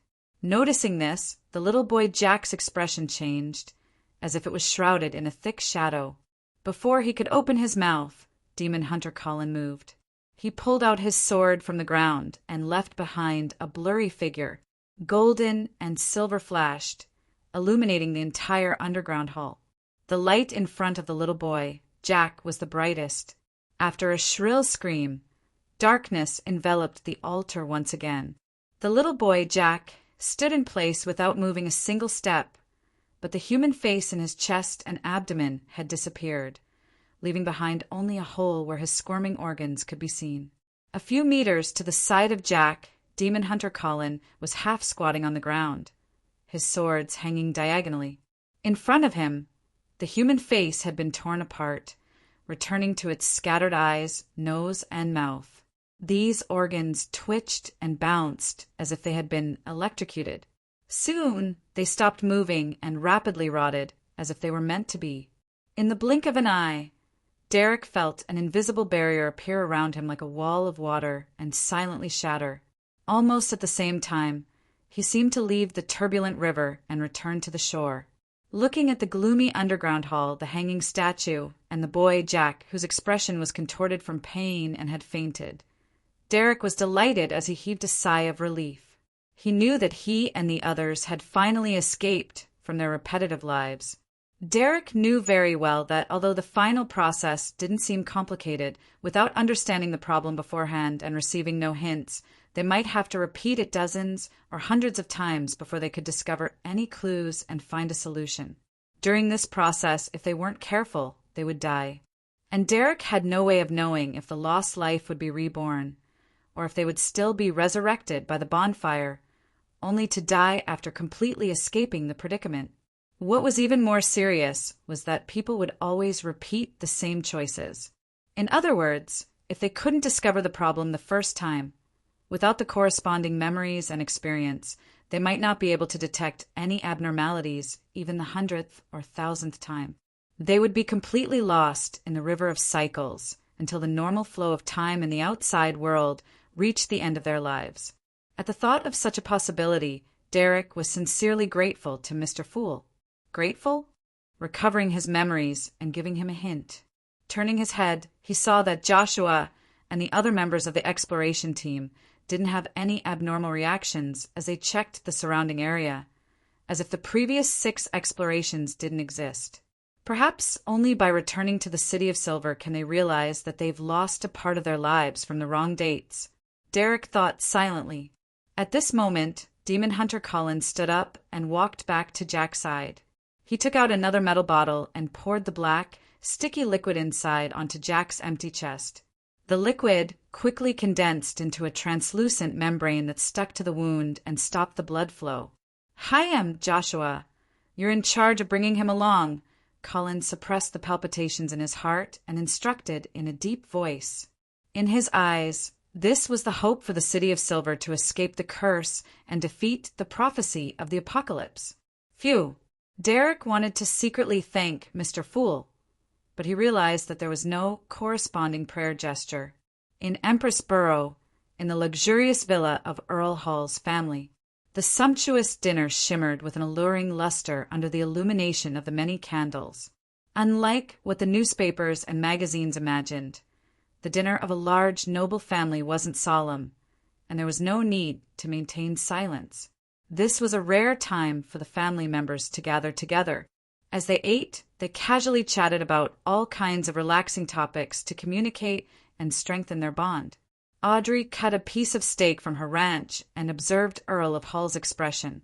Without hiding her curiosity, she asked, "Dad, has anything happened to Prince Edisac recently?" Her plan was to pretend that she had heard some unrealistic rumors that she couldn't take responsibility for if there wasn't any. This wasn't uncommon in noble circles. Earl of Hall's knife and fork paused as he raised his eyebrows. "What did you hear?" As expected, Audrey, who read the information she wanted from her father's reaction, replied with a faint smile, "Some rumors." "It's just a rumor. It seems to be true." Earl of Hall rubbed his temples. "It's nothing too serious. Audrey, I know what you're thinking, so there's no need to hide it from you. This involves a relatively ordinary scandal of the royal family. To put it simply, Prince Edisac has fallen in love with a commoner woman. This led to the death of a noble descendant. The royal family has blocked the spread of the matter, not wanting to cause too much of an impact." The Countess took a sip of champagne. "It seems like he's not mature enough. Mother's criticism is very tactful. This does sound suspicious. Is Prince Edisac really involved in a dangerous matter that will bring bad changes to Bakeland?" Audrey put on a look of realization and smiled. "This makes me a little puzzled. Why would a story of freedom and love involve the death of a noble descendant?" Hibbert Hall buried his head in cutting the tender steak and guessed with interest. This reminds me of those complicated love stories. Among the worshippers of the Lord of Storms, dueling for the sake of honor is a very common thing. It's a tradition that has been put into a museum. Earl of Hall denied his eldest son's statement. Audrey seized the opportunity and deliberated. "My impression of Prince Edisac isn't such a person, and the rumors have already spread. Perhaps what they're really trying to cover up isn't this matter. Perhaps not." Earl of Hall ruminated over the sentence and couldn't help but frown. Audrey knew when to stop and didn't say anything else. She naturally led the topic in another direction. Next, she planned on finding other noble friends to inquire. As a girl who had once been pursued by Prince Edisac, it was absolutely normal for her to want to know the details of the matter. Whether it was curiosity or indignation, it could drive people to make such an attempt. The artificial, sleepwalking state couldn't be maintained for too long. Emlyn White returned to reality, looking somewhat exhausted. He opened his eyes and looked at the iron-black coffin. He heaved a sigh of relief and said in disappointment, he said in a half-relieved and half-disappointed tone, "Lord Nibs, there's no response." Nibs was silent for a while before saying in a hoarse voice, "All right, stay here tonight to prevent any accidents from happening." You'll stay here tonight, just in case. Emlyn didn't put on a brave front at all. That night he spent it in worry and unease, but the night was so quiet and nothing out of the ordinary. It wasn't until the rare winter sunlight of Bakelin shone on the window that it quietly receded. What bad weather! Emlyn left Audra's villa, lowered his top hat, and grumbled as he boarded a rental carriage. His destination was the Harvest Church south of the bridge. After the carriage traveled steadily for a period of time, Emlyn's vision suddenly blurred as he saw an endless grayish-white fog. Then he was surprised to find himself in a mysterious and majestic giant's palace, sitting beside a long, mottled bronze table. Chapter 471. For a moment, Emlyn White was stiff and thoughtless, like a marble statue sitting there. Then he heard the figure sitting leisurely in the thick, gray fog ask indifferently, "Why do you pray to me?" Emlyn's mind buzzed as he blurted out, "This is the primogenitor's revelation." "Tell us, okay?" "Through the dream, it tells us that the apocalypse is coming and that we have to be prepared. As for me, I'm one of the key points. My mission is to pray to the Fool, to you." Upon hearing the other party's detailed response that didn't hide anything, Klein, who had prepared a follow-up question, was at a loss as to where to begin. What he wanted to know, the vampire Emlyn White had already told him everything. A revelation from the primogenitor. Didn't the ancient goddess Lilith fall in the second era long before the cataclysm, or had her authority taken back by the Creator? It's precisely because of this that many vampires have attempted to pray to the primordial moon, but they ended up suffering an extremely tragic outcome. Furthermore, Mr. Dorr had also mentioned that the moon card is empty. On the one hand, this means that the primordial moon might be the embodiment of a deity or a high-level devil. On the other hand, it also indirectly proves that the ancient goddess Lilith has already lost her position as a sequence 0. Under normal circumstances, this is often equivalent to death. Klein instantly connected the relevant clues. He originally believed that Lilith, who would respond to the sanguine's prayers on certain matters, was a relic of the ancient god, such as the moon pathway's uniqueness. Therefore, she was rigid, and passive with great limitations. But now, the fact that she had taken the initiative to give a revelation made him reject this guess. There are two possibilities. The first is that Lilith is a deity in disguise, occupying a critical point ahead of time and blocking the opponent who wishes to ascend to the throne of Sequence 0 of the moon pathway. In essence, she doesn't love the sanguine, and the revelation she provided was only a test. Among them, the greatest suspect is the goddess who snatched the title of Lady of Crimson. It's already Sequence 0, corresponding to the card of blasphemies, the star card. Why would it covet the moon? To ruin the enemy's plans? Secondly, the ancient god isn't dead yet. As long as no other powerhouse becomes a Sequence 0 of the moon pathway, it doesn't matter. It could exist in some strange and incomprehensible way, waiting for the opportunity to return, just like what the Dark Emperor card described. And the goddess had given him the title of Lady of Crimson, perhaps to destroy this matter to a certain extent. According to this logic, Lilith's recent apocalyptic revelation is an effort to resurrect after years of accumulation. And with me, the Fool?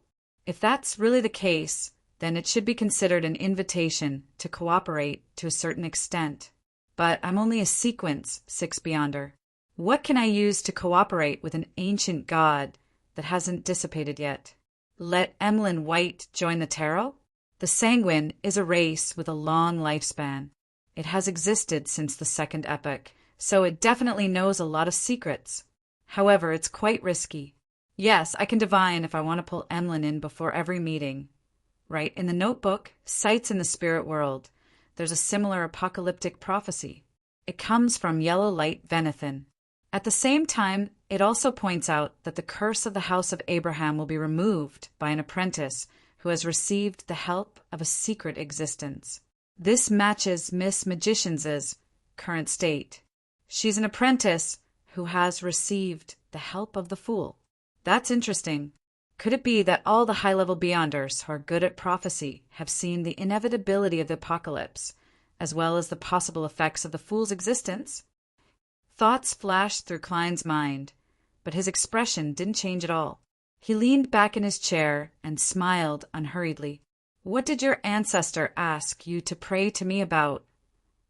The calm voice allowed Emlyn to recover from his stiff state of not knowing what he was doing. He shook his head in a daze. "I don't know." At this moment, Klein saw the messy stars moving rapidly on the back of the chair Emlyn was sitting on, quickly forming a symbol that symbolized the crimson moon. Indeed, the Beyonder pathway, corresponding to the ancient goddess Lilith's descendant points to the moon. Klein chuckled. With the 7 orthodox deities and many secret existences, why would your ancestor believe that I'm the key to the apocalypse? The Fool's attitude finally calmed Emlyn White down. He understood that he had truly encountered an unbelievable matter. He had been forcefully pulled into a magical place by a secret existence. "It's the Fool." He actually didn't flare up. "Is this because I represent the ancestor? I, Emlyn White, am indeed the special one. I was mentioned by the ancestor, and I even received a response from the Fool." With this in mind, Emlyn couldn't help but sit up straight as he deliberated over his words. "Honorable Mr. Fool, the revelation given by the ancestor is this. I, Emlyn White, will become the key to saving the Sanguine and defeating the apocalypse. And all of this begins with praying to you." His hidden meaning was, the key to the end of the world is not you, but me. This guy has such a Chinibu side to him. Well, he's always been arrogant and full of himself. Klein mocked him in his mind, using a popular phrase from the past. Amused, he opened his mouth and said, "The same question, why are you praying to me instead of the 7 righteous gods or other hidden existences?" "No idea." Emlyn shook his head honestly. Klein thought for a moment and deliberately said, "Actually, I roughly understand what your ancestor meant. I hope that with my help, you can grow into a true, high-ranking being and save the blood race when the apocalypse comes." "Growth?" "As you know, we Sanguine aren't able to grow on our own. Only through special rituals can we obtain the gifts of our elders and the inheritance left behind by our ancestors. Only then can we advance in level. Indeed, it also has to conform to the law of Beyonder characteristics conservation. In other words, there must be another way as long as it conforms to the basic law." Klein chuckled. "Your knowledge has blinded your eyes, preventing you from seeing the wider world. Of course, I will not answer this question for you. You must find the answer yourself. I am only providing you with an opportunity." He paused for a second and said in a condescending tone, "Do you wish to have such an opportunity?" Emlyn didn't hesitate to stand up and bow. "That is my wish." "Ha! Where did your arrogance go when facing a hidden existence? Why is there only humility left?" Klein lampooned inwardly as he tapped the edge of the long mottled table. "But there are some things you must abide by. Please speak." Emlyn held back his excitement. Klein smiled. "You can't reveal anything related to me to anyone unless you have my permission. This includes the blood breeds who were present during the ritual." "But—" Emlyn found it somewhat unacceptable. Klein asked warmly with great certainty, "What's the matter?" "Lilith didn't ask you to report to anyone afterward, right?" This could be inferred from the fact that there wasn't even a prayer in the revelation. "Lilith?" Directly calling the ancestor by her name. It sounds like an old friend. Emlyn's heart palpitated as he lowered his head. "No." Klein smiled and said without much fluctuation in his tone, "This is a secret transaction. That's why I responded after you were out of sight. Similarly, there's no need for you to report to Lilith. That will be noticed by certain people." Seeing Emlyn nod in enlightenment, Klein added, "To be the key to saving the Sanguine, you have to bear the corresponding thorns. If I want to be the key to the salvation of the blood race, I have to bear the corresponding thorns. For example, I have to be misunderstood, slandered, and belittled. I can only move forward in silence, with a heavy mission in the darkness. These targeted words immediately made Emlyn White imagine the corresponding scene. He was always mocked by his fellow clansmen because of his fondness for dolls. He would get lost and enter the harvest church, leaving behind traces of humiliation. He would never be valued or thought highly of by his elders. He would silently protect his clansmen and everyone in a corner without anyone knowing. Soon, Emlyn, who had been touched by him, replied respectfully, "Your will be carried out. Your will be carried out across the land." Klein leaned back and said nonchalantly, "That's not a problem. I acquiesce to the establishment of a secret gathering right here. Are you willing to join this gathering and find a way to become stronger and save the blood race?" "I'm willing," Emlyn answered without hesitation. Klein nodded in satisfaction. "Do you have any other requests?" Emlyn was delighted as he hurriedly said, "That's right. Honorable Mr. Fool, I wish for you to help me remove the psychological cue. This is a bishop of the Church of Earth Mother, I know." Klein calmly interrupted his description. "I know, as expected of a hidden existence." Emlyn lowered his head again. Klein chuckled. "I can help you, but what price are you willing to pay?" Above the gray fog, he had an extremely powerful spirit vision. He had just discovered that the dark-colored psychological cue in Emlyn White's body had mostly dissipated at some point in time, thinning to the point of being weak. Klein had originally planned on using the ritual in the Book of Secrets to deal with similar problems to resolve it, but the present situation made him believe that a secret deed ritual, the suppression of the Dark Emperor card, and the purification of the Brooch of Sun would be able to completely dispel the psychological cue in Emlyn White's body. Price? Emlyn thought for a moment, but he couldn't think of anything that would interest the hidden existence, the Fool. Seeing this situation, Klein took the initiative to say, "I'm very interested in the history of you Sanguine. I'm very interested in some of the history of the blood race. You can use this information in exchange." "Sanguine history?" Emlyn thought for a moment before agreeing. "You can first think about the content you want to describe." "Ha! Before that, you need to choose a code name from them." Klein conjured the tarot cards that hadn't been chosen on the surface of the long bronze table. Emlyn White took a few careful glances and said, "That's right. Moon." Chapter 472. Above the gray fog, inside the palace that looked like a giant's residence, Emlyn seriously considered which part of the Sanguine's history he should tell Mr. Fool. He's an old friend of the ancestor, so he definitely knows what happened before the cataclysm. There's no need for me to repeat it. In the 4th epoch and 5th epoch, the glory of the Sanguine isn't rare. There's too much history worth recounting. But the most important thing is one thing. Emlyn quickly had an idea. Based on his current understanding, the Fool was very likely an ancient god from before the cataclysm. Due to certain reasons, he didn't perish and had been slumbering to this day, gradually awakening. This could explain why there were no records of such hidden existences in the thousands of years of history. That was, until the other party's honorific name suddenly spread. After some deliberation, Emlyn straightened his back. After the cataclysm, the Sanguine left the center of the historical stage of the northern and southern continents. They became nobles of different empires and dynasties as individuals, not as a race. They either governed a territory or guarded a castle in a key area. When our queen, the Blood Moon Queen Alnia, who led us out of the Dark Ages, became the wife of the Trans-Sostal Empire's Night Emperor, the entire Sanguine was united and became an important supporter of this dynasty. At that time, Augustus of Rouen and Einhorn of Fasac would have to respectfully address our queen as Her Majesty. In that era, Queen Alnia was the symbol of beauty. If there was a magic mirror that could answer questions, then the answer to "Who is the most beautiful woman in the world?" could only be her. The more Emlyn spoke, the prouder he became. He went from being reserved and cautious to talking nonstop. A magic mirror that can answer questions. Isn't that a Rhodes? I wonder if there are any members of the machinery hive mind who are so bored that they would say, "Mirror, mirror, tell me who is the most beautiful woman in the world?"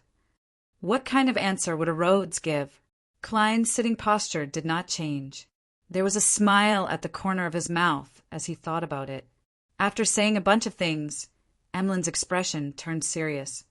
All of this was destroyed in the War of the Four Emperors. The Knight Emperor perished, the Queen perished, and the vampires suffered a rather heavy blow. After seizing the final fruit of victory, the seven gods supported the four great nobles, Augustus, Einhorn, Sauron, and Castilla, to divide the empire, destroying the royal family that lacked high-ranking members. We, the vampires, could only retreat to the remote mountains and hide in dark corners to ensure the continuation of our race. It's about what I expected. The seven gods. During the War of the Four Emperors, there were already the seven gods. Klein thought of the statues of the six gods in the underground ruins of the Tudor family. Fortunately, the seven deities were divided, and the four countries attacked each other. After paying a certain price, we finally escaped the calamity. At that moment, Emlyn was in a rare state of high spirits. He looked at Klein with bright eyes and said, "Honorable Mr. Fool, do you still have the time to listen to me talk about the Blood Moon Queen's life and the glory that the Sanguine once possessed? It's a heavy tome formed from pages of glorious chapters. I can repeat every part of it. From the looks of it, you can still talk for an entire day and night. I once thought that you were a shameless vampire who liked dolls and didn't know much about history. I never expected you to be so professional and academic. It's no wonder you always believe that the Sanguine are noble and are proud of it. For a fellow like you, who doesn't like to go out, if you really become interested in any field, you will indeed do in-depth research. Furthermore, vampires have long lifespans." Klein deliberated for a moment, prepared to decline Emlyn's good intentions. Although he wasn't lacking in interest in history, time didn't allow him to listen to Emlyn's long-winded speech. "That's enough." Klein smiled and said, "I like an equivalent exchange. I won't let you speak for nothing. When there's a chance in the future, you can use the corresponding history to exchange for what you want from me." All right. Emlyn was momentarily disappointed. This was the first time he had a chance to talk about the glory of the Sanguine to another existence. Usually, in order to hide his identity, he couldn't flaunt this to humans. As for the Sanguine, they already knew what they needed to know, and it wasn't his turn to be responsible for the education of newborns. Klein didn't say anything else and resumed his condescending attitude. "All right, you can go back." A crimson light lit up in front of Emlyn White's eyes, quickly engulfing him. After a brief moment of dizziness, he realized that he was still sitting in a moving rental carriage. Then he saw the illusory goat skin and obtained the knowledge on how to use a secret deed ritual to pray for help from the Fool. "When I'm free at noon and return home, I'll immediately hold a ritual and ask Mr. Fool to remove my psychological cue." Emlyn suddenly felt a little excited. When the carriage arrived at the Harvest Church, he calmed down and paid the fare. After entering the church, he saw Bishop Utravsky preaching to the few believers there. He was no longer as vexed as before, and he felt rather relaxed. In such a state, he suddenly thought of something. Father Utravsky doesn't seem to have stopped me from finding a way to remove the psychological cue. What exactly is he thinking, Eastborough, in a coffee shop with greasy tables?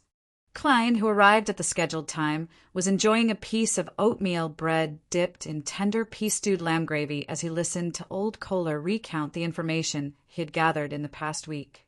Unfortunately, there wasn't much valuable information in there. After the other party finished, Klein thought for a moment, took out £2 worth of notes, and pushed it over. "You already gave it to me, just now." Old Kohler jumped in fright and waved his hand in shock. Klein chuckled. "I'll be heading south for a vacation within this week. After a year of hard work, it's time for me to rest for a while.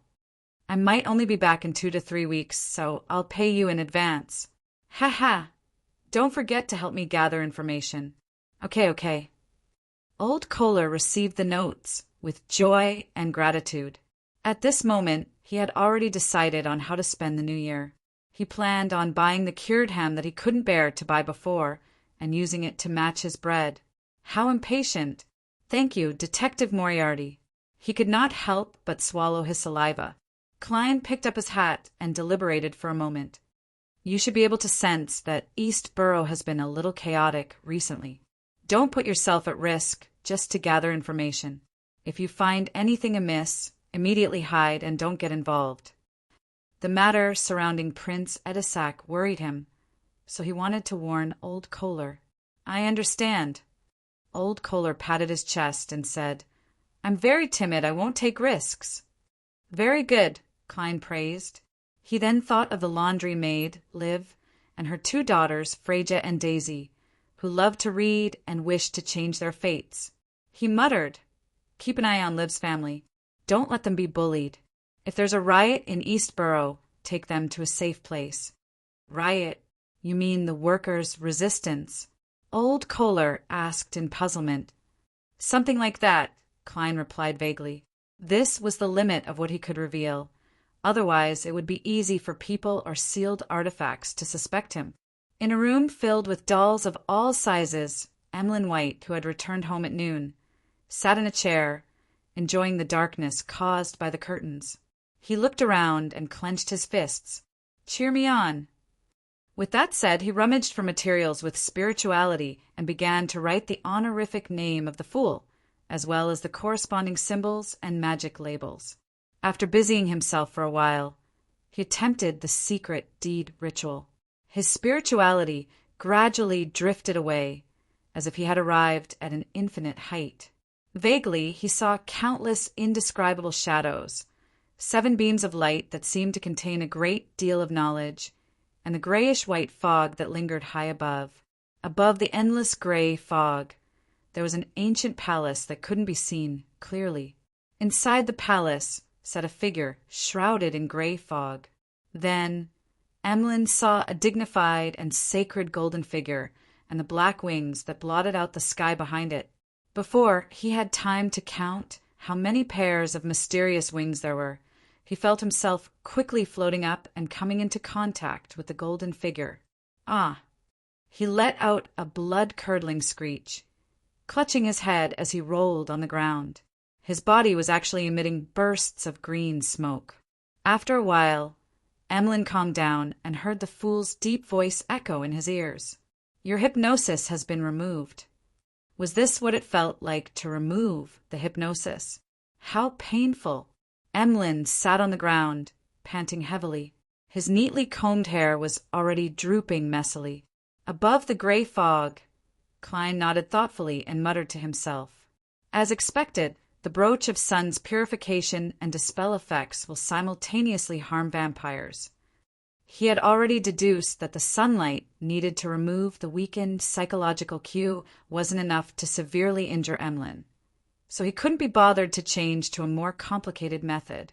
From the looks of it, the outcome was as he expected. After dealing with this matter, Klein took off the topaz pendant on his left wrist and divined his future plans. This afternoon is a good time to go to Red Rose Manor. After reciting it 7 times, he opened his eyes and saw that the spirit pendulum was motionless without spinning. It involves a grade 0 sealed artifact or a corresponding powerhouse. The difficulty of divination is too high, and there's no way to obtain an effective revelation. Klein sighed as he roughly understood the reason.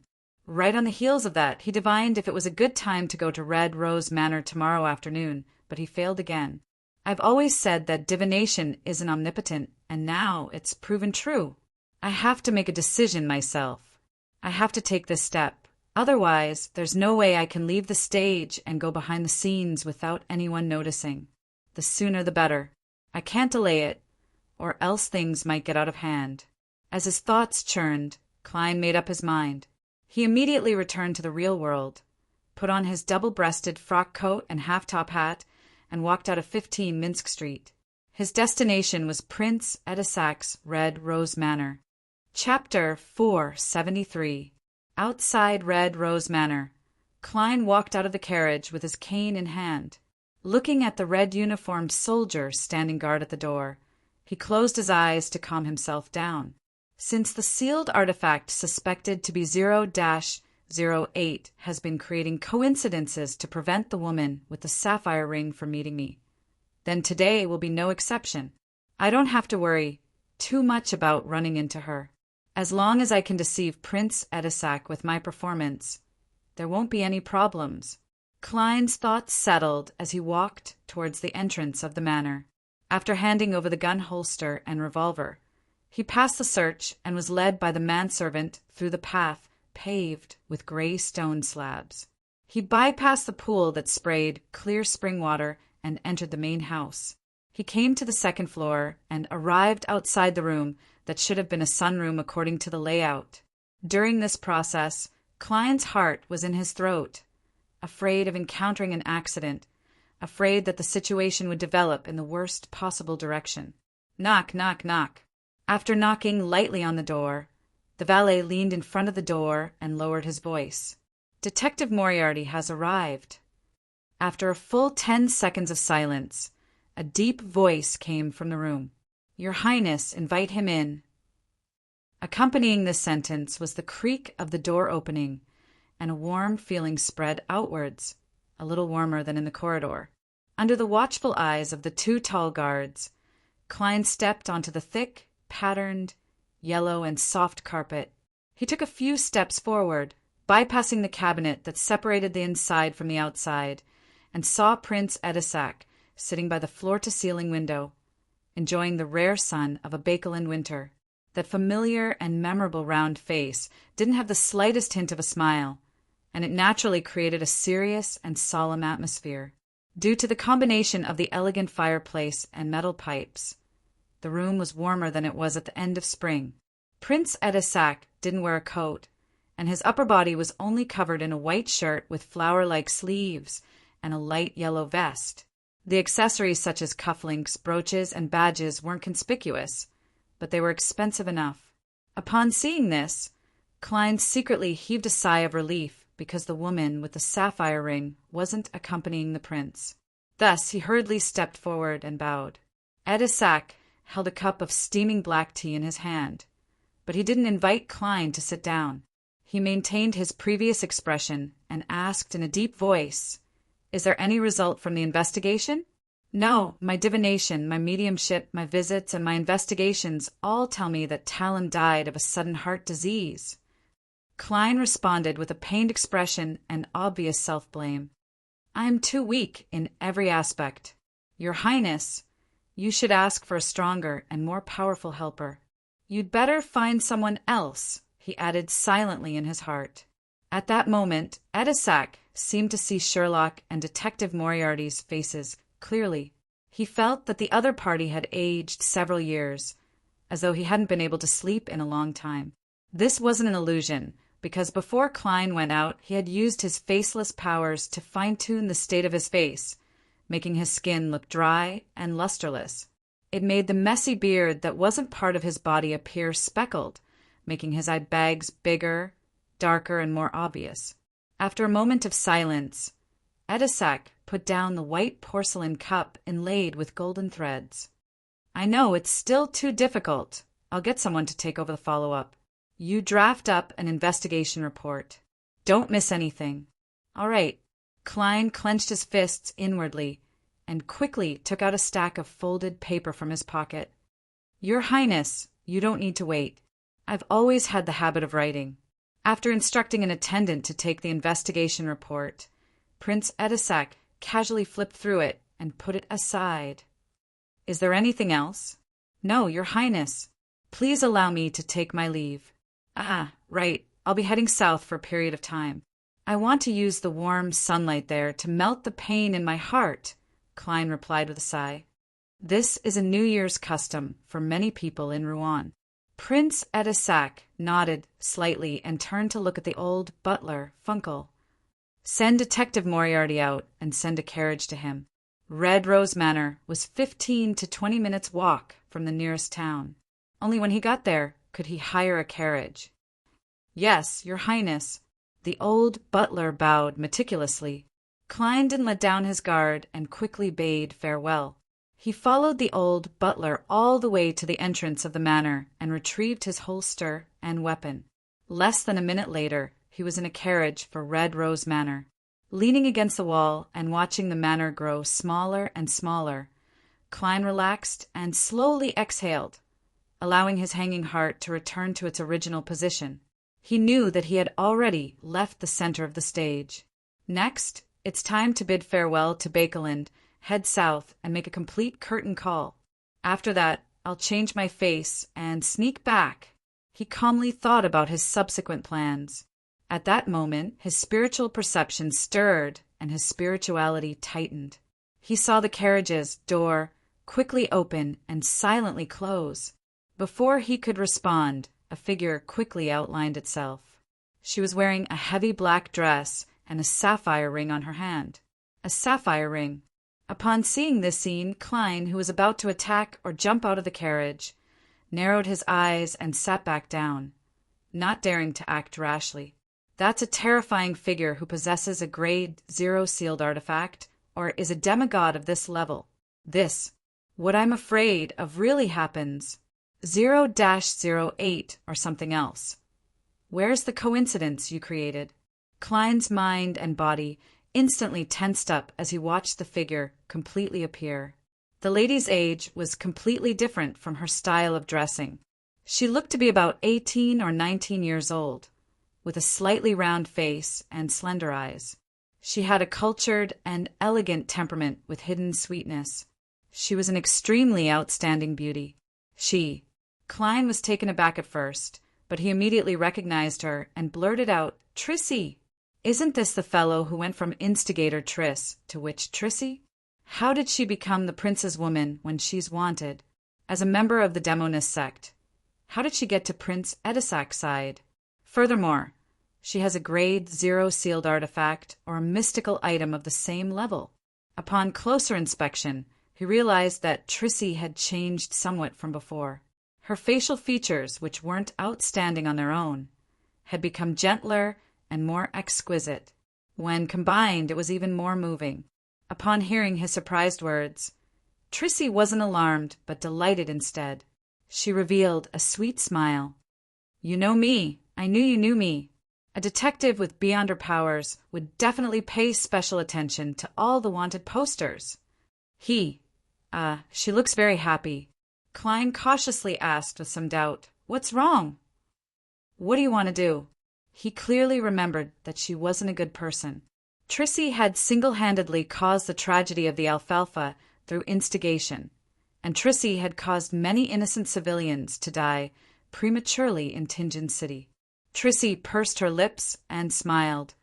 "It's very simple. Quickly report me to the Nighthawks, mandated punishers, and machinery hive mind. Let them come here to arrest me. Call the police to arrest myself? This lady boy. Is this woman crazy?" Klein was a little confused when he heard that. Soon he understood the meaning behind it. Trissy would rather be locked behind Cheney's gate than stay in Red Rose Manor. She's trying her best to escape. To put it simply, she believes that this is more dangerous and despairing than being caught by the Nighthawks and mandated punishers. Klein tried his best to control his expression and asked in a deep voice, "What are you afraid of?" Trissy was stunned for a second before she widened her eyes. Her eyes were blurry and unfocused as she said, "Someone is manipulating my life. There are always coincidences that leave me horrified after the fact, and I'm becoming less and less like myself." At this point, the corners of her mouth curled up.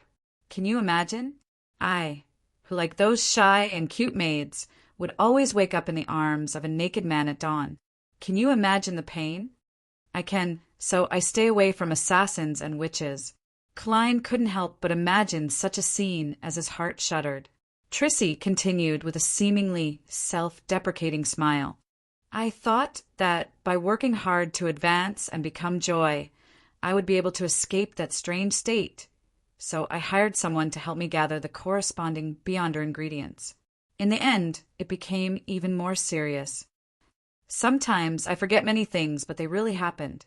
I endured the disgust and lured Talim, hoping that he would help me escape this place. Who knew that I would kill him with a curse at some point in time? Do you believe that such a thing could happen? Ha!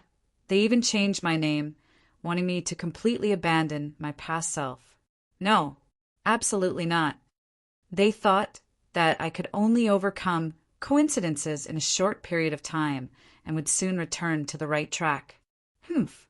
This was an illusion I deliberately created for them. So, I met you, Mr. Detective. Joy. Demoness. Ingredients.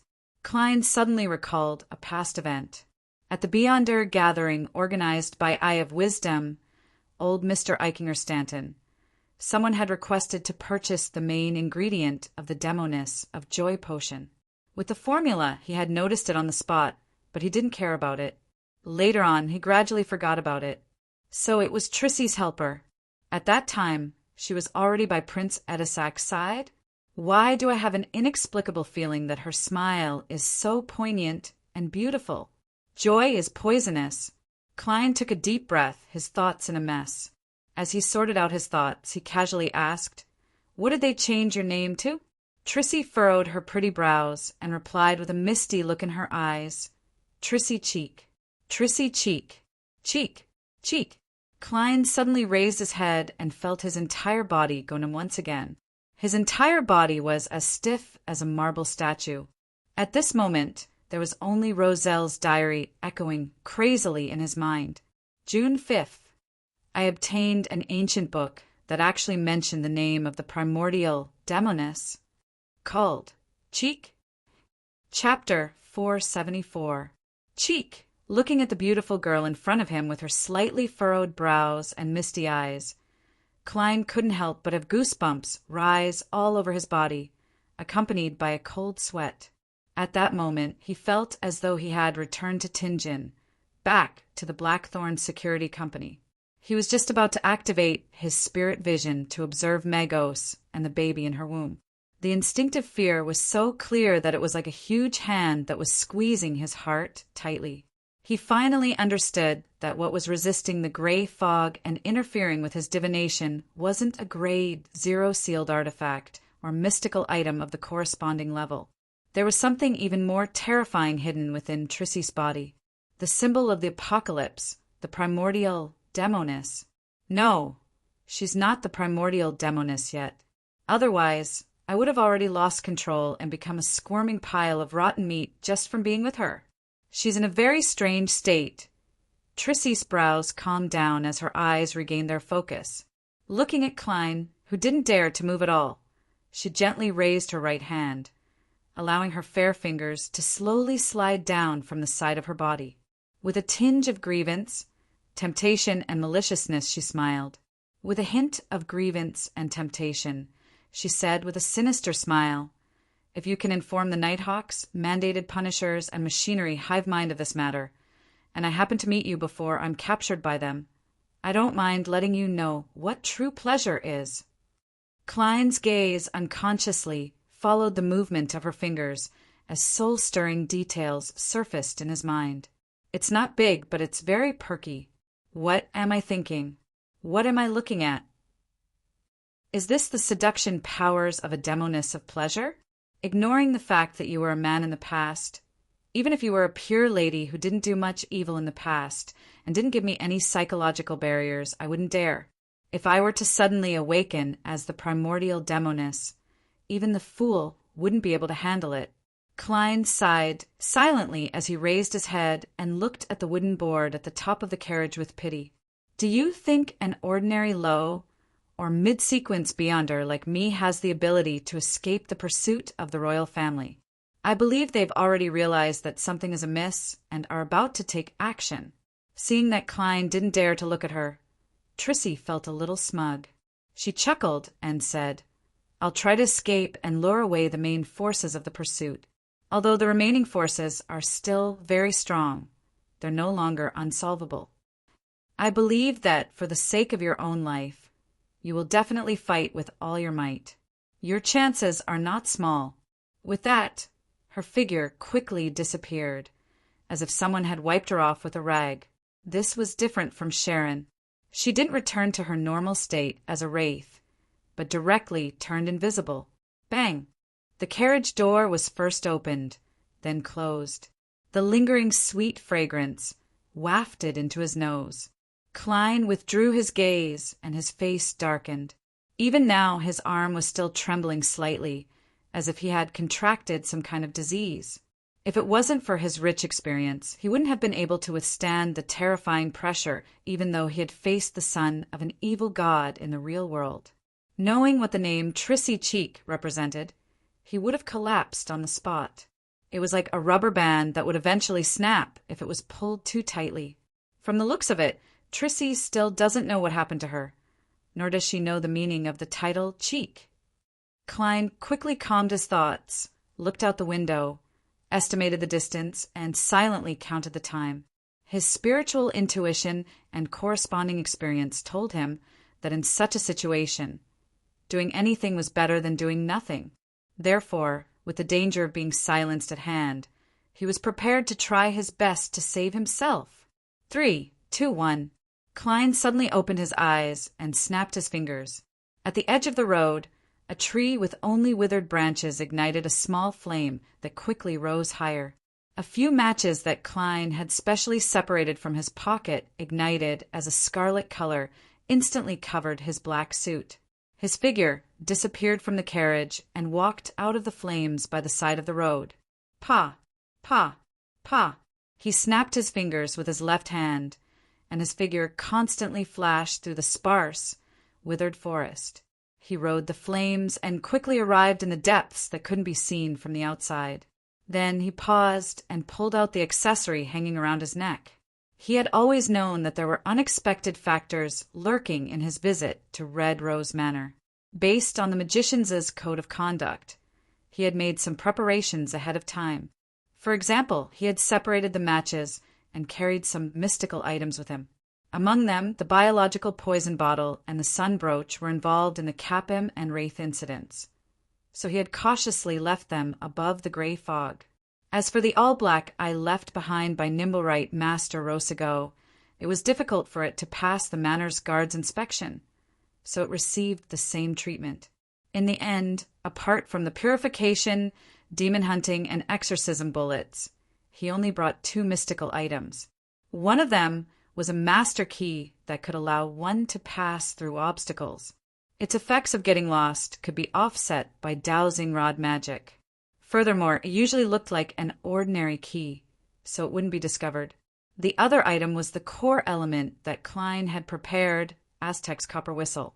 To put it simply, when there's danger that I can't deal with on my own, I'll seek help from a powerhouse. With that encounter, regardless of whether I recognize Trissy or not, I'll definitely be on the annihilation list. Furthermore, there's a high chance that I've been targeted by 0-08. Finding Mr. Aztec will no longer have any negative effects. Yes, if the one who has been creating coincidences is indeed 0-08. Klein picked up the cold, ancient copper whistle, placed it in his mouth, and blew at it. Silently, he who had activated his spirit vision saw white bones spewing out from the ground like a fountain. He saw a giant messenger that was nearly 4 meters tall take form. It lowered its head and looked at him with its eye sockets that were burning with black flames. That massive body gave Klein a sense of security. He took out a pen and paper that he carried with him and wrote a word, "Help." Right on the heels of that, he folded the paper and stuffed it into the messenger's hanging palm. When the messenger disappeared, he put away the copper whistle, deliberately assumed a praying posture, and quickly recited the fool's honorific name. "Honorable Mr. Fool, my investigations have yielded results. The woman Prince Edisek fell in love with is witch Trissy of the Demoness sect. She has now advanced to Demoness of Pleasure and has been renamed Trissy Cheek by the upper echelons." After quickly completing the report, Klein didn't bother concealing himself. He immediately took 4 steps counterclockwise and went above the gray fog. Then he extracted his prayer image and threw it into the crimson star that symbolized Miss Justice. He tried his best to feign a teasing tone and added with the condescending attitude of the fool, "That's right, Miss Justice." "Ha! That's the true name of the primordial demoness." After doing all of this, Klein immediately returned to the real world and prepared to flee for his life. Just as he took a few steps, his eyes suddenly lit up. He subconsciously looked up and saw a few flaming meteors falling from the sky, tearing through the sky and enveloping the forest. At that moment, a scarlet light reflected in Klein's eyes, making him feel like he couldn't resist it at all. He never expected that the other party would directly send meteors to silence him. On the yellowed notebook, a seemingly ordinary quill wrote, "For unknown and inexplicable reasons, the Durasco meteor shower arrived on this planet 2 days ahead of schedule. A portion of them happened to land in the forest where Detective Sherlock Moriarty was hiding." Yes, it happened to be Tuesday afternoon in Audrey's private study. The girl, who was about to reach adulthood, was listening attentively to Escalante's explanation of the connection between the spectator, telepathist, and the intersection of mysticism and psychology. Beside her feet, the golden retriever, Susie, sat meticulously. Suddenly, she saw the endless gray fog and a blurry figure in a praying posture in what appeared to be a forest. Following that, words entered her ears. Prince Edisac, Demoness Sect, Witch Trissy, Demoness of Pleasure, Trissy Cheek. Audrey automatically filtered out the irrelevant details and noticed the most important words. So that's how it is. Edisac fell in love with a demoness, and many demonesses are transformed from men. Why do I feel like laughing? Is this the reason why he brought danger to Bakeland? I have to remind Dad. But what method should I use? What excuse should I use? Audrey tried hard to control her expression and gaze, but she couldn't stop her mind from wandering. At this moment, she saw Mr. Fool, who was sitting leisurely at the end of the long bronze table. She heard him say in a calm and somewhat teasing tone, "Cheek. Ha! That's the true name of the primordial demoness. The true name of the primordial demoness. The primordial demoness." With a hum, Audrey's expression instantly went out of control. What's wrong? As an extremely observant telepathist, Escalante immediately noticed that something was amiss with Miss Audrey. Audrey's thoughts raced, and she didn't hide it as she said worriedly, "Teacher Escalante, I just thought of something bad." "Ms. Escalante, I just remembered something bad. I should have told my parents before, but I forgot. This will lead to very serious and terrible consequences. For example, Bakeland would be destroyed and only a small number of the millions of people who lived there, regardless of whether they were nobles, middle class, or poor, would survive." Audrey pursed her lips, unable to hide the worry in her emerald-like eyes. Escalante raised her eyebrows slightly. "Is it too late to go now? It's better than not going. Teacher Escalante, wait a moment for me. No, you should leave first." Audrey entered the state of a spectator and calmly made a decision. She then got up, left the study, and entered the corridor. Dad has gone to the House of Lords. Only Mom is at home. But what should I say? Audrey frowned slightly. Her footsteps didn't slow down, nor did she speed up. Beside her were her personal maidservant and the large dog, Susie. Gradually, she had an idea. By the time she arrived at the activity room where the Countess was, she had already made up her mind. Taking a light breath, Audrey felt an abnormally heavy weight on her shoulders. Then, without hesitation, she knocked on the door. Chapter 475. In the sitting room, Countess Caitlin sat on a sofa. The butler, the assistant butler, and the steward stood before her. She was methodical and orderly, giving instructions on the various matters of tonight's banquet until her daughter, Audrey, came to her side. "Mom, I have something to tell you." Audrey's gaze swept over the other people in the room. On the way to the living room, she felt the ground tremble slightly, but she didn't notice anything unusual. The Countess looked around and nodded slightly. "Come in later." The living room quickly became quiet. Even the golden retriever, Susie, was sent out of the room by Audrey's gaze. You should be by my side more often and learn how to deal with things. Although there is no lack of such content in your family lessons, how to effectively integrate them with practical matters is still a profound subject. The Countess, who looked like she was in her early 30s, smiled and said, "All right, my little angel, what's the matter?" Audrey wanted to show the elegant smile that she had practiced repeatedly in etiquette class, but she found that she was too nervous to lift the corners of her mouth. She pursed her dry lips and said directly, "Don't worry. Mom, I have something to hide from you." The Countess tilted her head slightly, waiting for further explanation. Audrey's words paused for a moment before they became smooth. I'm already a Beyonder, a person with miraculous powers. I became one through consuming potions." The blonde Countess Caitlin raised her eyebrows slightly and replied without any surprise, "Yes. I know. Your father and I both know." Audrey didn't know how to continue. The Countess covered her mouth and giggled. "You've taken so many magical ingredients from the treasury. Do you naively think that your father and I didn't notice it? By your father's side in this villa and in the family's territory there are quite a number of Beyonders. They are either hired or dispatched by the Church of the Goddess, or they are members of the Hall family. His Majesty has tacitly approved of these matters, and we have also tacitly approved of your little adventure. Sigh, you will eventually grow up and mature. Your father and I won't be able to protect you forever. There will always be a time when you need to face certain matters alone. Having additional magical powers to aid you can make your trump cards even better. Yes, according to what I know, the initial stages shouldn't be that dangerous. Advancing will take a year, 2 years, or even 3 years. Therefore, your father and I aren't in a rush. We plan on waiting for you to officially become an adult before giving you a few warnings, allowing you to stay in your current position. No, Mom, your common sense is wrong. You don't know of the existence of the acting method. If I gather all the ingredients, I can become a sequence 7 psychiatrist before the new year. Besides, I don't want to stop.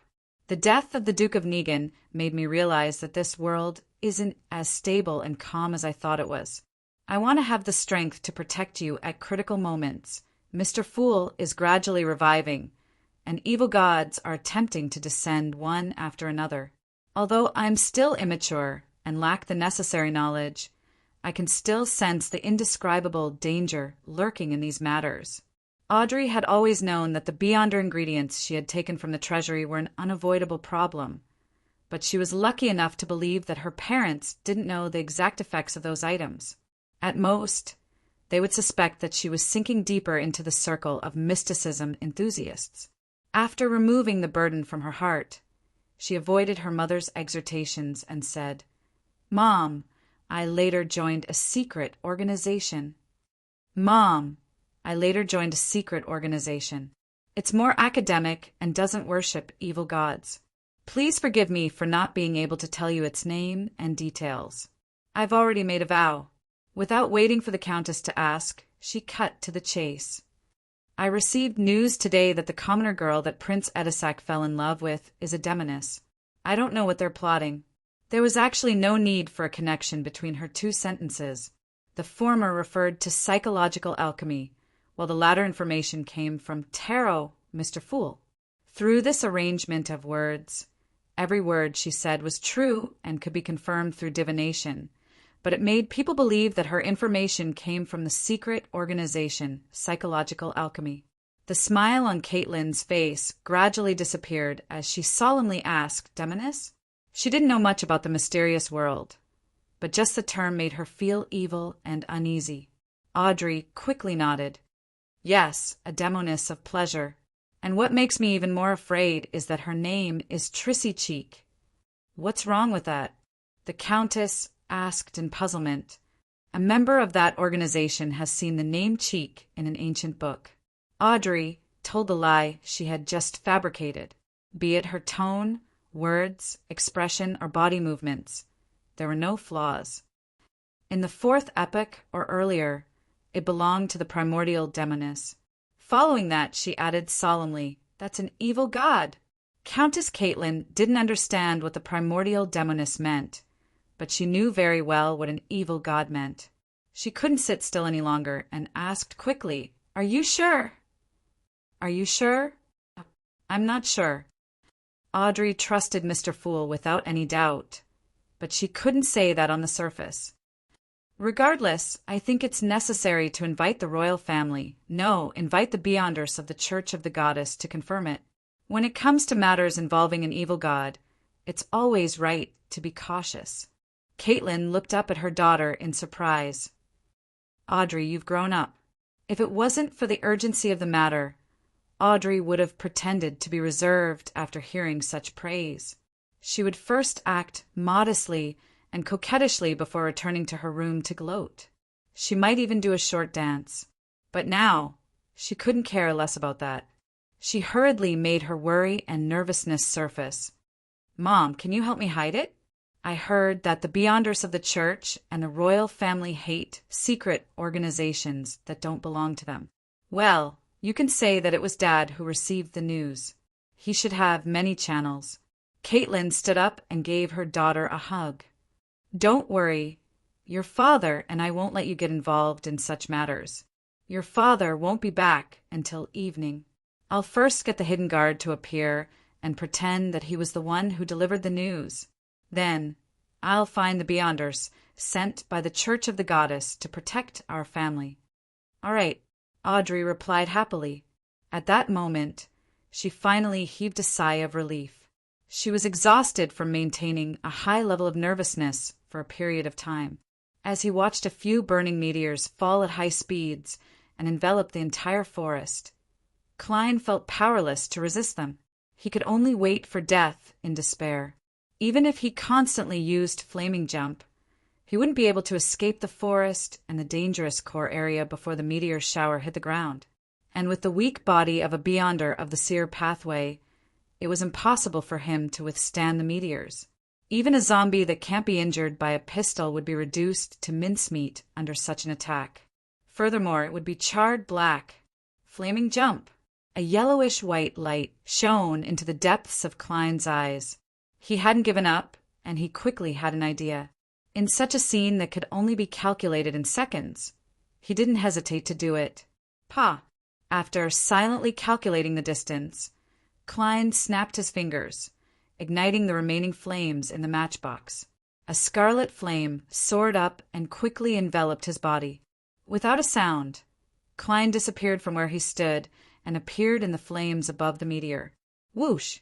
The meteor rapidly plummeted. Just as he jumped out of the flames, he left the meteor and fell into the terrifyingly hot air. At the moment he used his Beyonder powers to jump, Klein wasn't afraid of ordinary flames. Even if the temperature was a little high, he could only try his best to control the flames to avoid himself after he escaped that state. He would still be burned to death. In addition, the hot air wasn't within the range of his jump. "Pa!" Klein snapped his fingers again, causing the air at the critical point to instantly explode.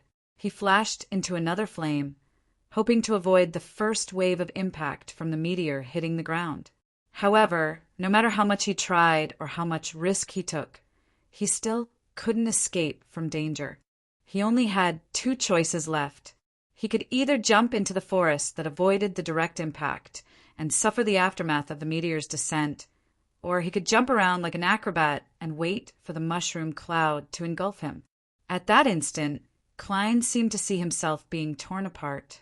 His body was charred black, and he looked like he was still on fire.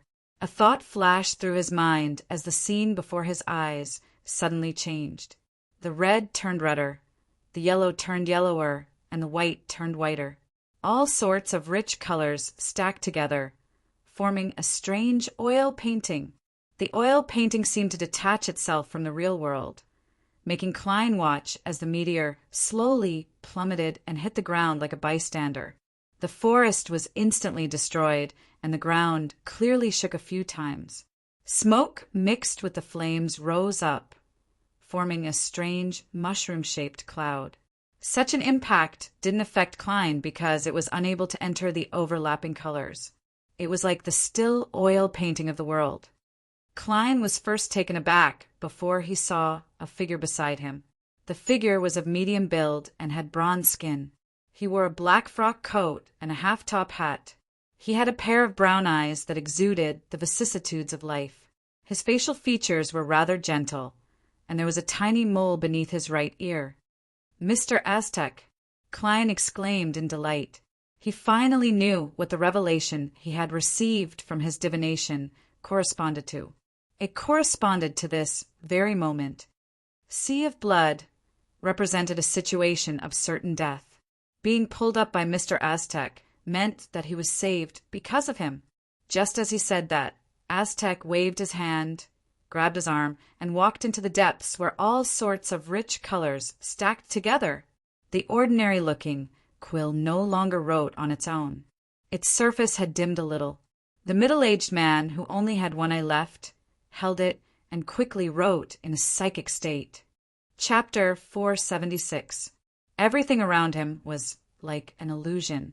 The colors were rich, overlapping, and rapidly receding. Just as Klein snapped back to his senses and observed and experienced this wonderful passage, he felt Mr. Aztec's hand, which was grabbing his arm, tremble slightly. Before he could react, he felt a strong sense of weightlessness. His body couldn't stop falling, and he even began to spin. The red, yellow, white, and black colors around him rapidly faded. Klein fell heavily to the solid ground, causing his head to spin and his organs to churn. In his vision, which was mixed with specks of stars, everything he saw had returned to normal. On his left was a dark valley that he couldn't see the bottom. It was like the legendary abyss of demons. On his right was a gray rock wall that extended upwards, as though it supported the entire area. There was no sun, clouds, or fog. Some of the light came from the glowing moss that grew in different places. Darkness and depth were the main colors of this world. Klein supported himself with his left hand and leaped up agilely. He discovered that beneath his feet was a regular path paved with stone slabs. It could accommodate 2 carriages running side by side, and it was definitely not formed naturally. One end of the path spiraled downwards, deep into the dark crevice, and the other end led to a high point. From time to time, he could see the domed corridors and halls inside the rock wall. Klein looked up, but he couldn't see the highest point. His vision was completely blocked by the gray stone wall. Suddenly, he had a realization. He and Mr. Aztec had fallen underground, and they were in the remains of an ancient civilization. Is it another area, or is it still near Bakeland? Just as Klein's mind stirred, he heard Mr. Aztec say in a deep voice, "Leave this place first and head up." Before Klein could understand the meaning of the sentence, he saw a flash of light to his side, instantly outlining an illusory double door. The door seemed to be made of bronze. It wasn't real enough, but it was abnormally heavy. There were countless strange patterns and symbols on its surface. With a creak, a crack appeared on the door, and pale, bloody arms reached out one after another. Apart from that, there were also greenish-black vines with baby faces and slippery tentacles with bulging eyes. This is very similar to the effects of Miss Sharon's mystical item. Amidst his thoughts, Klein realized that the arms, vines, and tentacles were no longer in a frenzy. They had quietened down and stuck close to the ground. It was completely different from when they had pulled a sequence 6 zombie through the door. Then the gap in the illusory door widened and a figure walked out. The figure was wearing a pure black clergy robe, and his facial features were like a classical sculpture, deep and distinct. His hair was dark gold, his eyes were dark blue, his nose was high, and he wore a soft hat that old people liked. His sideburns were a little white, which contrasted with his middle-aged appearance. When Klein saw that the person's eye had completely lost its luster, the name of the person appeared in his heart. In Sangwell, the former archbishop who single-handedly directed the Tingen incident and dealt a heavy blow to the Nighthawks, the wielder of sealed artifact 0-08. Almost at the same time, Klein turned around and followed Mr. Aztec's instructions and ran up the road. He knew very well that staying in a battle between demigods as a sequence 6 would only be a burden and a distraction to Mr. Aztec. And in a situation where every second mattered, false modesty and pretentious words were unnecessary. They would only harm himself and his companions. Tap, tap. As there was nothing underground to ignite, all Klein could do was grit his teeth and run with all his might. Then he heard Aztec's calm and gentle voice, all the way out of here. Don't worry about me. I've recalled many things.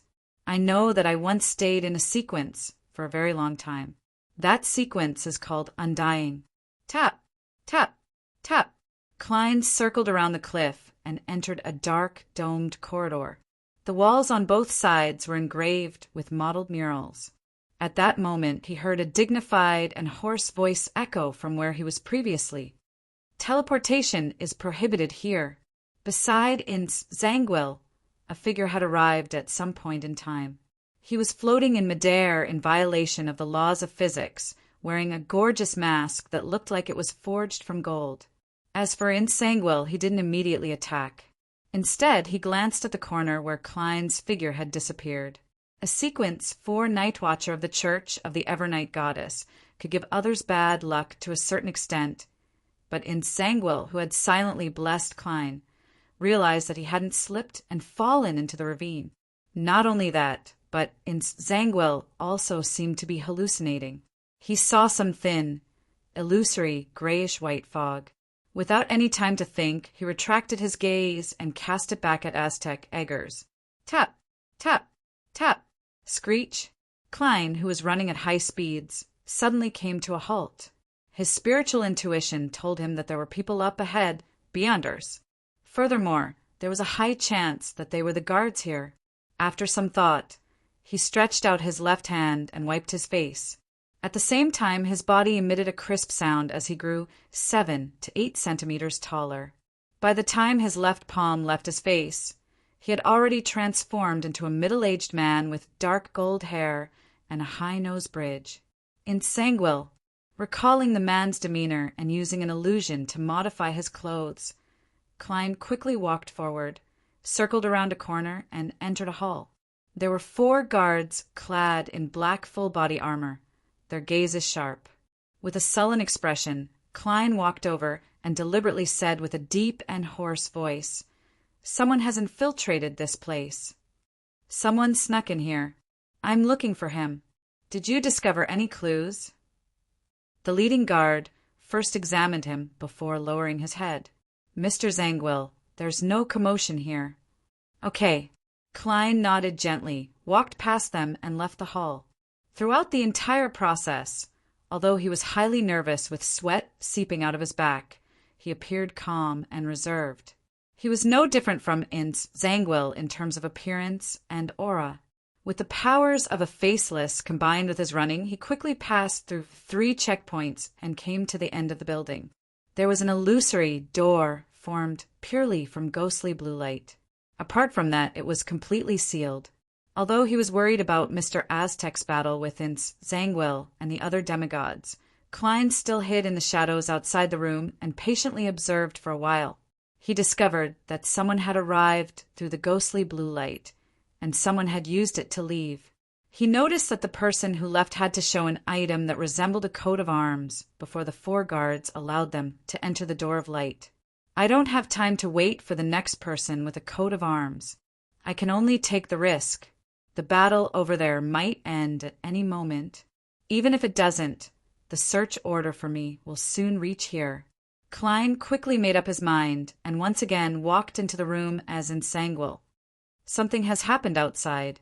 He wasn't confident in the former archbishop's voice, so he deliberately spoke hoarsely to indicate that he had experienced an intense battle. The guards, whose thoughts were disrupted by the news, only reacted when Klein approached. They reached out to stop him. "Mr. Zangwill, where's your pass? Don't waste any time," Klein said as he took out a coat of arms from his pocket and stuffed it into the guard's hand. This calm performance made the other guards immediately relax. Just as the guard who had received the pass looked down, Klein suddenly lunged forward. The moment he landed, he quickly rolled and entered the ghostly blue door of light. Then, the guard realized that the coat of arms in his hand was rapidly fading, turning into a piece of paper. On the top left of the piece of paper were the most common blessings recently printed. Happy New Year! The abyss-like crack was filled with an illusory, pitch-black liquid. Furthermore, the water was constantly surging as pale-skinned arms frantically reached out. Insanguil had a general understanding of Aztec standard, so he wasn't surprised or afraid. This was because he had a demigod as his helper. What he was most worried about was another problem. 0-08, which had forcefully pushed the story forward, could backfire on him at any time. At this moment, he swept his gaze from the corner of his eye and was surprised to discover that 0-08 had left his pocket at some point in time. It was floating in front of the gray rock wall, crazily writing lines of words. In intense battles, there are always all kinds of accidents. For example, Insanguil's belt breaking and his pants falling.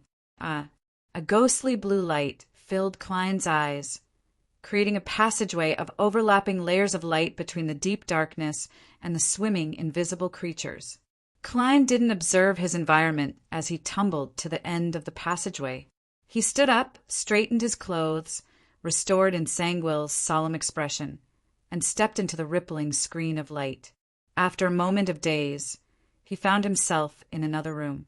There were also quite a number of guards here. There's a problem underground. Watch this place and don't let anyone enter, Klein calmly instructed as he walked to the door at a moderate pace. Yes, Mr. Zangwill, the guards replied respectfully. At this moment, the guard from before passed through the ghostly blue light and shouted, There's something wrong with Zangwill, just now.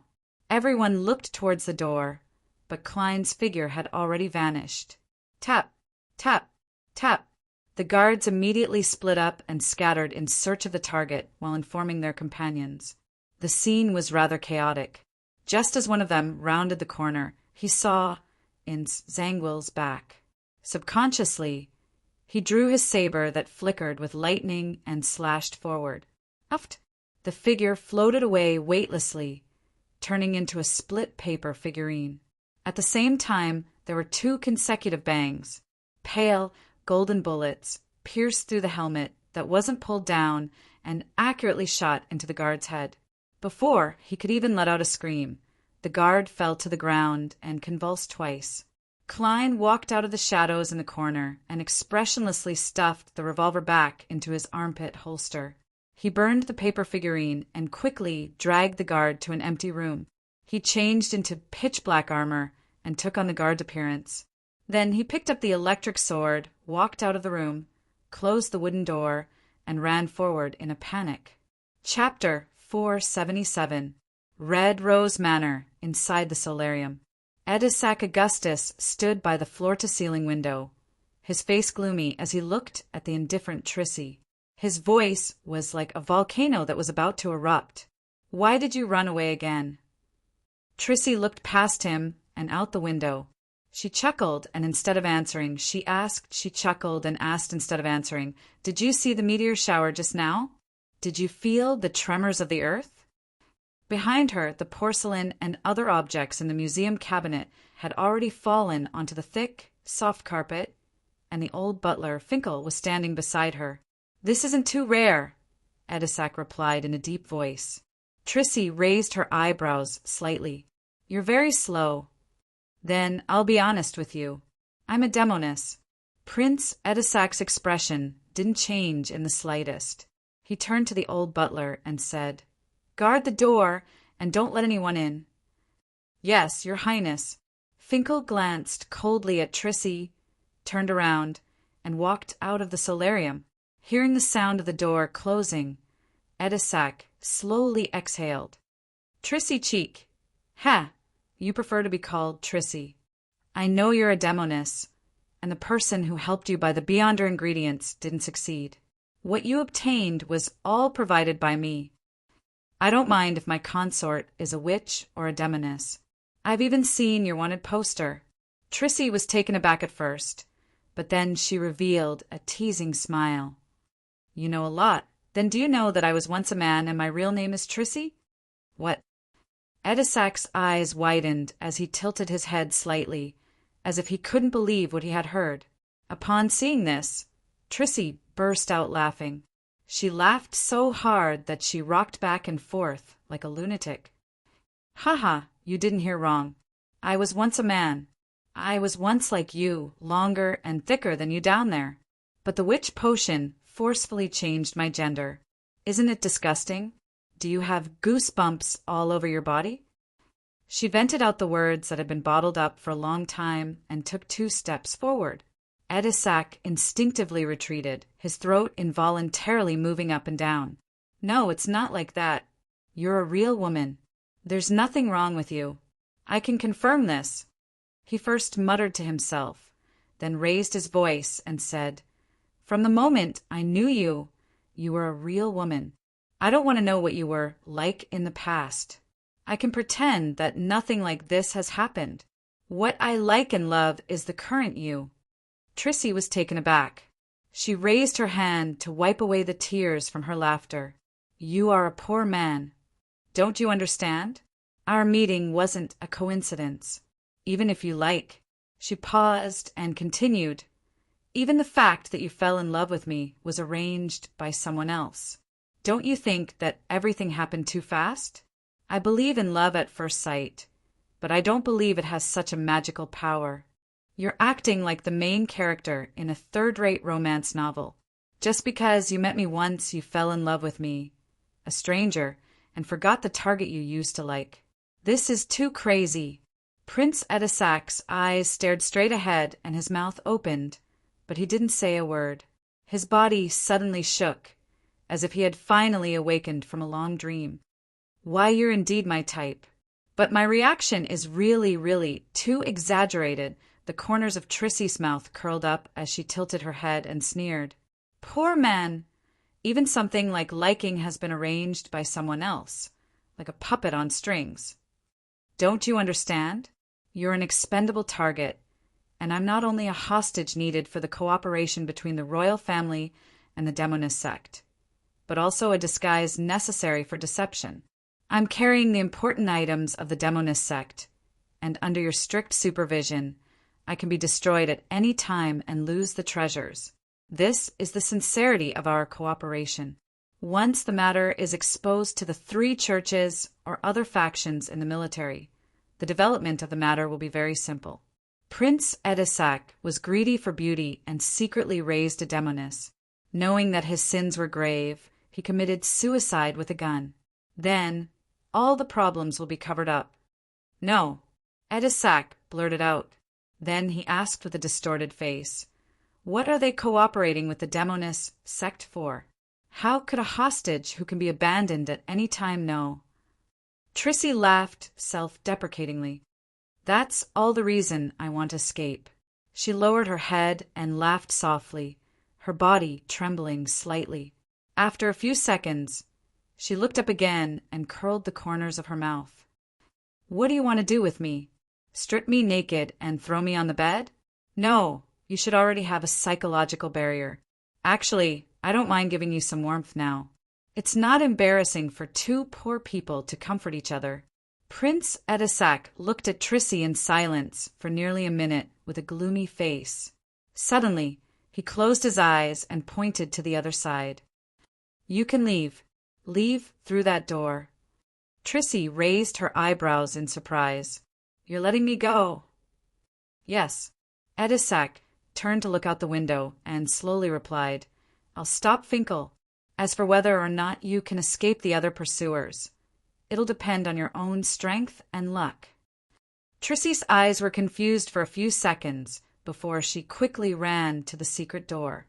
Before leaving, she couldn't help but look back. "What about you?"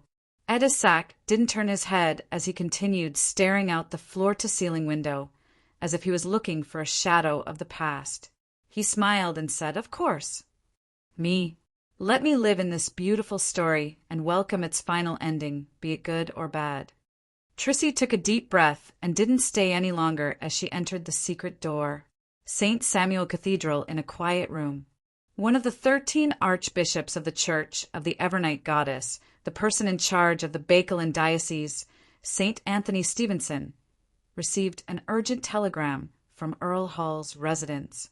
This beardless, deep-eyed elder had an extremely clean appearance. Even though he was wearing a black and red archbishop robe, he didn't give off a dark feeling.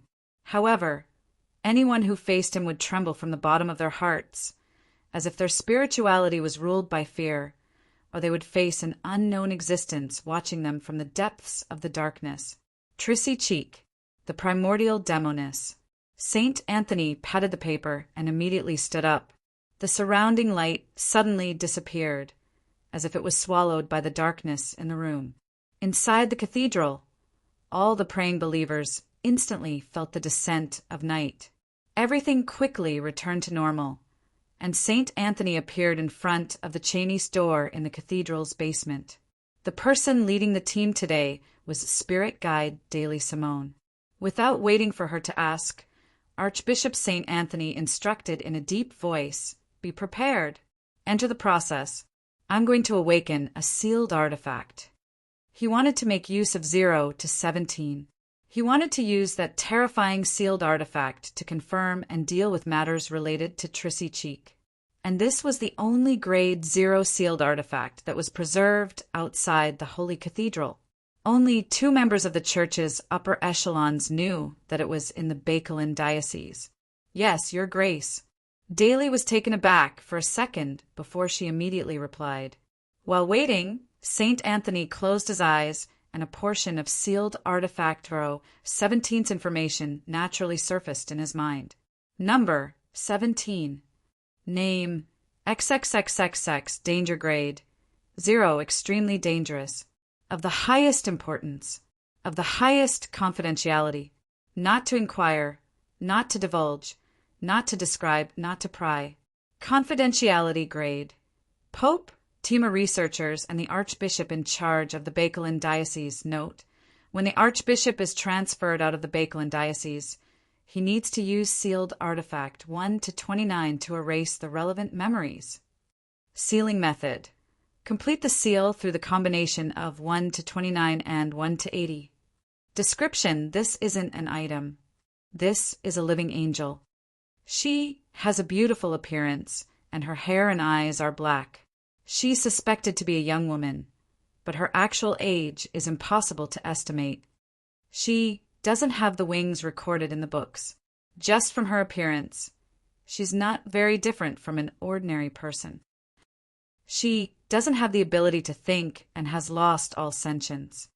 Any person or item that approaches her will completely disappear. Through divination and other means, it can be confirmed that they are still alive and truly exist. However, no one has been able to find them. So far, 1,825 methods have been attempted, but all have failed. 0/17's range of influence will expand and contract irregularly. So far, it has caused more than 70 researchers to disappear. Warning: she cannot be used. Appendix 1. This sealed artifact first appeared in the Pale Era of the 4th Epoch. Exact year missing. Exact date missing. Exact location missing. Appendix 2. According to the data, she has been awakened 5 times. By transmitting the information and searching for the fake in Sanguil, Klein, with the help of divination, overcame the interference of the master key and headed straight for the exit indicated in the revelation. He knew very well that with a carpet search, the corpse in the uninhabited room would quickly be discovered. Therefore, he had to make every second count and rush to the exit as soon as possible. The powers of a faceless need to be paired with a mystical item that can destroy corpses. It didn't take long for Klein, who had gained true knowledge through practice, to pass through one checkpoint after another and arrive at the exit indicated by the divination. But what surprised him was that there were no guards here. There was only a heavy stone door that stood there alone. What's going on? Why isn't there anyone guarding the exit? Was my divination misguided, or are the guards outside? Amidst his thoughts, Klein found a corner and took off his armor, returning to his light and agile state. Following that, he came in front of the stone door and felt his way to the left corner of the wall. After cautiously confirming it with a gold coin, Klein took out the ancient brass key, pressed it against the wall, and twisted it gently. A ripple appeared and shook slightly. Klein silently passed through the wall and didn't use the main door. The first thing he saw was the natural light that shone down from the dome. This meant that this was indeed the exit. Klein cautiously didn't move as he quickly adapted to the light. He saw neat but mottled gray stone slabs beneath his feet, and there were thick pillars in front of him. This was a large hall, and in the middle there were 4 hooded figures kneeling around what appeared to be an altar. Following that, a gentle but slow female voice entered Klein's ears. Chapter 478. Mr. A? Mr. A from the Aurora Order? Klein, who had planned to slowly move along the wall and the shadows to the door, shrank back without a sound. In Sangwell should be working with a certain faction of the royal family. To be able to excavate and hide such a large underground ruin near Bakeland, it must be one of the leading forces of the Ruan Kingdom. The addition of Nsangwell and 0-08 can directly eliminate the possibility of the Church of the Goddess. Although the people of the Lord of Storms are a little rash and chauvinistic, they aren't likely to cooperate with the Demonist sect.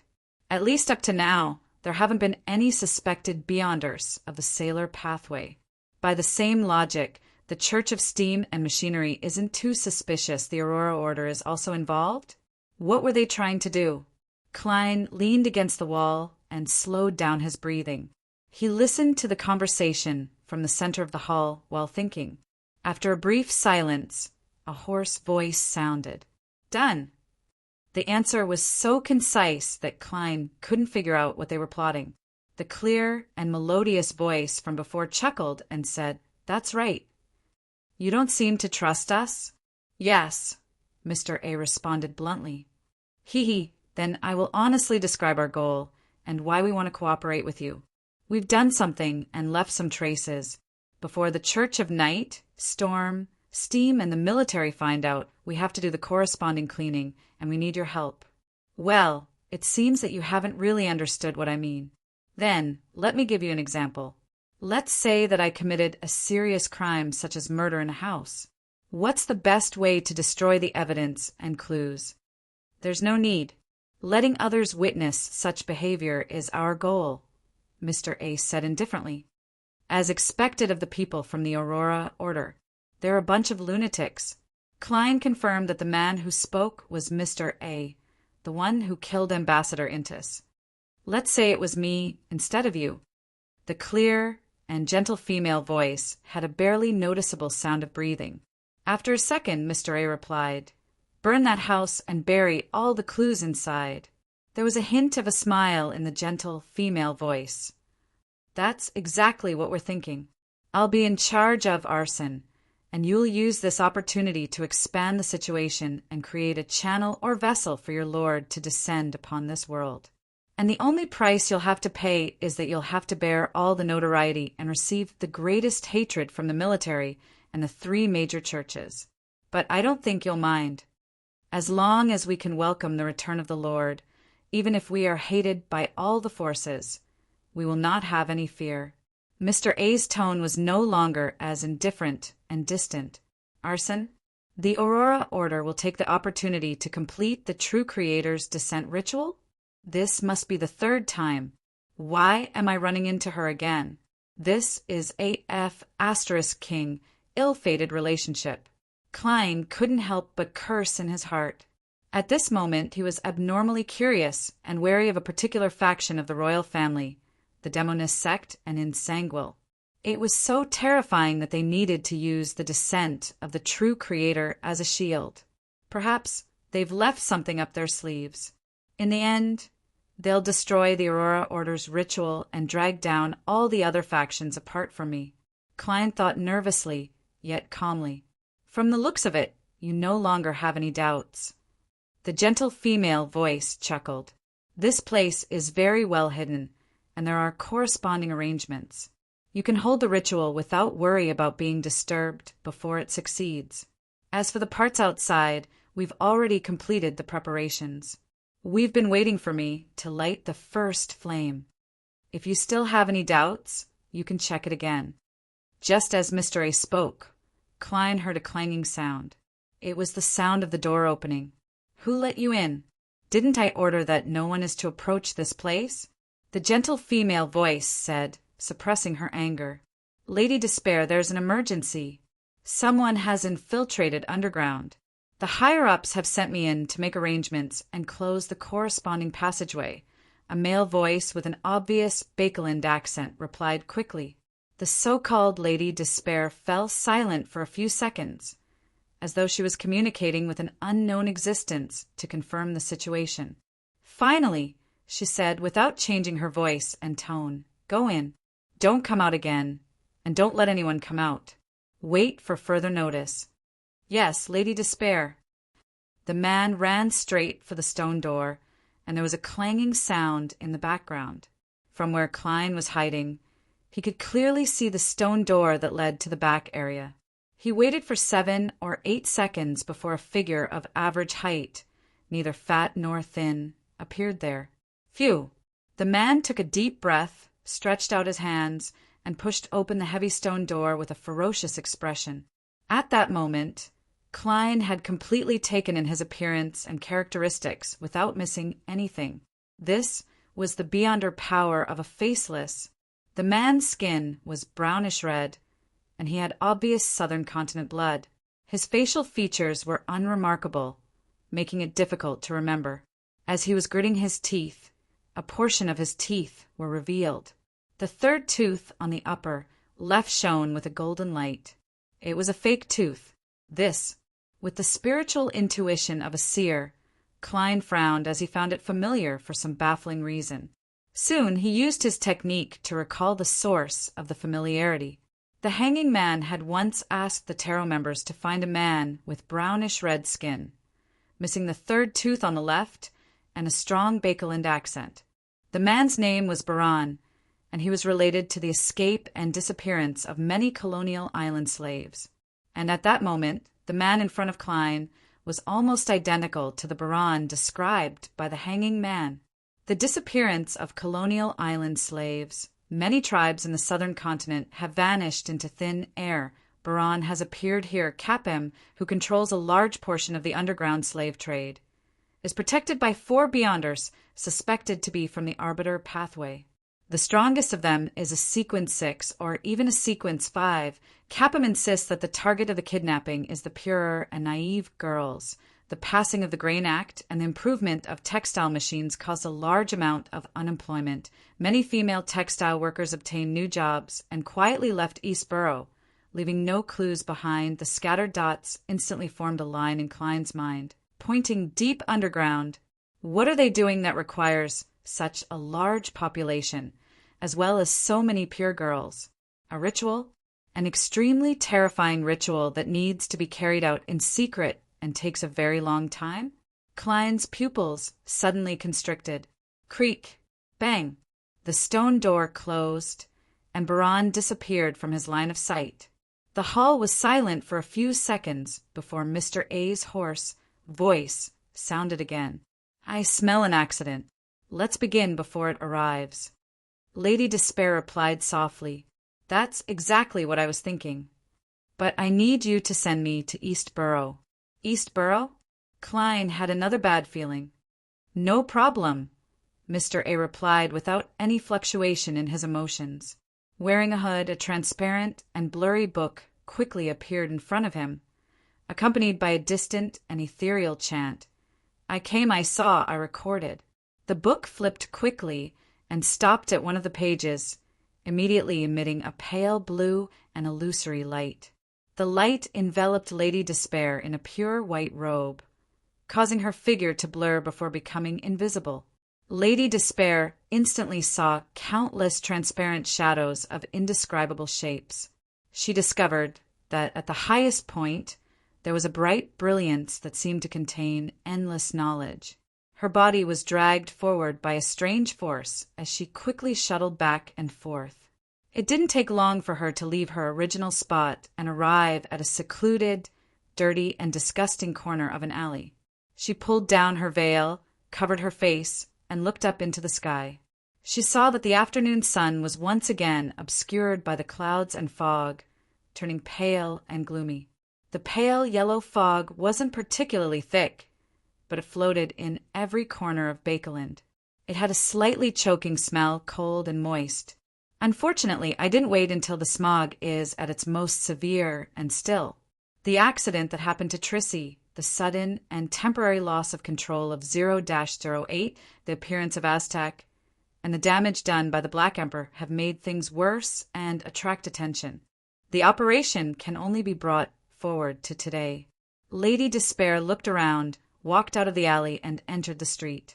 Her footsteps were very slow, as if she was wandering in a sea of fog.